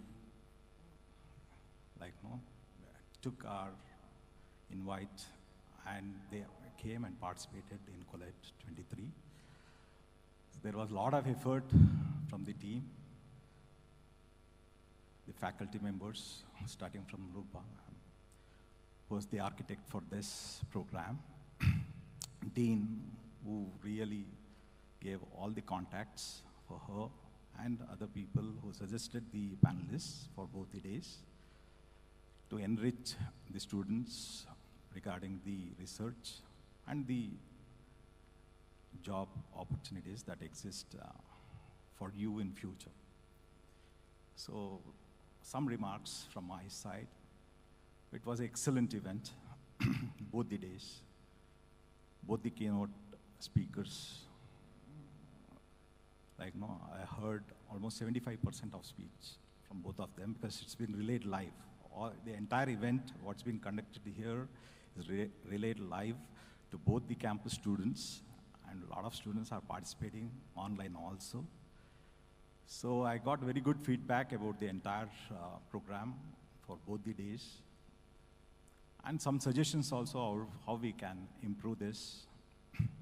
And I really appreciate the entire EC campus team of faculty for making this as a successful event. And coming to today's keynote speaker, so PES, we have started one medical college during 1998 is when Professor Doreswamy, so his dream was to do something in rural place. And we started one medical college in Kuppam. The activities we handed over to L&T for construction and other things. Later on, in between 2002 to 2005, we got all the permissions, and today it's the #1 university as medical research and hospitals in Andhra Pradesh, and this is located in Kuppam, Chittoor district. And the second one, so right now we have permission to run the hospital, and we'll be installing the hospital in next few months. We are waiting for one more roof to be completed so that lifts are operational, but otherwise the 4 floors are ready for occupation, and all the necessary things are been ordered, and it will be installed in next 1.5 months, and it will be started. and it will be for public. That is what is the plan. And medical courses, nursing is already started. Pharmacy, it is there in Srinagar campus. We are shifting it here onto this campus from this academic here. Otherwise, we are starting BSc Medical. So it was nice to hear that public health and related things. Yes, there are people, I remember that very similar course he has done, who runs around for all the facilities and interacting with the public to come to the hospital in Kuppam. So I know that how difficult it is, because we need to reach to the people, tell that what is there, the technology inside, because when we talk about the hospitals, today hospitals are advanced, because in some of the discussions I saw that automation was the key, is what has been told by the panelists here today. And over and over, we were discussing about agility, and people need to be agile today. So I do teach agile manufacturing, so it is different. Today we need to reach the customer, and we cannot wait for the customer. That's the difference. All these days, we were making things and just keeping in racks and telling that, okay, people will come by, and today it has changed. Today it's just that we need to go for automation in such a way that the person comes and he decides what he wants, and the machine should be able to deliver that. So some of the things that is sustainable today and make agility possible is 3D printing, etc. That has entered in all fields, including medical field, and that's how technology is going. So a lot of you will be absorbed into the jobs which are not even dreamt today. Most of you in your generation, people who will graduate in the next 2 years, you will be absorbed into jobs which they are not even thought about that job profile itself. So for HR people also, it will be a totally challenging thing. And as technology that's all those things will come. It's just that it's there already researched and prototyped. Now it is in testing stage, and 5G is already there. A lot of IoT things comes, and it will all be interacting. So all the gadgets and what you wear to what you use, they will interact in one way or the other. It is connected to other people also. And this is what the technology advancement. With this, I'll conclude, and really appreciate all the guests for accepting this and being a part of this program. Thank you very much. Thank you, sir, for those encouraging words. May I now request the panelists to kindly share your experience on Collate 2023, and it is open to all the panelists.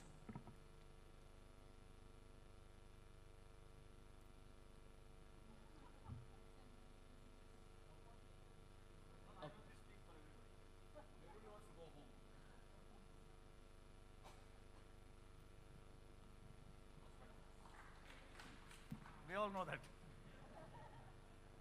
No, in fact, others are. So when Dr. Rupa put us together first time, we never realized that this is the unique skills of everybody. So as we conversed a couple of times, we figured out that while all of us have HR in common, the vintage and experience in common, but we all have a specialization what was very unique. And my effort today was to bring that out in that conversation, to give you a perspective of what you're looking for, what we are looking for, what is the preparation needed, and how will we go about the whole process. I think that was the intent. And I think you're very relevant, because a lot of businesses are coming back to BAU post-COVID, and now the dimension and the setup is different. So this was a great opportunity for us also to know who you guys are and what do you know, what do you want. So it gives us an idea of what to go back with our own planning and tell our leaders what we can expect from the campus this year. So it was a great opportunity to do that, and it was very, very meaningful, fruitful.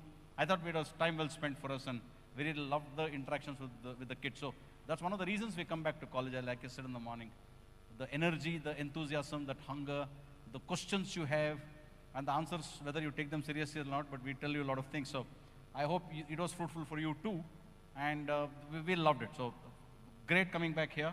great meeting some really nice people and very, very well coordinated event, and we really enjoyed today. And we look forward to a continued association, and we'll come back again soon. Thank you. Thank you, sir. So we are indeed glad to hear it from you. And of course, credit goes to FOMC of PES University that we've become a reason for your reunion, and hope that this union continues forever. Right? Yeah, I could, hear you telling that you're going to retain the WhatsApp group that we have formed for Collate 2023, and that, group going to make an immense collaboration and, help us to get succeeded, forever and ever with collaboration with PES University. Right. So may I now request Chairperson of FOMC to give away the mementos for all the panel members as token of appreciation.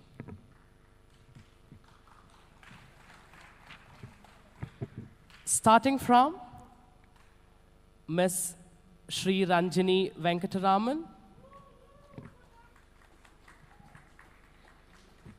Thank you, ma'am, for joining us today.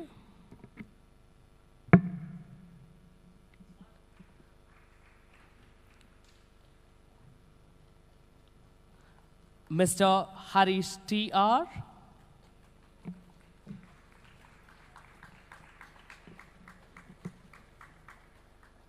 Thank you, sir. Followed by Mr. Haris T.R., we have Ms. Hemamalini K.R.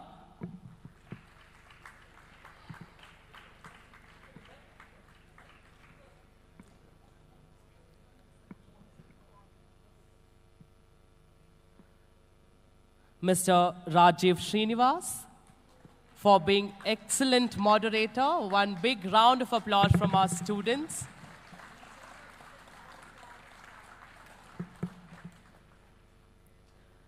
Ms. K.P. Sita, thank you, ma'am, for joining us here today.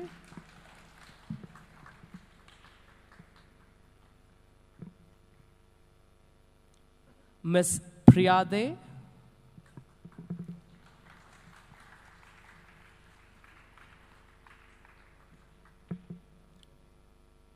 and Ms. Jyoti Shivaramakrishnan.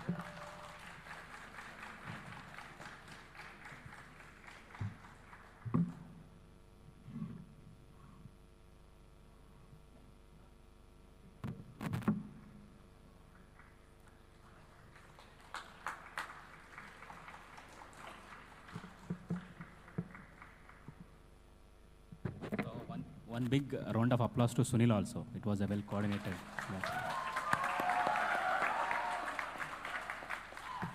Thank you, sir. Thank you so much. It's my pleasure to hear it from you. Definitely, sir. Right. So, may I now request Professor Karishma to deliver the oath of thanks.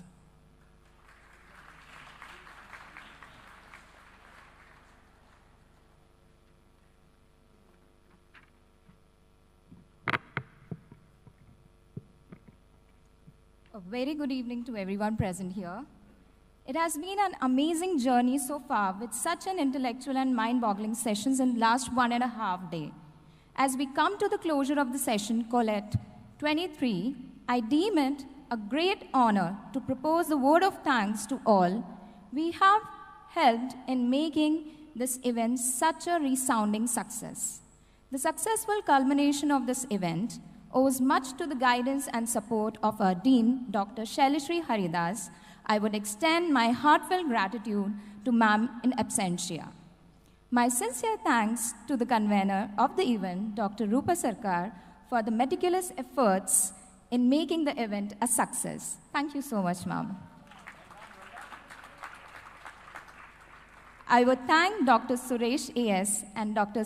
S.V. Satish, chairpersons FOMC and Mechanical Engineering, for their wholehearted support. Thank you so much, sir. I feel deeply gratified and thank all the faculty coordinators for their undaunting support and efforts in running the event smoothly. I further extend thanks to all the student coordinators for their sincere efforts towards the event. I thank all the chief guests for the valedictory function for accepting our invitation and gracing the occasion. Thank you so much. It's my privilege to thank all the distinguished invitees present here for accepting our invitations and for their intellectual deliberations during the sessions in absentia as well. I would like to emphasize that this is one of the most prestigious events of our department that has been conducted, and we are glad that it's got a very good response. During the event, we have conducted workshops for the students to extend support and interest in their research. I thank all who have participated enthusiastically and helped in making the event a success. Thank you so much, all the participants. I also extend my thanks to the office staff, technical staff, and workers of the FOMC department who deserves heartfelt thanks for their continuous support. Last but not the least, I once again thank the entire team of Collate 23 for your cordial cooperation. Thank you so much once again. Thank you, ma'am. Finally, time has come for me to say that we are here at the end of 2 days Symposium Collate 2023. I'm Sunil Kaundinya signing off. See you at Collate 2024. I request all the audience to kindly stand for National Anthem.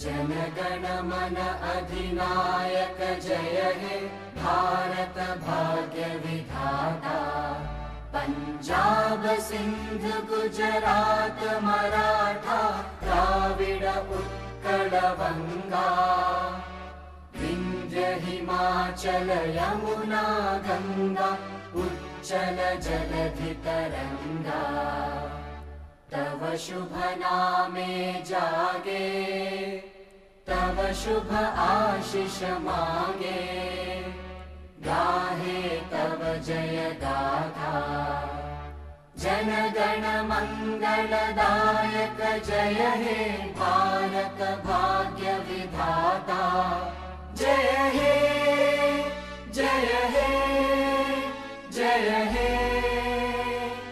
जय जय जय जय हे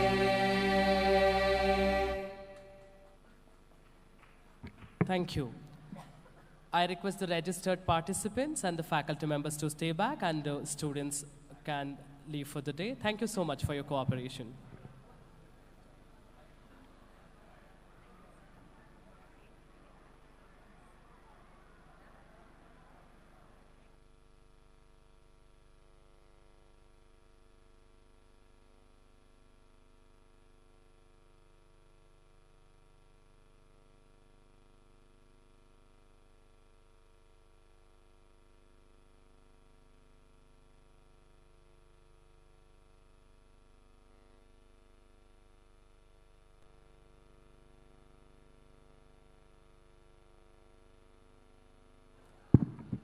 Volunteers?